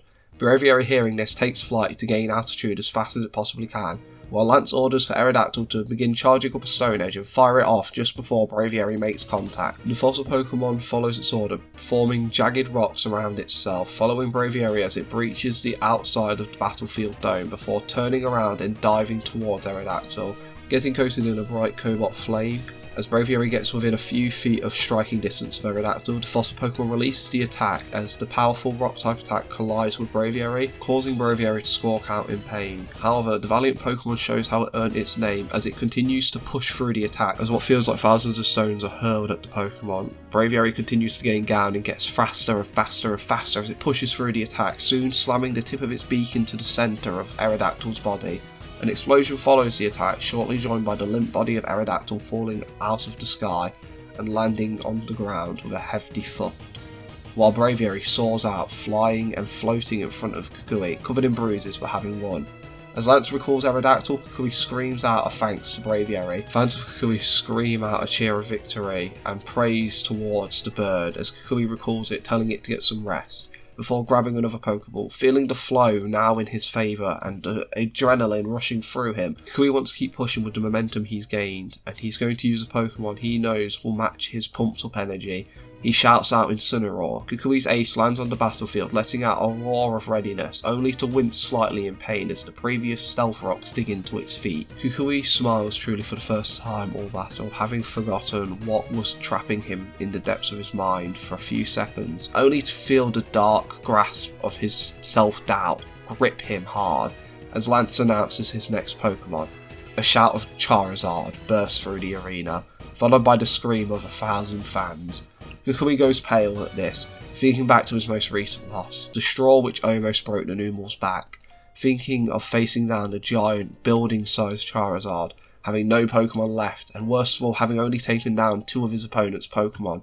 Kukui's hands begin to shake, clearly nervous.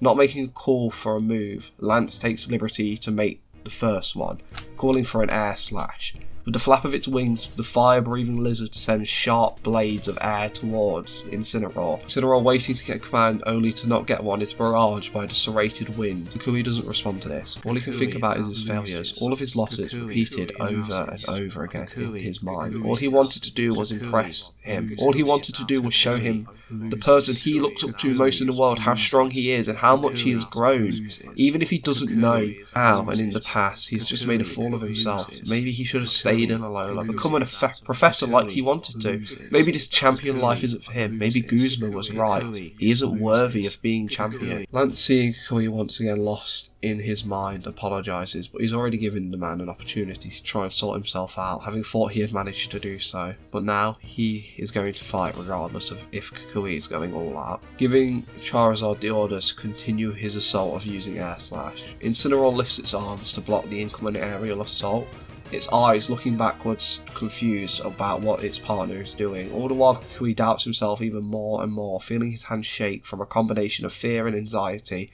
Now more than ever, Kukui considers throwing in the towel, calling the match as the crowd begins to cheer at Charizard's Air Slash barrage. However, a set of voices pierce through the crowd. Looking to his left and right, he can't spot them until he looks up to the first class booth, spotting Hala, Bernadette and Ash, all partly hanging out of the booth, shouting one thing: "You can do this, don't give up." Kukui scans through each of them, happy they still believe in him. Looking back onto the battlefield and then the scoreboard, he realises he hasn't made a fool of himself in front of him yet, and he's sure he wouldn't see those previous losses as something to get hung over, but to learn from. Kukui knows he should just learn from these past mistakes, but it's not that simple. He's been doing this for a long time, and he's lost so many times. Kukui's eyes wander to Incineroar, the fire cat smiling brightly at its trainer, licking out a declaration of its name, and Kukui can see his Pokemon covered in bruises, but still trusting him, even after all of their losses, even after everything he's done, even after him almost throwing this battle. Kukui can feel his blood boil in annoyance with himself, and then he feels a surge of battle readiness flow through him, as Ash screams out louder than anyone for Kukui to kick Lance's butt. Kukui smiles, wanting to show the trainer who inspired him to be everything he is today what he is truly capable of. Kukui, without missing a beat, shouts for Incineroar to use Cross Chop on the ground to create a shield for itself. Incineroar follows the orders without wasting a second, slamming its arms overlapped with one another into the shape of an X into the ground, causing rocks to protrude from the earth fast, creating cover for the Firecat to hide behind, allowing it to breathe for a second. Lance, wanting to keep up the pressure, calls for Charizard to fire off a Flame Blast. Kukui, having an idea of how to beat Charizard, knows he needs to draw him in, so orders for a Blast Burn to counter the Flame Blast. As Incineroar jumps on top of the rocks it was using as a shield to fire off its own powerful Fire Blast. The two attacks clash for a second before Incineroar's stronger fire move wins out, hitting Charizard but dealing very little damage. Lance, now knowing that Incineroar is unable to move for a few seconds, calls for a Focus Punch, as the Fire Lizard's fists begin to glow with an orange energy as it dive bombs towards Incineroar, who was unable to move, soon finding itself on the receiving end of a powerful Focus Punch. Lance, thinking this should be the finishing blow, Incineroar begins to slump into Charizard's shoulder, ever so slightly. Lance looks at Kukui, who only smiles, as Incineroar's covered with a red aura and begins to lift its arms above its head in the shape of an X. Lance tries to order Charizard to escape, but the command of Cross Chop is swiftly followed by the execution of the move.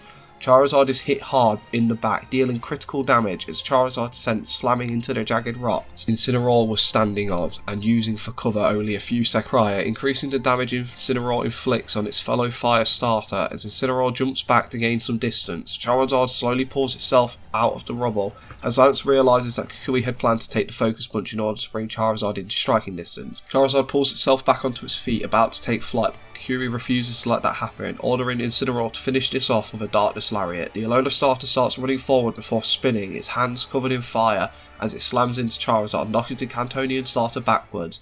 Charizard is brought down to its knees once again, looking like it will be fine before falling face first, spirals in its eyes. The crowd erupts in excitement while everyone in Kukui's booth screams out louder than anyone. Lance looks forward, spotting the opponent he was looking forward to facing. Really now, Lance can't help but wonder if he's shown up too late, since half of Kukui's team has taken some serious damage in some form, whereas his 4 remaining Pokemon are mostly unharmed. Kukui apologises to Incineroar before thanking it, finally recalling it, telling it to rest up for the final bout. Both trainers excited to get back into the battle grab a Pokeball, ready as Lance brings his Dragonite back into the arena, while Kukui smiles, throwing forward a Pokeball revealing his Alolan Ninetales. The Pokemon's beauty captivates the crowd for a second before Kukui gives them on an order. The Frozen Fox opens its mouth, firing off an Ice Beam towards Kanto Pseudo-Legendary. Lance, not wanting to find himself on the receiving end of the stab Ice Beam, calls for a Flamethrower, with the two elemental attacks clashing before Dragonite's Flamethrower starts winning the clash, soon hitting the Alolan variant, but it's not enough to put down the Ice type, as Kukui orders for Ninetales to use Disable, as the Fox Pokemon's eyes flash red, preventing any further use of Flamethrower. Kukui then orders an Ice Beam, as Ninetales fires off the attack, as Dragonite tries to dodge the move at the order of its trainer, which it very nearly does. However, its wings are clipped by the Ice attack and begin to freeze over, making the Dragon type begin to plummet towards the ground. Lance, seeing this, orders Dragonite to use Dragon Dance continuously, as the Pokemon begins to spin as it falls towards the ground, making a small gust of air which allows Dragonite to stop its fall before it hits the ground, saving it from a rough landing and now benefiting from a massive boost in speed and strength. But before Lance can benefit from the boost, a call for Encore comes from the opposite side of the arena as Ninetale begins to clap its tails together as the light bursts from them, wrapping around Dragonite and limiting the Pokemon's moveset to Dragon Dance for the time being. Lance, being familiar with the move, knows that his Dragonite is in a very unfavourable matchup, and instead of risking his strongest mon, he recalls Dragonite, bringing out a Pokemon which is new to his roster, Aggron. The metallic Pokemon lands, shaking the ground, and the crowd murmurs at the new Pokemon to Lance's roster, since it's going against his whole dragon flying theme. On the other hand, Kukui only sees this as a smart move from the Cantonian champion. His Fairy and Ice weakness is covered by one Pokemon. Having that thought, he recalls Ninetales, bringing out his own Steel type in Empoleon. The Emperor Pokemon comes out, feeling the effects of the Stealth Rock, but grinds its flippers together, signalling its readiness to fight. Aggron moves fast, running forward, having it lowered its head to use Head Smash. The metallic mon moves faster than anyone is expecting, closing the distance between itself and Empoleon in only a few seconds as it slams its steel helmet into the chest of Empoleon, knocking the Sinnoh starter backwards a few feet, its flippers hardly able to find some footing. Kukui, seeing this, knows that there will be some backlash from using the move, only to watch Aggron stand unfazed. Lance orders for another Head Smash. The surprisingly fast Steel type moves like a train racing forward, its steel dome glowing blue. Kukui, not wanting to get pushed around, orders for Empoleon to use Water Pole to propel itself into the air. Empoleon creates a small, constantly shifting pool of water in its flippers before throwing it towards the ground below itself, the attack expanding and lifting the Sinnoh starter into the air and launching it into the sky ever so slightly. The move has the side benefit of Aggron running into the base of the attack, taking a small chunk of damage before the attack disappears. Empoleon, now airborne for a few seconds, is ordered to use Hydro Cannon. The Emperor collects a ball of water in its mouth before firing it down towards Aggron. Lance doesn't give an order as the cannon bowl of water crashes into the chest of the iron armoured Pokemon.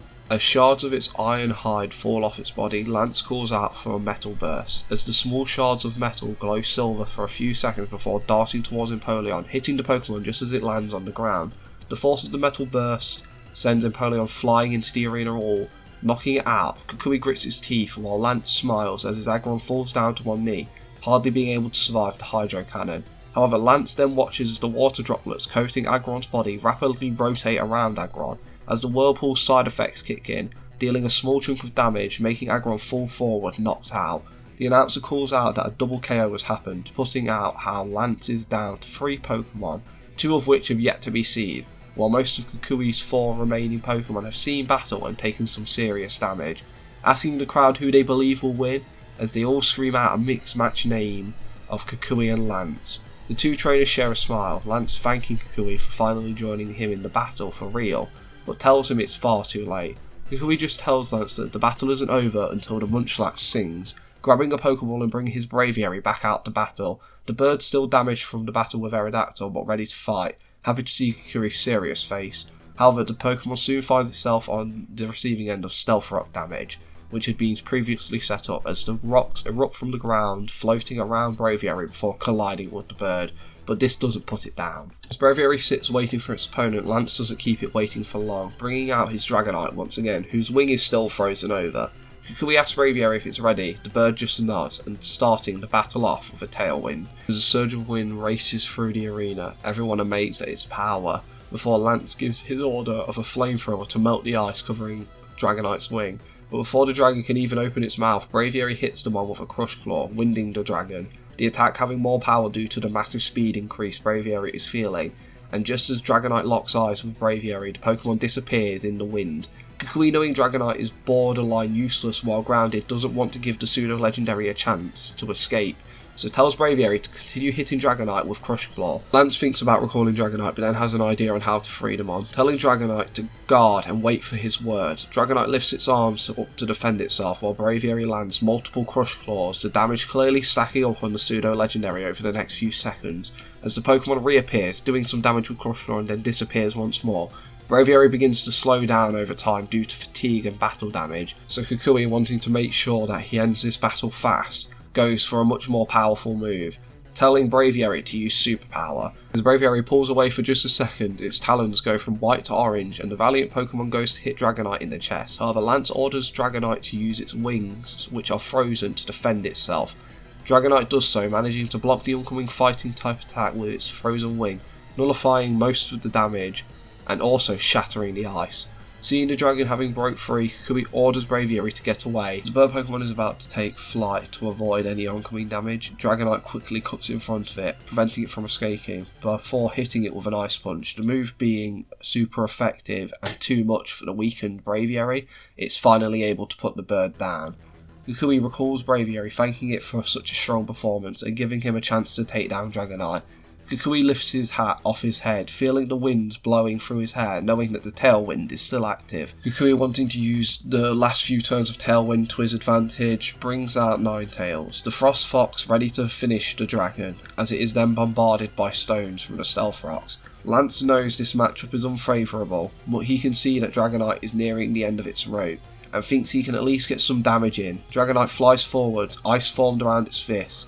Kukui, seeing this, orders for an encore, as Dragonite is now forced into using Ice Punch on repeat, with the dragon slamming its frozen fist into Ninetales' face, the attack doing some damage but not a lot. Lance tells Dragonite to keep barraging the fox with Ice Punch, not giving it a chance to use anything else, knowing that Encore will eventually end, so he wants to keep up the pressure until then. So Dragonite follows trainer's orders, continuing to throw punch after punch after punch into the fox, hoping to deal some damage worthwhile, but Kukui has no intention to let this keep happening, and after the third or fourth punch, orders for a disabled, stopping the Dragonite in its tracks, as Dragonite watches the ice around its fist melt to water, which splashes on the ground. Lance calls for Dragonite to fly away, but the Pokemon seemingly is frozen in place, struggling to move.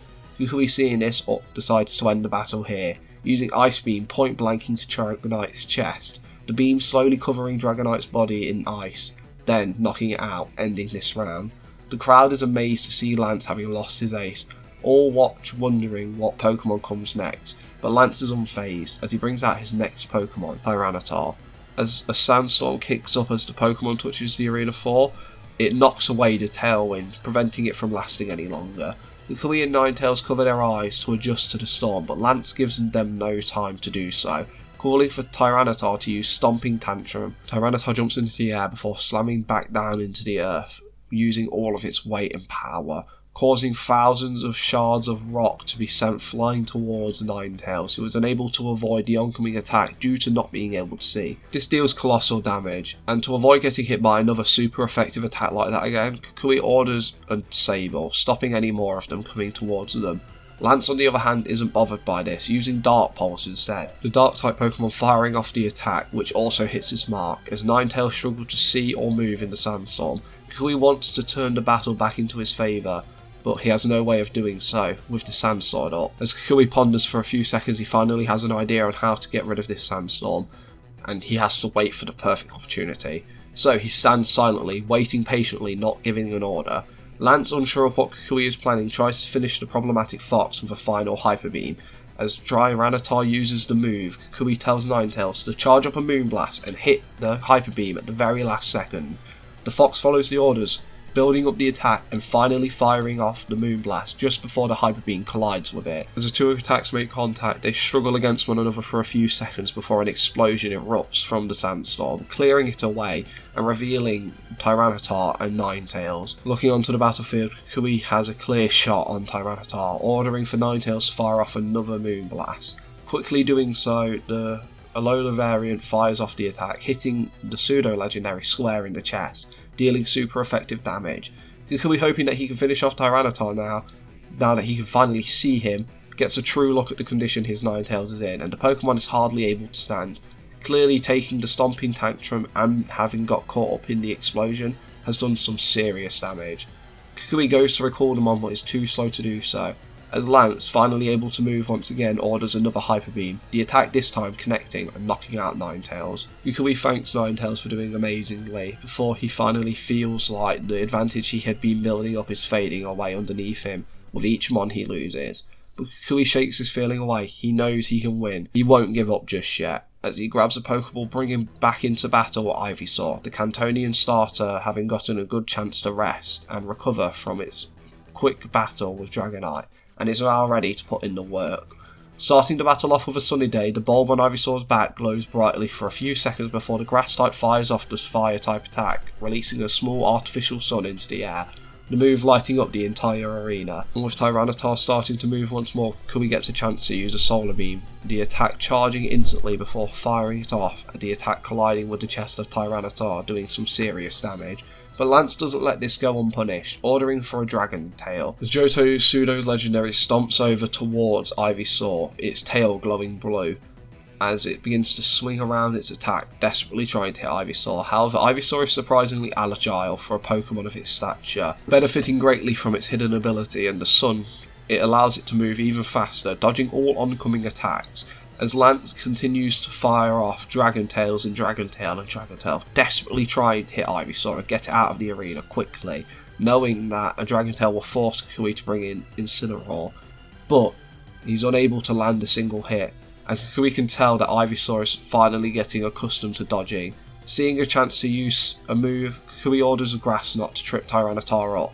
Ivysaur uses the move, causing the weeds below Tyranitar's feet to twist and tie a knot around the Pokemon's foot. As Tyranitar turns to try and hit Ivysaur, it is caught in the grass knot and falls over, landing on its back. Being unable to move for a few seconds, Kukui sees an opening to try and finish this battle, as he tells Ivysaur to jump into the air and aim his ball downwards, firing off a Solar Beam. This attack lands squarely in the centre of Tyranitar's chest, knocking the Mon out, bringing Lance down to his last Pokemon. The crowd begins to chant in excitement at what Lance is packing as his final Mon, while Lance smiles, telling Kukui that his last Mon and he went through very special training to ensure their victory, so he hopes Kukui is ready. Throwing a Pokeball forwards, and before the Pokemon is even seen, the scream is heard, almost rupturing everyone's eardrums, as a blood-red Gyarados hits the battlefield, the serpent wrapping its tail inwards as it locks eyes with the small Ivysaur snack. Kukui can tell just by looking at the Mon that it's strong. Telling Ivysaur to be ready, the seed Pokemon lowers its body to the ground, announcing its name in readiness. Wanting the battle to begin, Kukui moves first, already having a plan, telling Ivysaur to fire off another sunny day to keep the sun in the sky for just a bit longer. The starter does so, elongating the sun's shine. In return, this Gyarados fires back with an earthquake. The whole arena shakes at the power of this Pokemon, which makes Ivysaur scream out in pain, but the grass type stubbornly hangs on, not wanting to go down just yet. It wants to make sure that it can rival its teammates. Kukui tells Ivysaur to run forward and use Leech Seed to start chipping away at the Mon's health. Ivysaur does so. Its speed, still benefiting from the sun, allows it to close the gap between itself and Gyarados, firing 3 seeds out of its bulb which wrap around the serpent's tail. Gyarados in return fires off a powerful Aqua Tail, knocking the grass type into the sky. The Pokemon now flying high in the sky above the atrocious Pokemon, Ivysaur struggles to see straight, but wanting to do a bit more damage, wanting to help out its trainer just a bit more, begins to charge a Solar Beam at the request of its trainer, and thanks to being so close to the sunny day, it takes mere seconds before it's charged, the attack firing off into the face of the giant sea serpent before finding itself on the receiving end of another Aqua Tail, this time being slammed into the arena wall, knocked out. Both announcer and spectators all watch, excited to see what happens next, with both trainers down to the last Pokemon, but Kukui at a clear disadvantage in type and damage taken in his Pokemon. Kukui feels the nerves fire back up slightly, but as if sensing this, Incineroar bursts out of its Pokeball, letting out a roar hiding the pain it feels from the stealth rocks, allowing the fire to burst off its body, signalling that Blaze is active and ready to go, before turning to its trainer giving it a thumbs up, making Kukui smile as he smacks his face, thinking he isn't out of this yet. shouting out to Lance that the battle is far from over before pulling out a red crystal from his pocket and slapping it in his Z-ring. Lance, seeing this, smiles, saying that if Kukui is going to bring it, then so should he, as he turns his collar downwards, revealing a keystone, which is embedded into the collar. As he then shouts out to his Gyarados, asking if it's ready, the Mon returns a massive screech as a bright light erupts from Lance, coating Gyarados as Mega Evolution begins to take place. Lance announces to the world that they are looking at his new ace Pokemon, and this Pokemon was designed to challenge any other fancy gimmick, whether it be Dynamax or Z moves. Gyarados will prove right here and right now that Mega Evolution is the key to victory. As the Mega Evolution finishes, Gyarados' new form is revealed, the stadium going silent at his presence, all the while Incineroar's blaze cuts out, making both trainer and Pokemon chuckle nervously, before Kukui just smiles while he looks up, knowing it's not needed, as he just sees the sun is still active. Lance, wanting to finish this battle before Kukui can use the move, uses Aqua Tail, as Gyarados covers the distance between itself and Incineroar in what feels like mere seconds, in the blink of an eye almost, going to take the Fire Cat out in one attack. Kukui, however, orders Incineroar to counter the attack with a cross chop. The Alola starter, Loyal, doesn't hesitate, slamming its arms into the aquatic demon's tail. The two moves clash for a second before Incineroar is sent skidding across the arena, but having softened the blow from the Aqua Tail, Lance, trying to keep up the pressure, orders an Earthquake. Kukui, having felt the power of the last one, has no interest in finding out how much damage it would now do Mega Evolve. So, thinking quick on his feet, he orders Incineroar to fire itself into the air using a Blast Burn. The cat does so, just as the Earthquake is fired off, which can be felt all across the region. Luckily, the heal Pokemon is able to avoid the attack by being in the sky, something Lance is quick to take advantage of, using Crunch to grab the Pokemon out of the air and hold it tightly in Gyarados' mouth. Incineroar begins to get crushed by the giant serpent's mouth. Kukui can't help but see an opportunity to get some damage in, so orders a Flare Blitz. Incineroar's body is coated in fire, as it slams its fist into the upper side of the serpent's mouth. For a few seconds it looks like nothing happens, before Gyarados' entire body erupts into flame, having been burnt from the attack. This causes the Sea Serpent to drop Incineroar as it struggles at the heat it is feeling, allowing Incineroar a chance to move again. Kukui, wanted to get some more damage in, orders a cross chop. As Incineroar begins to run up the tail of Gyarados, while running up the tail it steps on the Leech Seed which Ivysaur had previously inflicted, allowing itself to get some healing in as it runs up the body of Gyarados, getting to its face and jumping down using cross chop on the nose of the Pokemon, dealing some serious damage, making Gyarados scream out in pain as Incineroar jumps away. However, the Pokemon lands on the ground in a huff. It's reaching its limit, something both trainers can tell. Kukui, seeing the sun beginning to fade, knows this is the last chance he will get, so he extends his arm, shouting out for Incineroar to be ready. Lance, seeing what Kukui is trying to do, tries to prevent it, once again using Aqua Tail to send the Pokemon into the air. However, this time Incineroar finds itself reaching way beyond the roof of the arena and almost touching the clouds. Lance thinks that had to have ended the battle, but Kukui tells Lance that he should have learnt from Ivysaur that just sending them Skybile won't stop their attack. Lance watches as yellow lights burst from the Z-Ring and race upwards out of the arena. Kukui pulls his arms back, waving them upwards twice before gripping his wrist with one hand, and with the other he points his palm towards the now falling Incineroar, who is completely covered in fire and forming a giant red spear, the heat of which begins to warm up the entire arena, even causing some areas of it to melt, as Kukui shouts out that him and Incineroar have a promise to uphold and he won't be backing down. Lance, knowing what's coming, orders a Hyper Beam to counter the attack, but Kukui smiles, shouting out Inferno Overdrive. As Incineroar throws the attack downwards towards Gyarados, the Sea Serpent fires off a Hyper Beam. The two attacks clash at the dome of the arena, the force of which almost knocks the entire building's roof off. As the two attacks clash for 2 seconds, Kukui calls out for Incineroar to use Flare Bits to give the Inferno Overdrive a boost. Incineroar's body bursts into flame as it kicks off the rim of the arena, diving straight into the Inferno Overdrive. As Inferno Overdrive and Incineroar begin to cut through Hyper Beam like a hone edge through butter. When the attack hits Gyarados, an explosion happens, kicking up a massive dust storm. blinding everyone as Lance and Kukui both stand calmly, waiting to see who came out the victor. The dust still blocking everyone's vision after a whole minute of waiting, the ref moves in to look and give the call as the stadium stays silent, waiting to hear the results. Bernadette and Hala cross their fingers, praying for Kukui, while Ash and Torracat hang out of the booth window, staring, never moving their eyes from where they last saw Incineroar, both whispering Incineroar's name. As the ref's voice comes through over the speakers, the winner of this battle is Kukui and Incineroar! As the smoke settles, showing Gyarados having deformed from its mega state, and Incineroar on one knee but awake. The stadium erupts into excitement, but nowhere more than Kukui's booth, as Bernadette screams like a schoolgirl, and Ash and Torracat dance around with one another, shouting with excitement. Even Hala lets out a smile of well done. All the while, Kukui looks around slightly stunned before it finally clicks into place as he sees Incineroar still standing. He rushes forward with a smile plastered across his face, screaming out that they have done it, as the trainer and Pokemon embrace in a hug before Incineroar's pain finally catches up with it, causing the Pokemon to fall onto one knee once more, Kukui allowing the Mon to rest its weight on him before turning to see Lance, comforting his Gyarados. Smiling at the sight, he walks forward, telling Lance that it was an amazing battle, causing the former champion to smile as he tells Kukui he was warned by the other champions not to underestimate him, even though he was on a losing streak. Cynthia, Leon, Alder, Diantha, Steven, all of them spoke so highly of the trainer, but not one of their descriptions was close. His power was truly next level. Even his newly acquired Mega Evolution wasn't enough this time, but he promises Kukui that he'll be back for his former title, making Kukui smile as he extends his hand, saying he can't wait, but next time, the outcome will be the same. As the flashes of cameras burst from the front row of the stadium, Lance tells Kukui to enjoy himself, since he won't be there for long. The pair share a nod as Lance walks off. Kukui walks back into his side of the arena, waving on his way out, once making it inside of his waiting room. He brings out his Mons to share the good news. His entire team cheer in celebration, while Kukui thanks them all and apologises for not having his head in the game from the beginning, and he thanks them for sticking it out with him.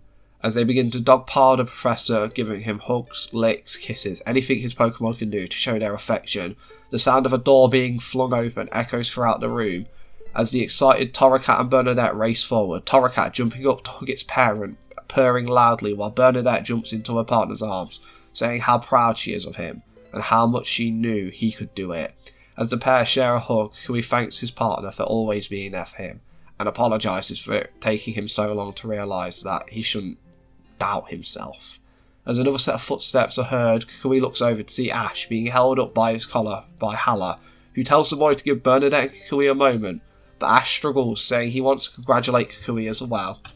Kukui, seeing this, can't help but remember being held like that when he got excited.